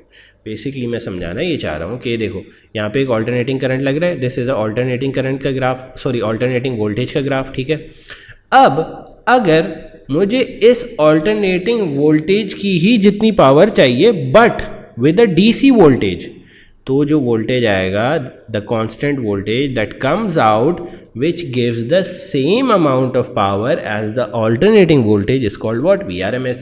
यहाँ पे देखो डेफिनेशन भी पढ़ लो, the value of direct current या voltage corresponding to an alternating voltage that gives the same power output as the alternating voltage। Basically कहने का मतलब ये है कि जो alternating current से हमारी पावर आ रही है, अगर इस पावर को हम किसी डीसी वोल्टेज से प्रोवाइड करना चाहें, ठीक है, सेम पावर अगर कोई डीसी वोल्टेज प्रोवाइड करेगा, तो that voltage would be termed as what, V R M S. Simple as that.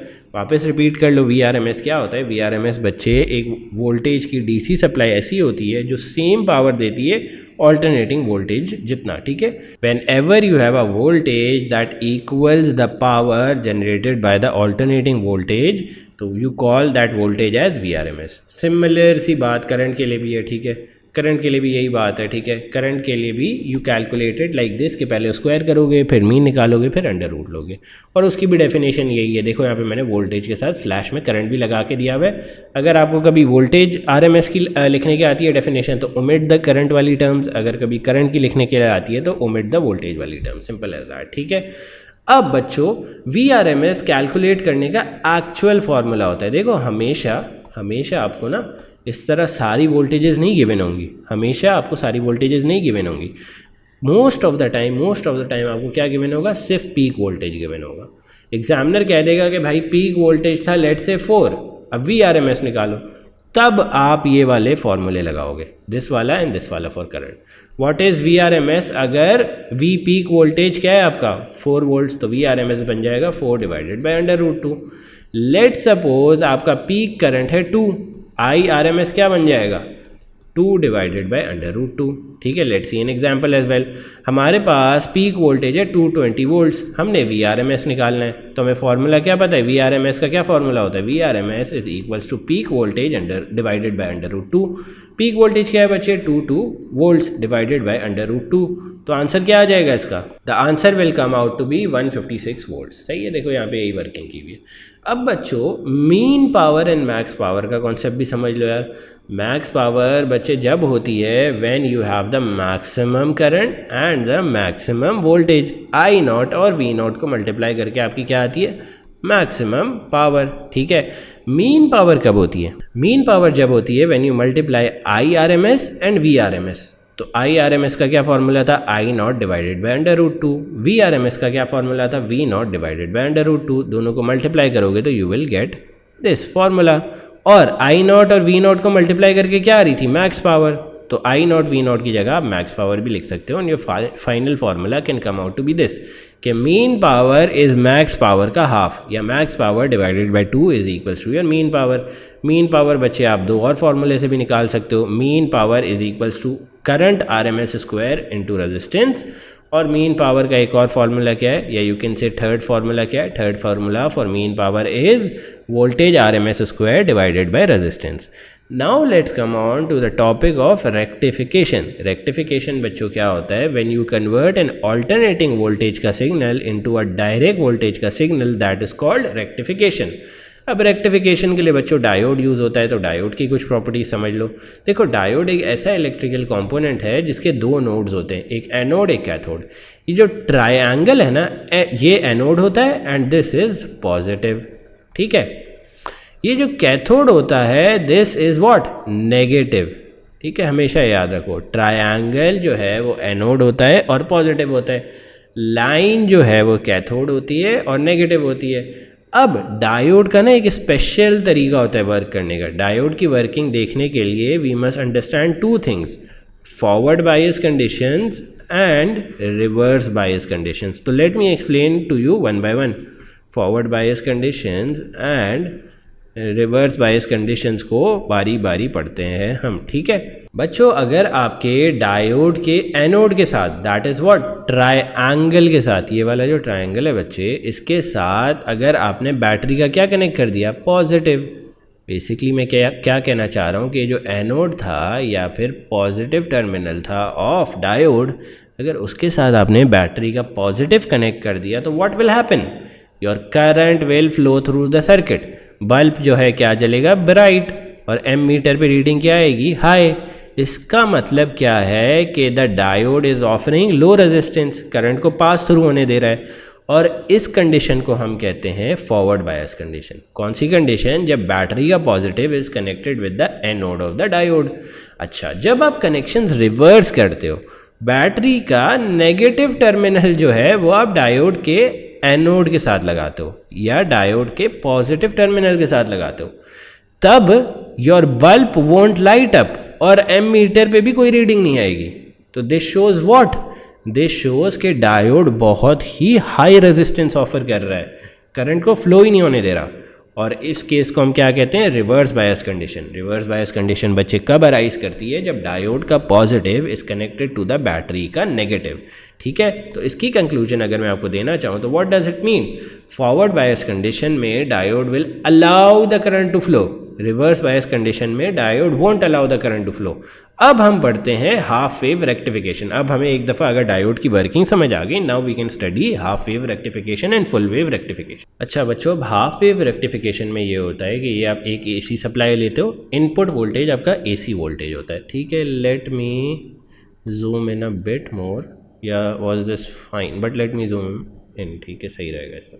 देखो हाफ वेव रेक्टिफिकेशन में ये होता है कि आप इनपुट पे एक एसी वोल्टेज लेते हो, this is an AC voltage. ठीक है, अब आप क्या करते हो, अब आप इस एसी वोल्टेज के साथ एक डायोड लगाते हो, डायोड के साथ एक लैंप लगाते हो, और लैंप के साथ एक पैरेलल में वोल्ट मीटर लगाते हो। ठीक है, अब जब आप इनपुट पे एसी वोल्टेज दे रहे हो, तो बच्चे हमने क्या पढ़ा था, एसी वोल्टेज की डायग्राम के नाइदर बी या साइन कर्व और कोसाइन कर्व। यहाँ पे हमने साइन कर्व बनाई हुई है। ठीक है, साइन कर्व है, इसका मतलब क्या है, पॉजिटिव डायरेक्शन में भी करंट है, नेगेटिव डायरेक्शन में भी करंट है। ठीक है, और बच्चों हमने एसी की एक और प्रॉपर्टी क्या पढ़ी थी कि एसी जो वोल्टेज होता है या एसी जो करंट होता है वो अपनी डायरेक्शन शिफ्ट करता रहता है, कभी पॉजिटिव यहाँ पे होगा, कभी पॉजिटिव यहाँ पे होगा और नेगेटिव यहाँ पे होगा। तो ये दोनों डायरेक्शंस में शिफ्ट करता रहता है, कभी positive would be this terminal, कभी positive would be this terminal, ठीक है। तो this is also evident on the graph. Sine का अगर ग्राफ देखो तो थोड़ी देर के लिए वोल्टेज की वैल्यूज पॉजिटिव हैं, फिर नेगेटिव हैं, फिर पॉजिटिव हैं, फिर नेगेटिव हैं। तो इसका मतलब वोल्टेज जो है वो फ्लक्चुएट कर रहा है, ठीक है, पॉजिटिव एंड नेगेटिव के बीच में। तो लेट्स सी, जब डायोड में हमने ये डायोड के साथ हमने एसी करंट प्लेस किया तो क्या होता है। First of all let's suppose ये वाला नोड या ये वाला पोर्ट या टर्मिनल जो है पॉजिटिव है, ये वाला नेगेटिव है। अब बच्चों अगर ये वाला पॉजिटिव है तो ये वाला पॉजिटिव टर्मिनल किसके साथ लगा हुआ है, डायोड के एनोड के साथ, दैट इज ऑल्सो पॉजिटिव। तो क्या होगा, करंट विल फ्लो, और ये कौन सी कंडीशन होगी, this will be forward biased condition, ठीक है। और इस केस में वोल्ट मीटर पे जो रीडिंग आएगी will be exactly similar as ये वाला कर्व, ये वाला कर्व, ठीक है। ये वाला curve will be replicated here, जो मैं ब्लू में मार्क कर रहा हूँ, ठीक है। ये वाला curve will be exactly replicated in the output voltage. कब, जब आपका positive terminal is aligned with the anode of the what, diode, ठीक है। अब लेट सपोज पोलैरिटी स्विच हो गई है। अब ये सारी चीज़ें मैं ग्रीन से मार्क कर रहा हूँ। लेट सपोज ये नेगेटिव बन गया है, ये पॉजिटिव बन गया है। तो यार अब आपका वोल्टेज का नेगेटिव किसके साथ कनेक्टेड है, डायोड के पॉजिटिव के साथ या एनोड के साथ। तो इसका मतलब क्या हुआ कि द करंट वॉन्ट फ्लो, और ग्रीन में मैंने जो मार्क किया है that will be what, reverse bias condition. आपका वोल्टेज भी फ्लो नहीं करेगा, करंट भी फ्लो नहीं करेगा थ्रू द डायोड। क्यों, क्योंकि डायोड के पॉजिटिव के साथ आपने क्या कनेक्ट कर दिया है, बैटरी का नेगेटिव। तो जब भी आप इस तरह करोगे तो current won't flow, voltage won't flow, क्या आ जाएगी आउटपुट वोल्टेज में, we will get a flat line, ठीक है। तो जब जब पॉजिटिव वाला terminal is connected with the anode of the diode, हमारे पास कर्व में क्या आएगा, same curve as the input voltage. But जब जब negative of the voltage is connected with the anode of the diode, क्या आएगी, एक फ्लैट लाइन आ जाएगी आउटपुट वोल्टेज में, ठीक है। तो this is called half wave rectification. आपको एविडेंट भी होगा कि देखो सिर्फ हाफ वेव ही हम कन्वर्ट कर पाए in our output voltage. Input में जितना हमने वोल्टेज दिया उसका हाफ वोल्टेज ही हम आउटपुट में ले पा रहे हैं, ठीक है। यहाँ तक I hope so it must be clear to you guys. यहाँ पे मैंने चीज़ें भी लिखी हुई हैं कि the graph of the output voltage against time is a sine curve with positive cycles. Positive cycles का मतलब क्या है कि जब करंट का positive is connected with the diode का एनोड या फिर पॉजिटिव, तब ग्राफ किस तरह बनेगा, साइन के साइकिल्स, ठीक है। जब वोल्टेज का negative is connected with the diode का पॉजिटिव, दैट इज व्हाट, उसको हम नेगेटिव साइकिल्स कहते हैं। तब क्या बनेगा वोल्टेज आउटपुट पे, अ फ्लैट लाइन। वो मैंने यहाँ पे ग्रीन से दिखा भी दी है, ठीक है। I hope it is clear. Now let's move on to full wave rectification. अच्छा, एक और बात जो मैं यहाँ पे एविडेंट है बट भूल गया हूँ बताना, कि हाफ वेव रेक्टिफिकेशन में एक डायोड होता है। फुल वेव रेक्टिफिकेशन में बच्चे 4 डायोड यूज होते हैं। Now let's see what is full wave rectification. अच्छा, एक बात तो ये याद रखो कि फुल वेव रेक्टिफिकेशन में we get what, we get sine curves for both positive and negative cycles, ठीक है। इसका मतलब ये है कि अगर आपने डायोड के साथ जो है बैटरी का पॉजिटिव कनेक्ट किया हो या नेगेटिव कनेक्ट किया हो, you will gate sine curves for both the positive and negative cycles, ठीक है। Do remember this. अब इसकी अरेंजमेंट देखते हैं कि यार फुल वेव रेक्टिफिकेशन होती किस तरह है। And this is the what, output का ग्राफ, वी आउटपुट का graph for what, full wave rectification. इसमें देख रहे हो no flat lines, only sine curves, ठीक है। जो नीचे बन रहे थे पहले कर्व्स वो ऊपर अब रेप्लिकेट हो गए। देयर इज बेसिकली जो नीचे साइन के वैल्यूज़ थी या नेगेटिव थी वो कन्वर्ट हो गई हैं into positive values of voltage, ठीक है। And this is the output का you can say curve when we are performing full wave rectification. अब देखते हैं फुल वेव रेक्टिफिकेशन होती किस तरह है और 4 डायोड उसमें किस तरह लगते हैं। बच्चे फुल वेव रेक्टिफिकेशन के लिए हम 2 अरेंजमेंट्स देखेंगे, ठीक है। 2 टुकड़ों में बेसिकली डिवाइड करके देखेंगे। फर्स्ट ऑफ ऑल तो ये डायोड जो 4 लगे हुए हैं उनको मैंने लेबल कर दिया है 1 2 3 4, ठीक है। 1 2 3 4 लेबल कर दिया है। उसके बाद what I did was I assume कि फर्स्ट ऑफ ऑल एसी जो है वो ये वाला टर्मिनल पॉजिटिव ले रही है और ये वाला टर्मिनल नेगेटिव ले रही है। सो लेट्स कंटिन्यू और करंट का फ्लो। हम यूँ जाएंगे and then we arrive at a junction. अब इस जंक्शन पे अराइव करके करंट थोड़ा सा सोचेगा, यार मैं कहाँ जाऊँ। Where can the current go, current can either flow in this direction or in this direction, ठीक है। और हमें क्या पता है, current always flows in which direction, current flows in the path of least resistance, ठीक है। तो जब आप दोनों पाथ्स देखोगे जो मैंने ग्रीन से मार्क किया, तो आपको क्या लगता है सबसे ज़्यादा लीस्ट रेजिस्टेंस किस में है, पाथ 1 में या पार्ट 2 में, डायोड 1 में या डायोड 2 में? ऑब्वियसली डायोड 2 में। वाई? बिकॉज डायोड 2 में पहले क्या आ रहा है, triangle, that is the anode, positive.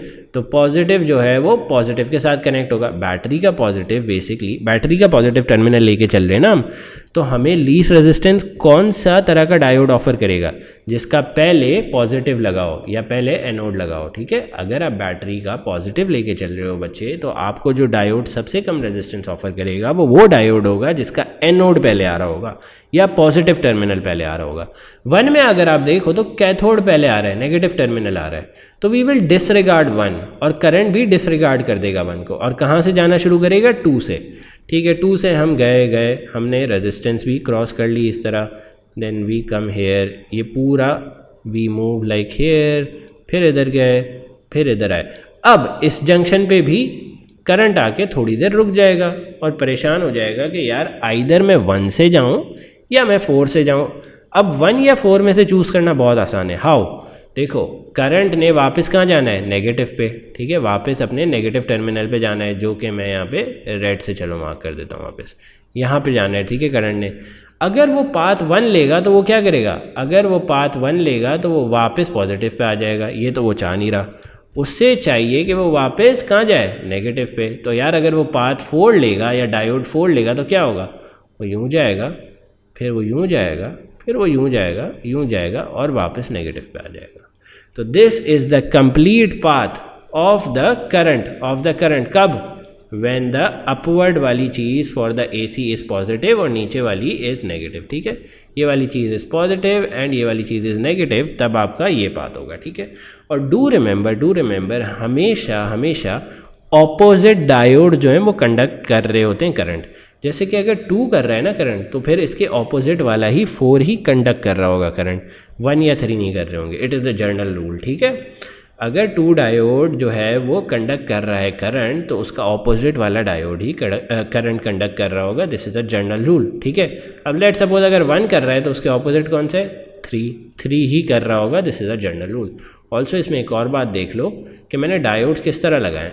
मैंने यहाँ पे अगर एनोड फर्स्ट रखा है, ठीक है, और फिर कैथोड रखा है, तो यहाँ पे भी मैंने यही किया है। यहाँ पे एनोड फर्स्ट रखा है और फिर कैथोड रखा है, ठीक है।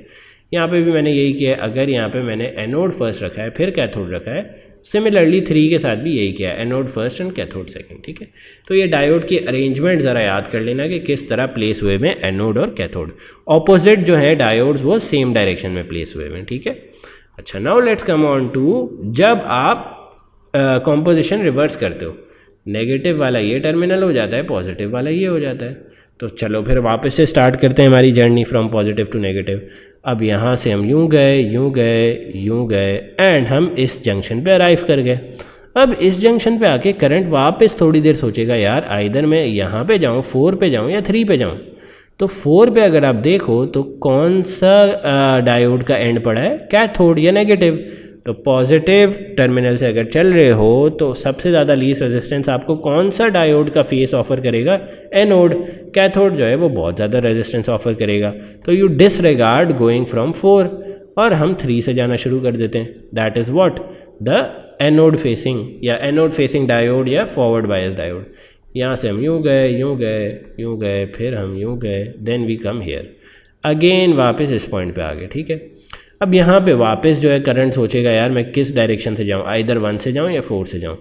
अभी तक अगर आपको थोड़ी सी ट्रिक्स याद हो तो आपको पता होगा कि अगर 3 वाला डायोड कंडक्ट कर रहा है तो ऑब्वियसली हमें पता है कि ऑपोजिट डायोड्स कंडक्ट। तो अगर 3 कंडक्ट कर रहा है तो कौन सा कंडक्ट करेगा, उसके ऑपोजिट कौन सा है, 1। तो 3 and 1 both will be conducting, आराम से 1 से ले जाओ, ठीक है। अगर आपको ये बात याद नहीं है कि ऑपोजिंग डायोड्स कंडक्ट करंट, तो आप क्या करोगे, आप सोचोगे यार ये करंट को नेगेटिव टर्मिनल पे जाना है। अगर मैं 4 से इसको लेके जा रहा हूँ तो वापस कहाँ आ रहा है, पॉजिटिव टर्मिनल पे, ठीक है। बट अगर मैं 1 से इसका पाथवे निकाल रहा हूँ तो ये कहाँ आ रहा है, नेगेटिव पे। That is the desired outcome. तो इस केस में कौन से डायोड्स कंडक्ट कर रहे हैं करंट, 1 एंड 3, ठीक है। देखो जब भी आप फुल वेव रेक्टिफिकेशन करते हो तो 2 diodes are working at a time. एक में 2 एंड 4 वर्क कर रहा है और दूसरे में 1 एंड 3 वर्क कर रहा है, ठीक है। और डायोड्स की कॉम्पोजिशन प्लीज़ देख लेना कि किस तरह लगे हुए हैं। Opposite diodes are always connected in the same configuration. दोनों का एनोड एनोड और कैथोड कैथोड सेम जगह होता है, ठीक है। Now let's move on to कि किस तरह आपने ये डिसाइड किया कि आउटपुट के टर्मिनल्स किधर लगाने और इनपुट के टर्मिनल्स किधर लगाने, ठीक है। ये देखो ये वाले जो टर्मिनल्स हैं, let me mark it in red. ये वाले जो टर्मिनल्स हैं बच्चे, ये वाले, दिस इज़ द आउटपुट के टर्मिनल्स। और ये वाले जो टर्मिनल्स हैं, ये वाले ब्लू वाले, दीज आर द इनपुट के टर्मिनल्स।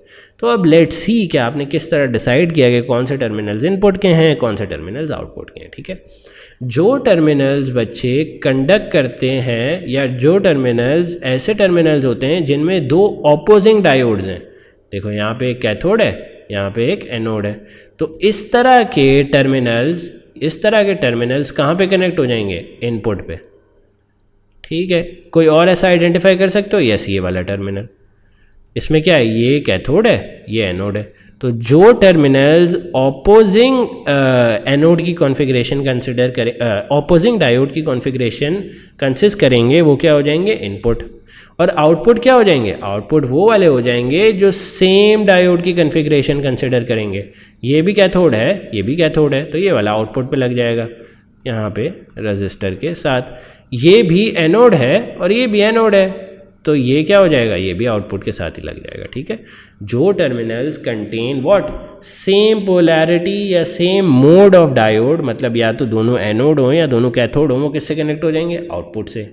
जो टर्मिनल्स ऑपोजिट डायोड की कन्फिग्रेशन कंसिडर करते हैं, लेट्स से एक कैथोड है एक एनोड है, तो वो किस पे कनेक्ट हो जाएगा, इनपुट पे, ठीक है। I hope it is clear. तो अगर आप आउटपुट वोल्टेज का मसला देखो ना, अगर आप फुल वेव रेक्टिफिकेशन या हाफ वेव रेक्टिफिकेशन में आउटपुट वोल्टेज का ग्राफ देखो तो you will see A evident problem कि वोल्टेज की वैल्यूज़ बहुत ज़्यादा फ्लक्चुएट कर रही हैं, कभी ऊपर जा रही है फिर नीचे आ रही है, ऊपर जा रही है नीचे आ रही है, ऊपर जा रही है नीचे आ रही है, ऊपर जा रही है नीचे आ रही है। This is not advisable for home appliances. कभी देखा है फैन स्लो हो रहा है, कम हो रहा है, स्लो हो रहा है, कम हो रहा है। This is not how fans या इलेक्ट्रिकल अप्लायंसेस वर्क। तो इसके लिए हम क्या करते हैं, इसके लिए we use a process called smoothing. Smoothing से क्या होता है बच्चे कि ये जो कर्व है, ये जो इनिशियल रेड वाला तुम्हारे पास आ रहा था वोल्टेज आउटपुट का, वो किस में कन्वर्ट हो जाता है, ब्लू वाले कर्व में। अब ब्लू वाला कर्व देख रहे हो, स्मूथ है, थोड़ी बहुत डिस्चार्जिंग हो रही है, but this is much smoother than previous red वाला, जो कि 0 पे जा रहा था कभी, फिर मैक्स वैल्यू पे जा रहा था। इसका मतलब ये है कि लाइट कभी खुल रही है, बंद हो रही है, खुल रही है, बंद हो रही है, ठीक है। So this harms the appliances. हमें इस तरह का स्मूथ कर्व चाहिए होता है फॉर होम अप्लायंसेज। सो इस तरह का स्मूथ कर्व आता किस तरह से, we just connect a capacitor in parallel to the resistor. भाई रजिस्टर हमने आउटपुट वोल्टेज के साथ लगाया था ना, और आउटपुट की कौन सी टर्मिनल्स होंगी, that contain same polarity of diode. ये भी कैथोड है, ये भी कैथोड है, तो ये आउटपुट ब्रांच बन जाएगी, ठीक है। ये भी एनोड है, ये भी एनोड है, तो this will also become output branch. जो आउटपुट ब्रांच के साथ बच्चे आपने रजिस्टर लगाया है, उसके पैरेलल में अगर आप एक कैपेसिटर लगा दोगे तो you will experience what, smoothing का प्रोसेस, ठीक है। ये स्मूथ हो गई है वोल्टेज की लाइन, सही है। अब अगर आपको एक ग्रेटर स्मूथिंग इफेक्ट चाहिए तो क्या करो भाई, लार्जर कैपेसिटर लगा दो।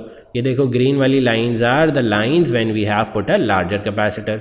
तो देख रहे हो कम वोल्टेज का ड्रॉप आ रहा है and it is much smoother, ठीक है। और एक और तरीका क्या है, there are 2 ways to create a greater smoothing effect. एक तो ये है कि यार आप कैपेसिटर लार्जर अमाउंट का लगा दो। दूसरा तरीका ये है कि you use a larger amount of larger resistance का रजिस्टर, मतलब रजिस्टर जो है उसकी रेजिस्टेंस ज़्यादा कर दो। ये वाला जो रजिस्टर है, दिस वाला ब्लू वाला या रेड वाला, इसकी रेजिस्टेंस ज़्यादा कर दो, तो you will get a greater smoothing effect. अब इसकी वजह क्या होती है, जब आप रेजिस्टेंस ज़्यादा करोगे तो करंट कम फ्लो करेगा, करंट कम फ्लो करेगा तो कैपेसिटर डिस्चार्ज का टाइम जो है वो कम हो जाएगा, सिंपल एज दैट, ठीक है। Now let's move on to a next topic. Next topic पे मूव ऑन करने से पहले ये इक्वेशन याद कर लो, कभी कभार यूज़ होती है कैपेसिटर में, that is what, time constant T is equals to R C. R क्या है, रेजिस्टेंस, सी क्या है, कैपेसिटर, ठीक है। Okay students, now let's move on to the next A2 का topic, that is nuclear physics. So first of all, nuclear physics में we will be studying mass energy equation. Mass energy equation बच्चे क्या होती है? Mass energy equation is represented like this, E is equals to mc² that you have most commonly seen with physics जब भी पढ़ी जाती है E is equals to mc² की बात होती है। अब इस इक्वेशन में हर वेरिएबल रिप्रेजेंट क्या करता है? E represents energy, M represents mass converted to energy और C represents the speed of light. इस इक्वेशन से बेसिकली हमें ये पता चलता है कि ड्यूरिंग न्यूक्लियर रिएक्शंस क्या होता है? Mass of an element is converted into energy, और उस एनर्जी को निकालने के लिए we use this equation E is equals to mc²। भाई during nuclear reactions mass get converted into energy, और उस एनर्जी को निकालने के लिए we use the formula E is equals to mc²। Mass defect is basically जब बच्चों आप न्यूक्लियस को पूरा एक साथ वेट करते हो और फिर उसको न्यूक्लियॉन्स में ब्रेक करके वेट करते हो, तो यू नोटिस कि द मास इज डिफरेंट। इसका मतलब मैं क्या कहना चाह रहा हूँ, let suppose there is an element La57139। अब इसका अगर न्यूक्लियस में देखूँ बच्चे, न्यूक्लियस में क्या होगा? 57 प्रोटॉन्स एंड 82 न्यूट्रॉन्स। अगर इसको मैं इकट्ठा वेट करूँ और फिर क्या करूँ, न्यूक्लियॉन्स को सेपरेटली करके वेट करूँ, तो आई विल नोटिस कि there will be a change in mass. भाई अगर La एलिमेंट का मैं जो न्यूक्लियस है वो पहले मेजर कर लेता हूँ मास उसका, उसके बाद उनके इंडिविजुअल न्यूक्लियॉन्स को अलग अलग करके मेजर कर लेता हूँ, तो आई विल नोटिस कि there is a difference in mass. ये देखो, mass of nucleus is less than the total mass of the nucleons separated.